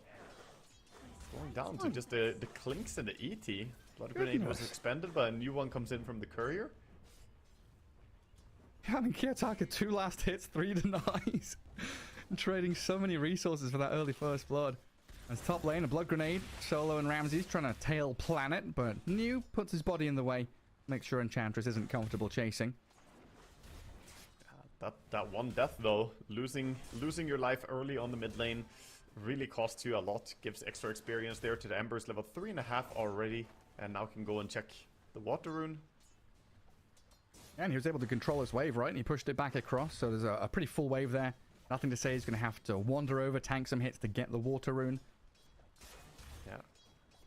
And this Max Flame Guard is going to be annoying for the DK to deal with. And he's trying to get more farm on Kiyotaka. He's trying to pull the creeps, hoping to go jungle, but the range creep gets stuck. And he tries to turn around again. Well, the chains not going to connect on the DK. fighting the midst of all the creeps. The two heroes in battle. Blightstone out there for Kiyotaka now as well. Could offer him even more threat on this Dragon Knight. It's really turned my view of this lane upside down with that first blood solo kill. It's not really supposed to be a lane where people die, but nothing to say, just got overly aggressive there, not respecting Kiyotaka's power spiker level 2. But we're going to start calling this a skill matchup now. Yes, very flashy hero, the Dragon Knight. Hell yeah. Why you smile getting booted out of bottom lane, but he's got a bounty in there to grab. Antares plus Eidolon's getting a little annoying though. The Eidolons are definitely all over here on bottom lane, and Lotus is available still to go back and eat. Or grab at least. It seems like Klink's dragging a little bit behind in the last hits, but it doesn't seem that bothered by the Eidolons and the denies coming from this Enigma just yet. Antares is even starting to drag waves to manipulate the creeps here to pull it a little further away from Klink's tier 1. Yeah, they're gonna get the lane in a better position, try and, go for this pull just to put it right outside the tower. It looks like not gonna go behind the tower. There is, however, the small camp available for Radiant, so they're not too unhappy with that either. They can just keep farming. Yeah, let's keep pulling it back. 4 minutes about to hit. And we do have supports rotating for water runes. Both midders going up north. Nothing to say. Gonna guard it. He's even baiting Kiyotaka. Oh, look at that! Come here. Oh, he's got it. Cheeky devil. Kiyotaka now wants the high five from him.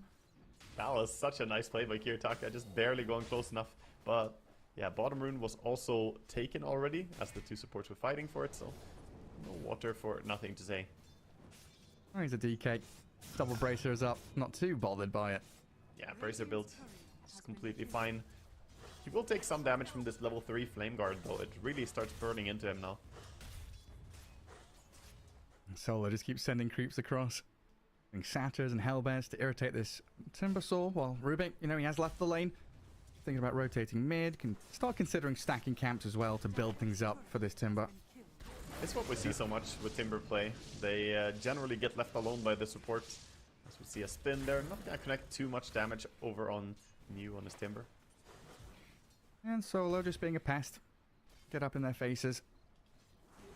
And Miero does have his wave in front of his tower now. Earn up for the Enigma.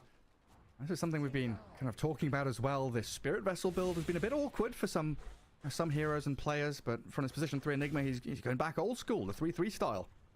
Yeah, sorry, Saberlight style, I should say. Yeah, it's interesting because most people will go for that super rushed, medallion upgrade, but here he's going for a different approach on his Enigma, wanting to go a little bit of a counter item against both the DK and the Timber, recognizing that there's too much healing going on, and even going back for a Midas afterwards is currently what he's queuing up at least.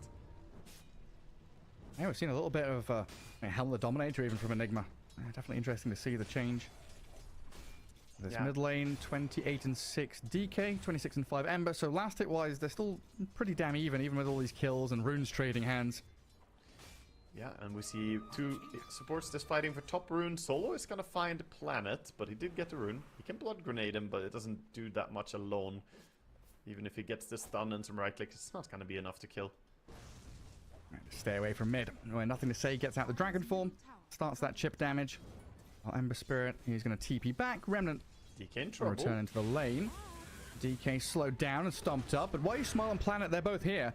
Dragon Tail will catch out Kiyotaka, and that should cut that one short. Pretty hefty rotation from LGD, though, bringing both supports into mid. Yeah, it's the difference where they can keep Antares just doing something on bottom, looking for a way to punish this lane. But Klink's doing really great so far. He's laning well, has his Falcon Blade, and is not too bothered, like you said before, about the Enigma. 7 minutes coming up soon, and look at this. Solo and Kiyotaka swarming across the map, spotting out Planet. Let's see if they can get the kill and the rune. They're just so focused on the rune. That's a big ticket grab for them as they get the double. And Kiyotaka returns mid to bully back. Nothing to say again. Yeah, he took the most advantage of the time alone that he could there on the Dragon Knight, doing a lot of damage to the tower, but it still stands, and Kiyotaka back in time to protect him from further harassment on the tower. A pretty close game so far. 1 kill apiece. Slight net worth lead to LGD as we see the triple green heroes on the CS bar. up near the top. New has cracked level 6 here, though, with a Fade might Bolt get and him. some Chakrams. It looks like they should be able to get in on top of Solo and kill him off. Down at bottom, a stomp onto Antares, just trying to protect Shiro. Keep that Enigma back away from the Clinks, and even turning with quite a lot of damage. A lot of damage, but the ice armor doing a good job protecting there. I think it's a great Nice. creep to have. Rubik. Good stomp. Kiyotaka cleans up, has a remnant to jump to, dodging away from New's Timber. Pretty low on resources now this Ember, though. Gonna have to walk back to base. He might be able to get his hands on the top rune, though, as the DK checks bottom, and it does spawn top. So You're right. East rune, that's gonna solve his issues. Absolutely will. Orbital Corrosion already done. Kiyotaka being very active in these first 8 minutes. Yeah, we see the build from Nothing to Say here as well, by the way. The double bracer, power treads, magic wand, and then going blink dagger. So Dragon Knight wants to be that initiator, wants to be able to fight with his team. As we see another gank by Ember on top. Yeah, I mean, Orbital Corrosion plus potential Omni Slash. Ramsey's lacking the mana for it currently. Getting on top of New with a spin. TP attempted. Now the mana with the Omni Slash, but he's back in Fountain. They don't get the finishing touches. LGD even brought 2 heroes up here as well. Yeah, I almost got that. He had a remnant somewhere else. If he didn't have that other remnant, maybe they could have killed. I still don't think he would die to 1 remnant there, but it was close. It was very close, and it does force the Timber all the way back to base. Gives a little bit of time for Juggernaut to farm up the lane, push it out, maybe go jungle and accelerate his farm towards that Battle Fury. Balance in all things. 2-2. LGD still getting his little lead across their cores and putting pressure on Ramses. News on top of him, and this spin is ending soon. Blood grenades chucked, Whirling Death's coming, the Timber Chain, and even the Stomp to slow his retreat. No response from the rest of 9 Pandas either, just leaving Ramses isolated up there. There's the power of the Timber, right? He can just dive on the tower, not too worried about the counter TPs there, and they come up with a Dragon Knight as well. Oh, Sproinkin, trying to pounce away, tumbling out, but caught up by Shiro and Nothing to Say. This is a nice early strike. This is exactly what I wanted to see from LGD after them watching 9 Pandas and trying to analyze how can we play against these guys. Super aggressive, early rotation, all 3 cores on the same lane at minute 9, pushing down on a tower, and then they go back, stabilize. Don't want to lose bottom for nothing. And come back down here. You got that Stomp to set up, and Shiro hiding invis. Oh, dangerous for Enigma. But also he has backup nearby. Yeah, Solo's here, and they've got a sentry that little further back. They'll black hole the Clinks. Catching out Shiro, but there's that Stomp, the reset button. Just whack it while you smile is here to save his buddy.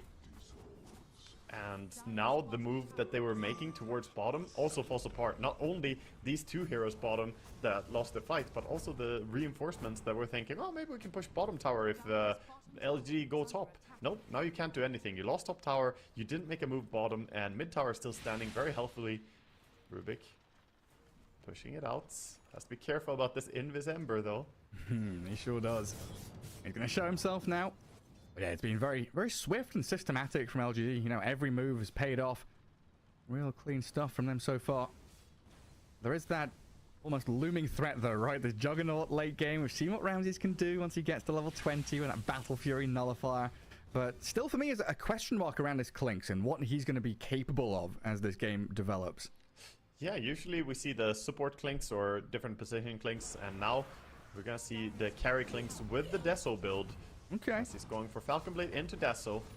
I've seen carry Clinks still go for the medallion upgrade, go for Solar Crest, just because of how good it is at getting kills. But this build is, you know, doing the same thing. You're getting minus armor, a little bit more right-click oriented in himself.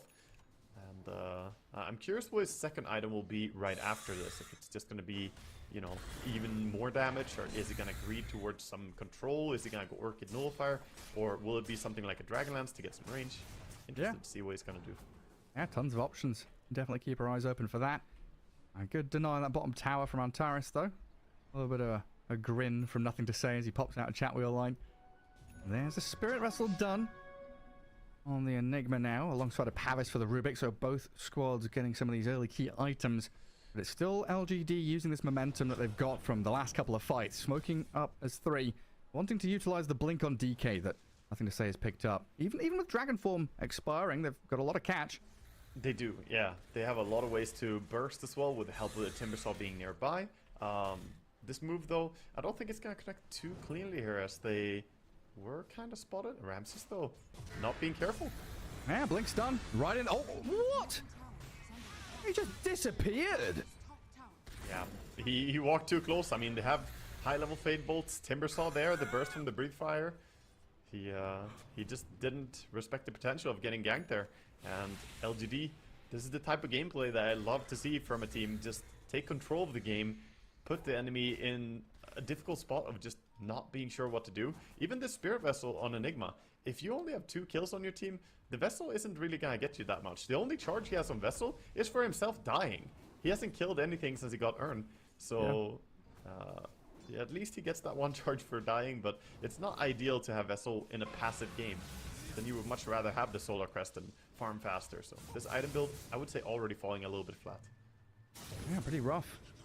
Kiyotaka trying to contend with Planet here. Getting jumped on by New and, yeah, sent packing. And TPing up to that outpost, though, as 9 Pandas rallying around this Ember Spirit. He's got himself Maelstrom, so quite a lot of damage if they can actually get on top of people. But a disciplined move from LGD, backing up from top lane, still pressing on bottom and mid. Yeah, they just barely saw the Enigma for a little bit there walking down, as he did have those lane wards on Timber. So he's safely just going to leave the entire area, get himself out. And now they go back and stack up a little bit, and even going to go and steal the enemy Wisdom Rune. They do get scanned out, but there's nothing that 9 Pandas can do. They try to move top, take a fight there, and now Klinks is not just stealing Wisdom Rune, he's farming your stack. Sneaky. I tried to get onto nothing to say mid. He's got, what, a shield rune. He's trying to high five, double bracer, very tanky with almost 2,000 HP. Hunteress just had the Tumbler's Toy, you know, a mile away from Blink Dagger yet, this Doom. Feeling confident as well with that shield rune. Having Blink, it's as though you had, you know, a Photic Shield or a Refraction Blink. You can always blink away as long as the shield rune isn't removed here. Big, important move for 9 Pandas now. They're trying to facilitate a push bottom. LGD want to defend it. Nothing to say. Blinks in aggressively with Shiro off to the side. Kiyotaka drops low, but Antares is there with a Doom. ET sleeps them and splits them. Takes out Antares now, so that's Doom expended, and LGD, the chase is actually on.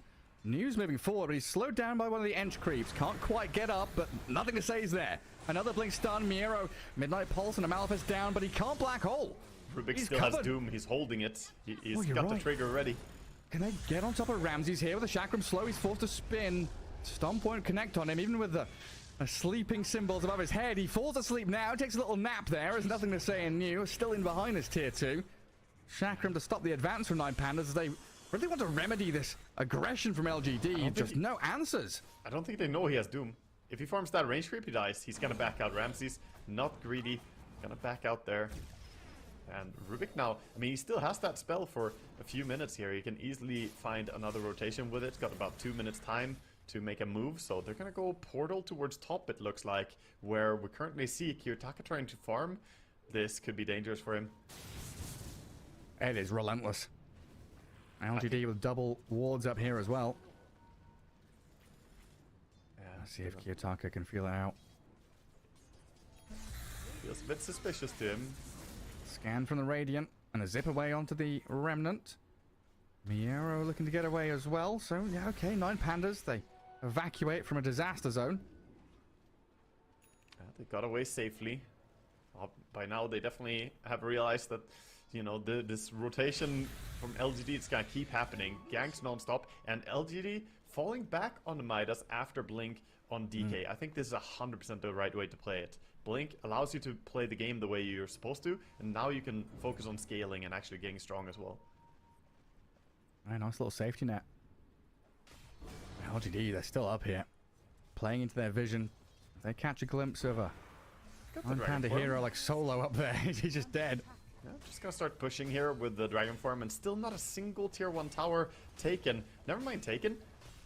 Hardly even damaged, Gareth. Right now, 9 Pandas just being shut out from the map. They're not playing Dota, really. They're just barely trying to hold on and farm, but they're not threatening bottom tower. It's full HP. Mid tower hasn't really been touched, and they're about to lose a tier 2 tower for nothing. Right, completely closed out. Stuck on the wrong side of the river. Tier 2 gone.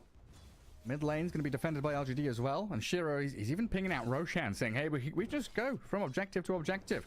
Yeah, he's going everything. BKB next on the Clinks as well, so very, very disciplined itemization here, thinking that it's good. Even when he's playing against Enigma and Doom and Omni Slash potentially, he still wants that. So prioritizing his own safety. The LGD, they can't get complacent though. We've seen that from a couple of their previous games in the group stage where they are this far ahead and they have a few slip-ups. You're against Black Hole, you're against Doom, and this Ramses Juggernaut who scales tremendously well. And you have to keep your foot on the pedal, make sure that you're all together playing as 5. Yeah, they didn't get value for the Doom at least. For 9 Pandas, they dodged that sort of power spike on Rubik as he was holding that Doom after a team fight. And even Solo's looking to scale now. Dragon Lance being picked up. Is revealing. Grabbing the Hand of Midas on a Centaur creep. I'll try and tumble away. And then comes Planet to help out, nothing to say. Having multiple layers of stuns here. Use one. Oh, yeah, actually, never mind. My whole point there was that he was going to try and TP out, but he doesn't even have one on the Enchantress. Yeah, they can use all their disables as much as they want, as they definitely clicked them by now and realized anyway. They bring over the Timbersaw, help cut him down, as DK and Rubik don't really have the damage to kill at this point in the game. And now it looks like they do want to do just what you said. Keep the foot on the gas, pushing out mid lane with the Clinks, using the Aegis and sense of security. Ramsey's bottom, sneaking in, trying to get some farm wherever he can. Every little helps. It's very apparent 9 Pandas are feeling this coming though. Doom has switched things up, decides, no Blink Dagger for him, goes full Solar Crest. They need something right here, right now. Amp up this Juggernaut as best they can. But this is also not going to be the Antares that we've seen before. Oh, he goes into Vision as the D-words here. They steal out the Frost Shield. Antares going to get jumped and stunned by the DK, blown up by the Timbersaw. It's kind of funny to steal a neutral spell from Doom. I saw this. Oh, Miero. This Clinks. Just He's saving got Black Aegis, Hole for right? when he respawns. This is really big. Let's see if they can get the takedown on him, because LGD, they're ET is answering. They're nearby. bringing heroes up here. The Black Hole's coming. The Earth Splitter is there on the Enigma to stop things, and the Clinks still standing and fighting. They slept up the Ember in the end to the left. Miero already dead, and the disaster strikes as LGD sweep through, getting another number of kills. 3 more. As 9 Pandas getting shut out of this game. They thought that Shiro was out of position. They thought that he was, a little bit too far from his team, but it was perfectly calculated. He was not too far. ET, very long range on canceling the Black Hole there. The support, the cavalry arrives in force, and now you have no Black Hole as well as losing 3 heroes. Yeah, it's been really crisp from LGD, this execution. Yeah, we see the Manta style here queued up next for nothing to say, as everyone is just skyrocketing in net worth on the side of Radiant. 8,000 gold lead now. This whole game firmly resting on the shoulders of the Juggernaut right now. Ramsey's got to pull some rabbits, some tricks, something out of the hat. Yeah, but it's tough when you can't show on lanes, right? All he's doing is trying to farm jungle creeps. He's trying to get lane creeps here and there, but the less lane creeps you farm in Dota, the slower your farm is. Lane creeps give incredible amount of gold for the effort that it is to farm them. I can't go Tormentor, but guys, you got visitors on mid. Either. Angry Horde is here. Pushing high ground. Dragonfall. Melting this. Deso Clinks destroying your structures. 9 Pandas, like you said, no Black Hole, right? So no massive threat that LG have to consider. And you can just frontline this. Throw a Chakram in there. Slow things down a little bit. They will retreat. Discipline from LGD, not getting caught up and bogged down in a fight on the high ground of their opponents. Just taking little victories where they can.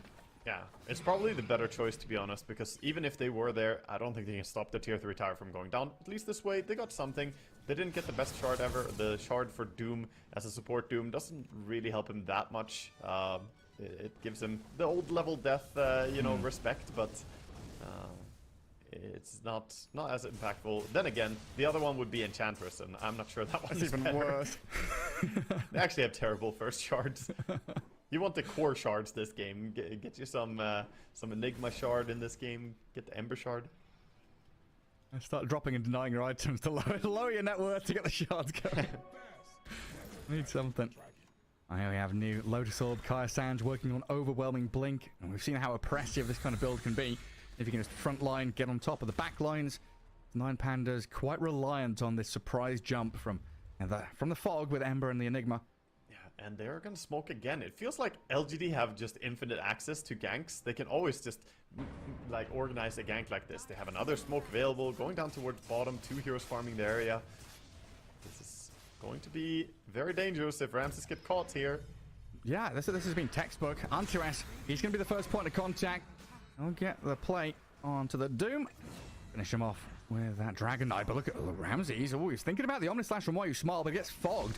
Why You Smile utilizing the staircase very well and forcing the spin TP home. Yeah, trying to go for the Earth Splitter play there. Not going to happen. Yeah, this has been like textbook stuff from LGD against long cooldown ultis. Just chain smoking, getting every little fight they can, making sure that the big ultis from 9 Pandas aren't being utilized to their full effectiveness. Immediate smoke up here from 9 Pandas though, going towards top, trying to take a fight, but you're without your Doom, you're without your Juggernaut, so this is really just hoping to find someone they can burst who is alone and get a quick kill. They could kill the Clinks with the Black Hole, it would be powerful enough, but he's not in that area. Spot him. Ramses showing himself on that bottom wave, spinning away from that ET stomp. I like that he has the sleeping animation over his head while he was Blade Furying.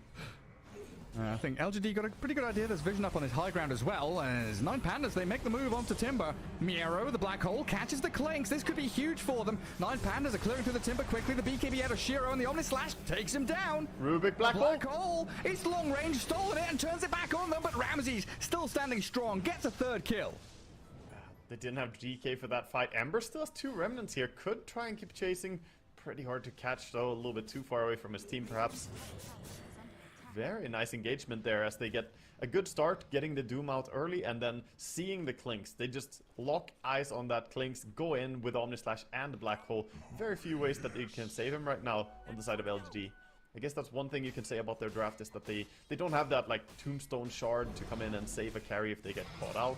Possibly you can get the Shard on Rubik later on to reposition, but that doesn't work during Black Hole. So it's very very risky for Clinks if he doesn't have Dragon Knight nearby. I think if DK was there, the entire fight would look different. You can't just go in with Enigma like this. He found an amazing Black Hole where I don't know how Rubik wasn't in position to lift cancel it or immediately steal it. Well, Ramsey's very ballsy down here. Goes all the way towards tier 2. Spin TP, the physical damage coming. Ramsey back in Fountain. Close call though. Barely survives there. Even Rubik blinking in with a Blade Fury of his own to try and do some damage, but all that magic resistance from Blade Fury of his own on Juggernaut, not gonna take too much damage. And Kiyotaka gets himself a casual plate mail delivered right now. And doesn't have to contend with these DK Dragon Form illusions. Running down that top lane. He's currently applying pressure on both side lanes. He's gonna go for a heal mitigation, get the Shivas, bit of AoE damage as well. Shiro running in bottom. There's a ward and a sentry on this cliff. Yeah, LGD will successfully de-ward it this time. I've known about it for a little while now, just getting caught out in some of these team fights before they can actually de-ward it. After the last fight, definitely. They put a ward bottom, but there's already a sentry there.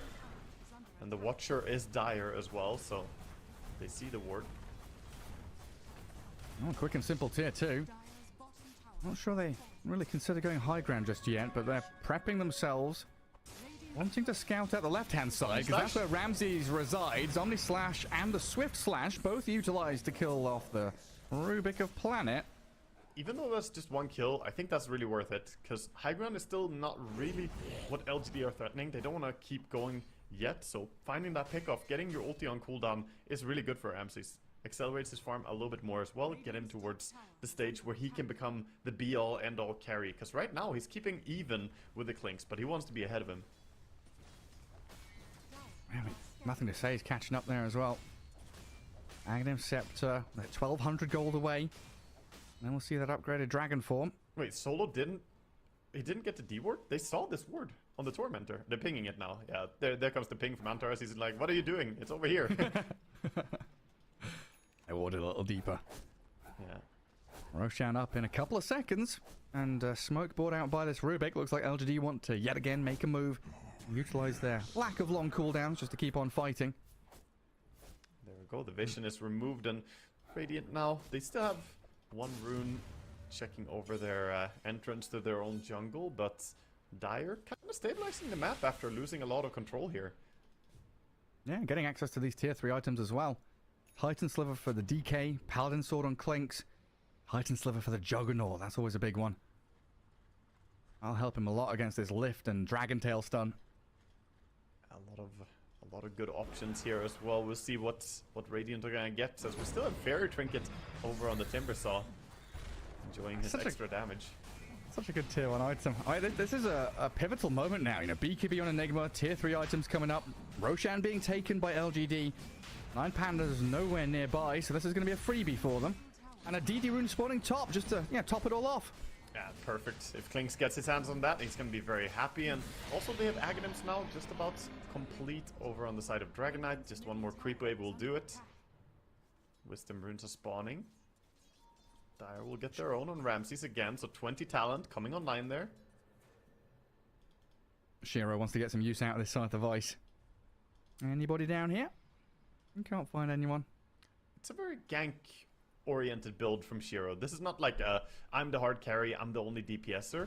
He's going for survivability, and he's going for control with the Hex as well as the BKB. But they cover that with having the mid DK with Midas, with Manta, and now with Aghanims about to be completed as well. So he doesn't have to be the only one doing right-click damage in this game. Of course, Timber brings a lot of damage on his own in the form of pure damage. Yeah, a very even distribution of farm across the Radiant cores.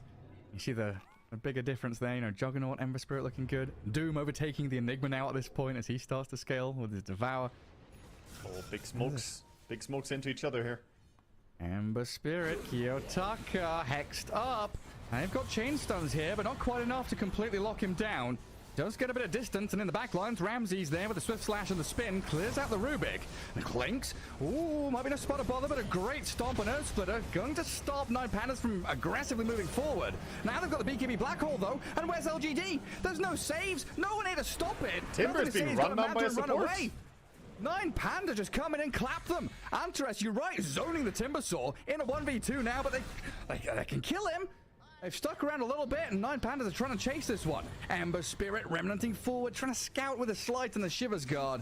Doesn't connect on any further targets, but massive for 9 Pandas. That attempt at bursting the Ember was thwarted by his status resistance and the Shiva's Guard. You saw how short duration that attempt at hexing and then lifting him. The lift, I had to check because I was like, wait, does he only have level 1 lift? No, it's level 3, but he clicked it a little bit early as the stun wasn't really done from the hex. But even then, there was no way that gank was going to work out. The Ember's way too tanky. Look at that, almost 30% status resist with that Kaya Sanj, Titan Sliver. They fight back now though. Ench. Gonna spawn out solo. Ench down, and Miero. He's gonna go for the TP under the nose of New. The stomp comes a little too late.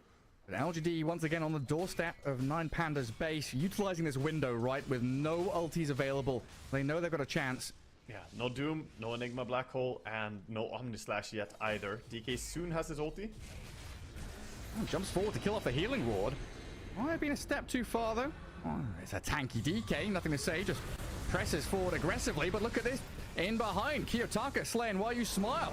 Moving forward, Ramsey surviving, drifted back, is nothing to say, he's got to run back. They kill the Rubik, Kiyotaka going deep, diving in onto the cores now. Killed off both supports and forced a buyback of the ET. Shiro, when there's BKB backing away. LGD, they've been rebuffed by 9 Pandas, held back from the base, and forced to retreat. I think they saw a chance to maybe burst the Juggernaut there, and they attempted to go for it. The problem is, you expose your team. Nothing to say it was correct, that he's tanky enough to go for that play. He had a cheese on the Dragon Knight, and he didn't have to worry about too much as he has the Manta style to dispel. The problem is, if you go that deep as Dragon Knight, then your supports have to be behind you, and that just exposed them to Ember diving in, killing both of them as nobody was trying to help them. That was definitely an overly ambitious play. I think they could easily have gone for Rax there. Didn't really see how 9 Pandas could defend it, but got greedy for more, wanted to get a core kill. I think LGD showing some of that. It's what we've seen multiple games from them, right? They play super well early game, they dominate the early game, but then just not really disciplined all the way through in some of the decision making. And 9 Pandas now starting to close that gap, not really at a deficit anymore. No, I'm dead even. Yeah, I mean, LGD really trying to tip the scales, right? If that kill on Juggernaut happens, it could very well be game over. They were looking for that, I don't know, 20%, 10% play. The knockout punch, yeah. Yeah. But in the end, you're the ones, like we were saying, against a team with long cooldowns that were all expended. You could have gone for this slow siege, and try and take them out little by little.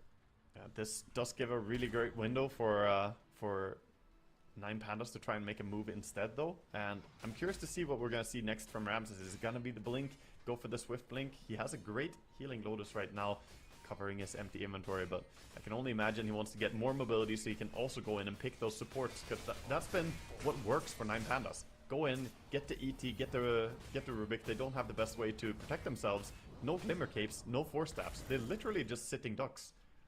Yeah, just bypass the brick wall, hop over it. Get over the barbed wire with a nice carpet, chuck it over.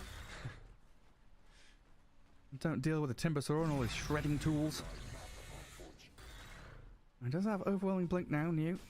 So he's got the capability himself of getting in the back lines, along with nothing to say, to maybe spot out this Enigma before he can jump. There's smoke from Nine Pandas. Yeah, all the green lights are up. Yeah, it's all about positioning really in this game. Like trying to not overstep, or making sure that you don't get baited by kill potential. That's what we've seen from LGD in multiple fights now. They get a little bit ambitious, thinking they can burst someone, and then they can't. Whereas they could maybe play the fight a little bit slower. There's no threat of black hole. There's no threat of anything happening if they hold their positioning. I mean, look at how timid they're being right now. Holding staircases, waiting in that southern jungle. Clink's the only one kind of out on the map, really exploring anything. Yeah, Clink's working on an MKB next. Wants to be able to go through that butterfly of Juggernauts. And quite some time for Roche Fast to spawn.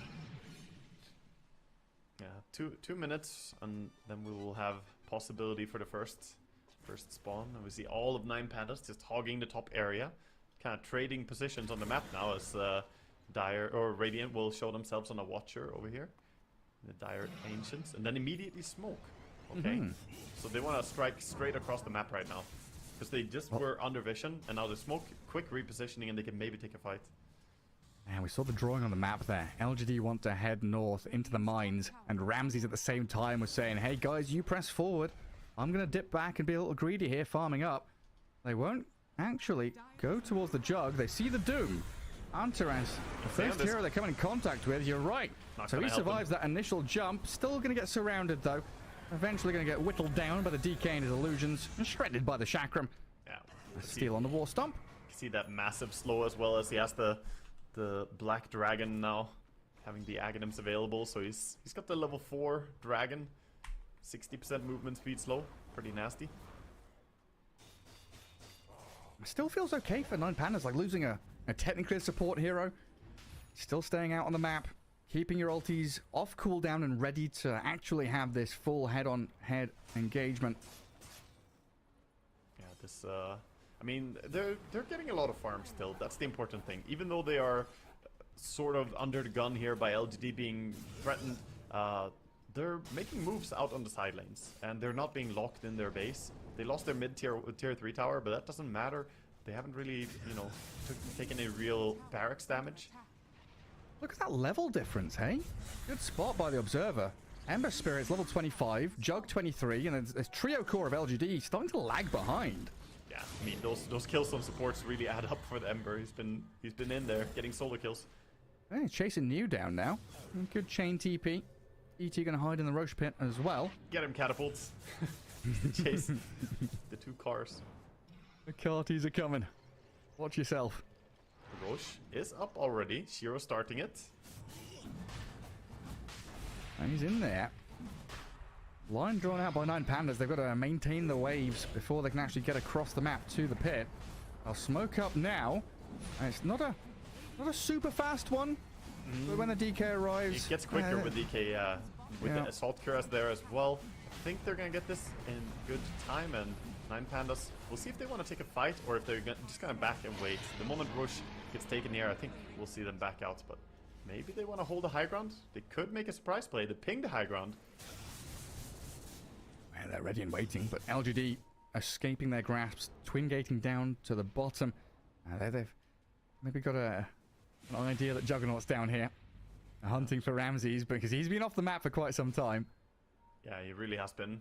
They don't know exactly where he is, and he wants to keep it that way. Ramsey's just been sliding along the edge of the map over and over as we see tier 4 items starting to drop here. Ramsey's gets his hands on.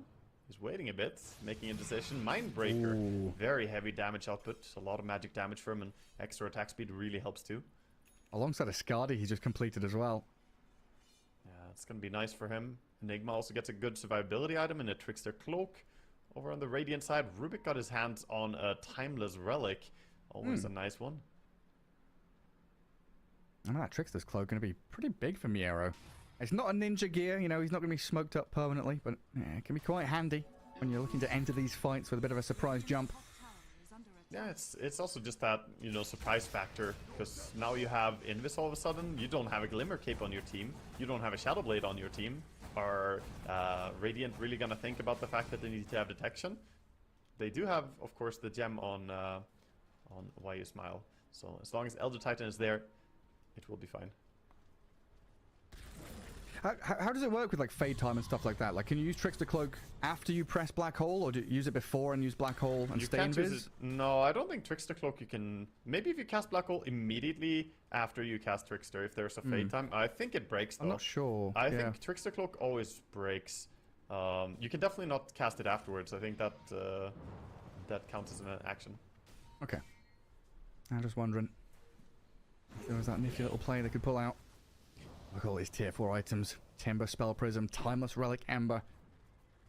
And 9 pandas waiting atop their staircase in the base. Waiting for LGD to come. It still feels like, you know, the onus is on them to get out on the map. Yeah, they're waiting, but at the same time, they're pushing both the side lanes. They might lose Doom here as he dewards a bit. The victim. The casualty. Hunter has another Eon Disc pop. High Throws out the high please. five. Yeah, he goes down, but at the same time, he's not too worried about that. And meanwhile, you know, they push bottom. This is bigger, though. Miero's forced to BKB. Chased out by New. Gonna steal up the Eidolons. Doesn't get any massive spell. Kiyotaka keeps forcing top, and even the Ench creep coming in there and pushing. And I've got a cliff here to protect the barracks for a little bit. LGD looking for this third or slow, fourth round in the mid lane. Yeah, Miero can't move. Bogged down. Stuck in the mud. A lift on a jug, dragging back into the Klink's army. And get the melee barracks, and they back away, though. LGD got what they came for. Not going to make any rash decisions just yet, anyway. DK ulti is running out. Should probably be careful here about fighting if they don't have DK ulti. But this is exactly the push they should have done 10 minutes ago. Now we see the chase. Kiyotaka, yeah, out of his base, coming out of the shell a little bit. Chipping away at LGD, scouting them. Stolen healing ward. They just want to try and get LGD to dogpile on someone so they can get this black hole out. Ramses, he does take down that first life of the Klinks. Miero's looking for his angle as well. Omni slash in the black hole. Klinks is taken out. This was meant to be their big push and play, but Kiyotaka backstabbing into the lines of LGD, finding Planet.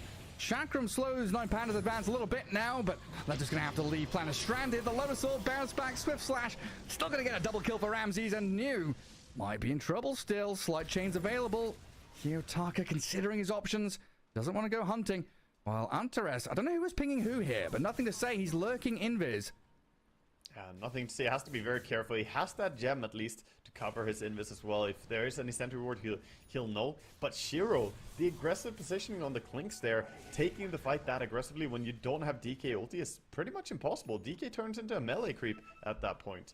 And yeah, you have the refresher shard on Klinks for double hexing someone, but honestly, if you had that refresher shard on the DK instead, maybe you can fight, because at least then he can do something. That was really, really massive. Again, LGD showing like this willingness to fight into a fight that doesn't really make sense for them. Yeah, I mean, at the very least, these fights are happening on the dire doorstep, so there's no quick push for 9 Pandas to get out across the map. LGD are always doing a good job, you know, pushing all 3 lanes, setting up for this little move into the base. Man, I just had time to praise them for doing the push that they should have done, and then they stick around and fight without DK ulti. I am disappointed, Gareth. I'm disappointed. Yeah, I mean, it's been a little sloppy from them. This has been LGD at the tournament, though. Looked very good in laning stage. Drafts have been solid. Little hesitations and a bit of a wonky move here and there, though, has made it difficult for them to close out games. That's what the most important thing in a best-of-1 tiebreaker. You've got to close out these games. Yeah, and 9 Pandas now, they still feeling pretty confident in this game, I think. The smoke coming in here, though. 5-man move with the DK ulti, looking for Ramses. Oh, we felt it, hey? The spin pushing that. They don't see anyone yet. Bottom wave is pushing in. They are surely aware about this gank by now. Yeah, they know something's up. Eidolons and double catapults on that bottom tier too. LGD still sticking around, trying to play under their vision that they've got in that dire ancient spot. They've got to come back and prune the lanes. Don't let them go wild and over on your base. They saw the DK TPing bottom. That will give them time to take the Tormentor for themselves. Gonna get the shard over on Enigma this time. So they got the shard on Enigma, got the shard on Ember, got the shard on Ench, Doom, and Jugger. Got all the shards already on the side of 9Pandas. Everybody gets a shard. Yeah. Meanwhile, on LG, I think it's just the ET that has one right now. Yeah, it's just him. They have been very much on the forefront. That's what happens a lot, though, when you are dominating a game. Oh, Timber tries to take the rune and quickly get away with Timber Chain, but accidentally pulls himself away from the rune. Gets it now. It's an easy. And 9Pandas now feeling confident enough to make a move of their own, crossing the river for what feels like the first time in 40 minutes. I like that Ramses he's keeping the Titan Sliver in his inventory, and then after initiations go down, he's ready to swap it in when he sees a chance to get DPS. Because right now, if he gets jumped by something, he wants survivability. He wants the magic resist, the status resist. Kiyotaka. This is a little deep, hey? He's got BKB to play alongside this Dragon Knight, zipping up to the high ground of the Tormentor and spamming Slight. Remnants are stolen, and the jump in from New gonna try and slow Kiyotaka down. With the Dragon Tail stun there, nothing to say, he's on top of him. Healing Ward, keeping him topped up, but they've got the Scythe device to catch out the Ember. Now, Omni Slash onto New. A lot of damage with the Doom. Antaras and Ramses, they take out the Timber Sword, and the Ember buys back. He does get into the fight and takes another with him. Nothing to say, has no buyback here. Oh, that's a big takedown. Aggressive play from Ember. Well, we could also see why. Kiyotaka had the buyback ready. Of course, he's an Ember Spirit. He'll be back in the fight immediately. So it looked a little bit throwy by him, but he did force the fight in a way that turns out to work out for them really well on the back of that Omni Slash. Man, I can start thinking now. Tier 2s? Steel Tormentor? It's being pinged out right now by LGD saying, don't let them take this Tormentor. No more free stuff for 9Pandas. Don't want to give it away. He has buyback now on Dragon Knight. His gold ticks over the threshold. But no dragon form, right? Yeah, he doesn't have it yet. 30 seconds. He also had backpack cheese when he died. Didn't have... Kiyotaka hunting supports again, really putting the fear of God into LGD. This is the thing, if Kiyotaka can keep going in deep and, again, just kind of forcing this dog pile where LGD respond to the Ember with numbers, that gives Miero such an easy entrance to the fight. Yeah, it does. Not just him as well. It's the entire team. Like, Ramses just flies in and gets a nice Omni Slash on the back of that initiation by Kiyotaka. Ramses spins down the tower. Another chains on ET. LGD just backing up and waiting for DK to respawn. A Glyph will delay this push. Try and defend their melee barracks, but it looks like 9Pandas, they're sticking around to finish it off. The Chakram's thrown, the stomps are used, the sleep is there, and Shira moves in with a Scythe of Vice. 4 staff, and yeah, like you said, Titan Sliver, Sanjin Yasha, the Hex lasts a second and a half. This BKB Hex not really doing too much right now. BKB was also expended by Klings. He has to refresh a shard, but, you know, that's BKB on cooldown for him. DK ulti used again. Not too bad for him to just use ulti and try and push lanes with illusions, but Solo gonna stop that, turn it around, actually use the illusion to push the Radiant Wave instead. Another DD rune, and another Roche spawn coming up in 5 seconds.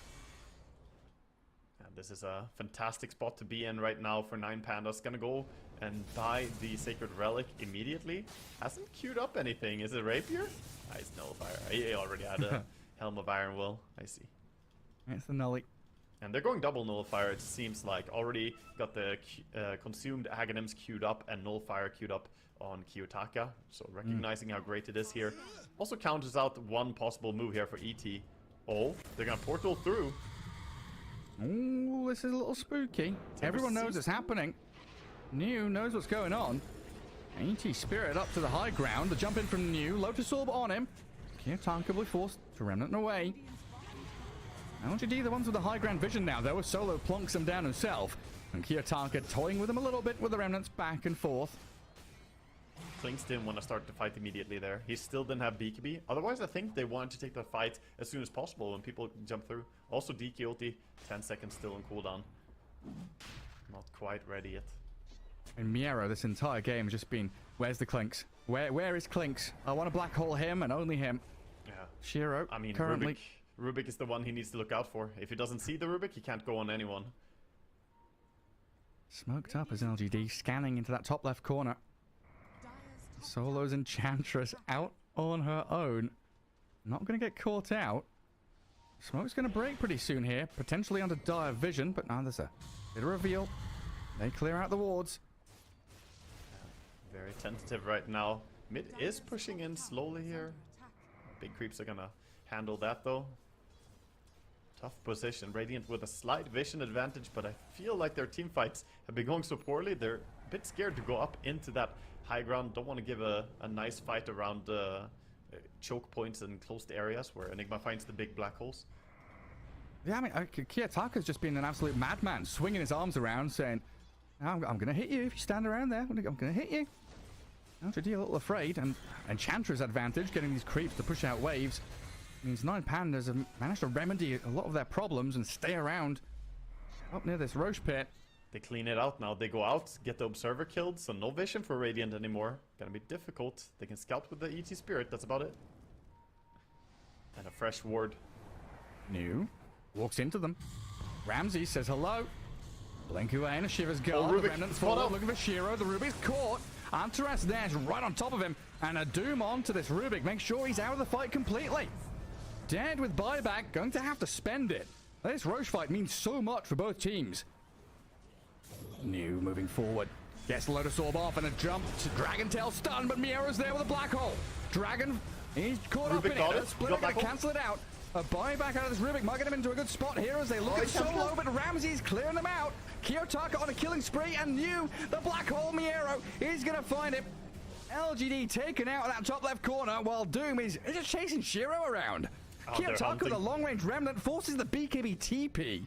I think they've done it, Gareth. I think that was all they needed. That one moment, that one slip-up of Rubik walking a little bit under vision there, getting too far forward, wanting to steal a spell. He wanted to have a spell for the fight to start and then be ready to steal Black Hole when he sees that as well. But the moment he shows, they doom him. They just commit everything, make sure that he dies, and he buys back, gets there, stole the Black Hole, but again, both dude, Roche trying to leave. Both Doom and Ember just locked down on him and dead without buyback. Timbersaw also 84 seconds here. This is double ags for Ember. 9 Pandas. They can taste the upper bracket already. They're on the way. I can feel it. One step closer. And you're having Refresher Orb on this Enigma at the vital moment as well. 2 black holes to secure that team fight victory. This is big as well for 9 Pandas. I mean, they were one of the teams playing from the play-ins, right? So being able to go here and make it through into the upper brackets, definitely a good start to this tournament for them. Let's see what they can do. Nice clinks of Shiro. They look good in the first 20 minutes, but really falling flat, like you've been talking about this Scythe of Ice BKB build. Kind of gave this window where it was lacking in... Why you smile? Momentum and impetus, and while you smile, going to get caught out with a boots of travel TP in from Kiyotaka. Close the gap very quickly with this Aghanim Scepter upgraded Remnant. Take down the ET and maybe even force a buyback because he's gone for 90 seconds in the meantime. Shiro. Oh, buddy. If he gets TP, caught here, but he's not using Omni it. Slash into the creep camp, cleaved in twain by this Ramsey Juggernaut. I'm not sure why he didn't go for the BKB TP there. He went for BKB and tried to run away from it, but he had TP ready. Just gonna go down there. 9 Pandas can taste it. Upper bracket, here we come, unless LGD pulls something miraculously out of the hat. Stolen Blade Fury. It's not going to be that. Ramsey's, look at him. He's beelining for tier 4s. Yeah, he's just pushing. Double buybacks has to be used now. Swift Slash, Lotus Orbs up. Thinking about the Omni Slash as Kiyotaka presses forward, gets the chains down off this DK. They do stomp them and try and hold them back. Kiyotaka with his BKB going to run it back as well. Poking and prodding. Really irritating LGD as the rest of the team took down the lane of barracks. They're hunting. They're trying to go with a smoke here, but they took so long to heal up as well. Trying to chase. There's still ages on Juggernauts. There's a black hole on the Enigma as well. Okay. TP out. Successful. Tons of TP outs. 9 pandas are ready again. Black hole, refresher orb, Miro. Absolutely looking for this next fight to have a big one. Yeah, he's going for an Octarine next as well on Miro. Could go Lincoln's, but it doesn't really matter since Lincoln's, even through BKB, can be broken by just a simple Fade Bolt or something. So it wouldn't really stop the Rubik from spell stealing from you. But they are completely ready. Everything up and available. And over on the side of the LGD, man. This carry Clinks, I was curious to see how it's going to play out because I feel like it's not that good. And I'm kind of sad to say that it really hasn't impressed me this game. He's been looking for that pick-off style. I think it's so much easier to do that when you pos 4 though, because you don't have that much attention on you. You're just a support, so people will randomly, you know, get picked off. When you're pos 1, you have a lot of responsibilities to carry the game, to keep farming, to push out lanes. There's a lot of things you need to do, and it makes it hard so much pressure for Clinks, yeah. Well, 9 grand saved up by Ramses here. He's rich, ready to replace his next item here, of course. Aegis slot. Just gonna be a swift blink, guaranteed. Yeah. Get that mobility, be able to jump in. Not buying it yet, but there we go. He waited until he had 5 digits gold, 10,000 gold, then he buys it. Send his courier out there. The last outer tower crumbles. That spin push. Pandas take it and spin up to this tier 3. Nothing to say. Starting to poke at him. Look at statement of intent from Kiyotaka. Just put the remnant in the middle of LGD. Yeah. Hey, you're going to try and poke at my Juggernaut. I'm ready to strike. I do scythe him up. First life down. 9 pandas trying to ready themselves for this next wave of aggression. And Ramsey just going to spin onto the buildings. ET Stomp only catching the Enchantress. Miro and Kiyotaka hugging the tree line, just waiting in fog as New goes in onto Solo. Lotus Orb Swift Slash, bouncing him around, and Solo surviving until the Stomp lands. So they finally get 1 kill there at least, but they lost Mega Creep, or not Mega, sorry, the bottom creeps. There's still that 1 range Rex you gotta get rid of. Still the mid lane, but I feel like it's only a matter of time. This is a rinse and repeat approach here by 9 pandas. Losing Ench doesn't really change that much. Bigger schemes of things here. We're gonna see LGD try to move out though. Just so many huge team fight winning items coming now. Miro has that Aeon Disc not yet assembled, ready to reassemble it. Yeah, we also see a Nullifier picked up now on Clinks. I mean, these Aeon Discs are losing some value. Antares looking for Doom. He's gonna go for it. He's got the TP from the Ember Spirit. That's the Clinks. That's Shiro dead. 2 minutes. No Clinks and no hope for LGD now, unless Kiyotaka caught with the Dragon Tail, they blow up the Ember Spirit. He buys back immediately. He wants revenge right now. They're going to catch out the ET with Anthros Jump, and Kiyotaka going 1v3, refreshing up, charging forward. He's hunting. Lightning ready. I just can't stop this man. New and Planet on the run back, but nothing to say. He's slowed down. They'll Swift Slash into him. Glimmer Cape and Amanda start to dodge away, but Rubik is gone. 3 heroes down and a black hole there. Miero claims the life of the DK, and GG called. 9 pandas. They secure the upper bracket. He wants the celebration black hole, but he doesn't have mana. Oh, come on. Get the celebration. That is it. Well played by 9 pandas. LGD, fantastic start to this game, but it just fell a little bit short. They had good control on the map. They had a very solid lead here, but a little bit sloppy on the high ground push, diving deep into the tier 4s for kills, getting punished by Kiyotaka, who on his Ember had an amazing game. 12-3-11. He went on that backline all game long. We just saw them dominate. Both him and Ramses had a really, really great game here. Yeah, and 9 pandas really finding this kind of secret to success almost with kind of late game teamfight ultis. Game against EG, they had Lasso and Doom, this time Black Hole and Doom, and pairing that up with a late game carry like Juggernaut just gives them so much leeway, right? They can make a few mistakes, they can have a number of outs going into late game. As long as they get there, they'll feel comfortable having Ramses on this carry. Yeah, definitely. I think, you know, the deserved victory was handed out here because ultimately they played really well around when they didn't have Black Hole, when they didn't have the ability to keep fighting. As we see some of the highlights here, the Juggernaut doing tremendous damage in so many of the fights, and they didn't have a great way to stop this this Enigma whenever Rubik did get spotted. Rubik as an Enigma counter, it works, but it's so dependent on your positioning. If you are out of position once on Rubik, your team is just gonna crumble, and we saw that happen a few times. So I'm going to tab out of the game. In the back, in my headphones, I'm just Juggernaut! going, Juggernaut! Juggernaut! Yeah. Over and over again. Very happy about his victory here. As, yeah, 9 Pandas, 2 best-of-1 wins in a row. And yeah, watching some of these highlights back, seeing Antares really chasing that Rubik and Timbersaw, making sure that Dragonite is being tailed, giving Miero such freedom. Now, Kiyotaka and Antares did so much chaotic work, but like controlled chaos, where they knew they could go into the back lines. All attention on me. Waving their flags saying, look at us. I think Antares, his score is very silent, 2, 8, and 9, but I think he may just well be the MVP of this game because of his positioning, because of how he's owned people, and he did find the game-winning final pickoff on the Clinks there, just walking in, saying, "Oh, hey, how you doing there, buddy? You farming outside your base? Okay, I'll just stomp you, doom you." The level 2 travels comes in, and easy pickoff. Ultimately, 9 Panda just a little bit more structured team here in how they played, and LGD, I just don't think they respected timing, so they're gonna drop down to a lower bracket, and 9 Pandas advance to the upper brackets as we head on into the playoffs.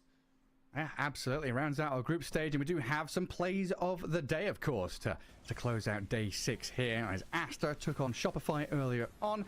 And here we have the Faceless Void being drifted around, scythed up, trying to save him, and they turn onto Monet. But look at this, Monet. I think this is Trent was saying, what you can do, I can do better. Yeah, Morphling with Time Walk, being able to heal in multiple different ways, just absolutely unkillable. This game was pretty ridiculous to watch. There was a lot of crazy stuff going on in this game, but ultimately this Faceless Void, struggling there.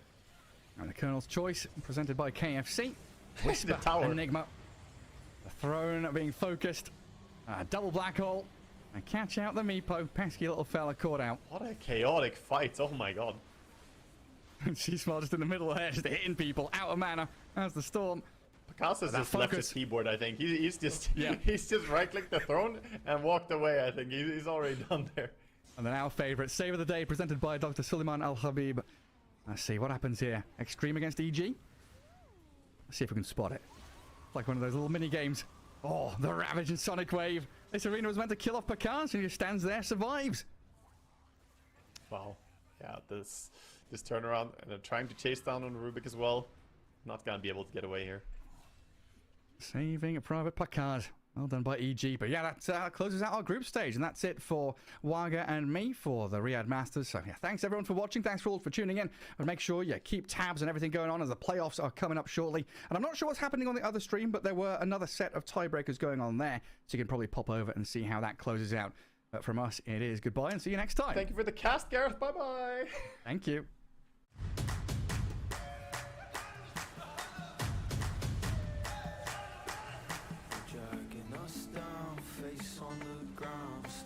So proud, just look at the crowd, making some noise, making some sound. We had a choice, they're hearing us now.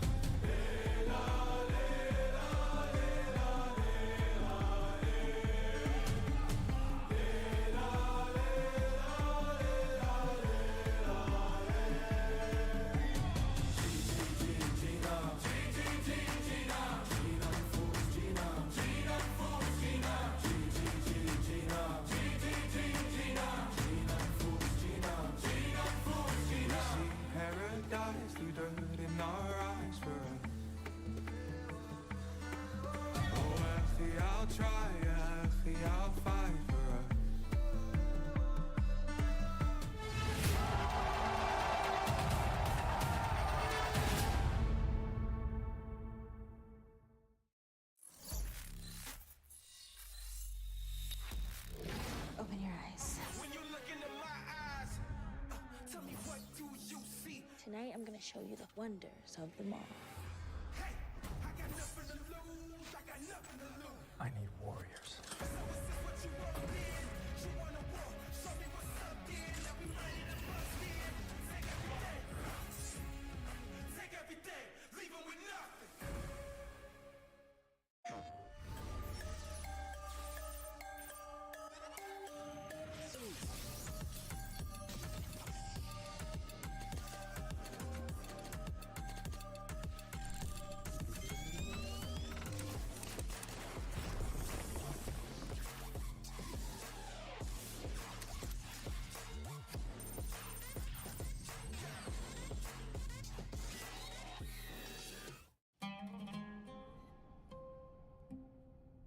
There is a place where you can elevate what's hidden inside, where you can reframe yourself. Sonomi means the new you. The you can step into. Because when we know who we really are, we become unstoppable. Enter new dimensions of you. Sonomi.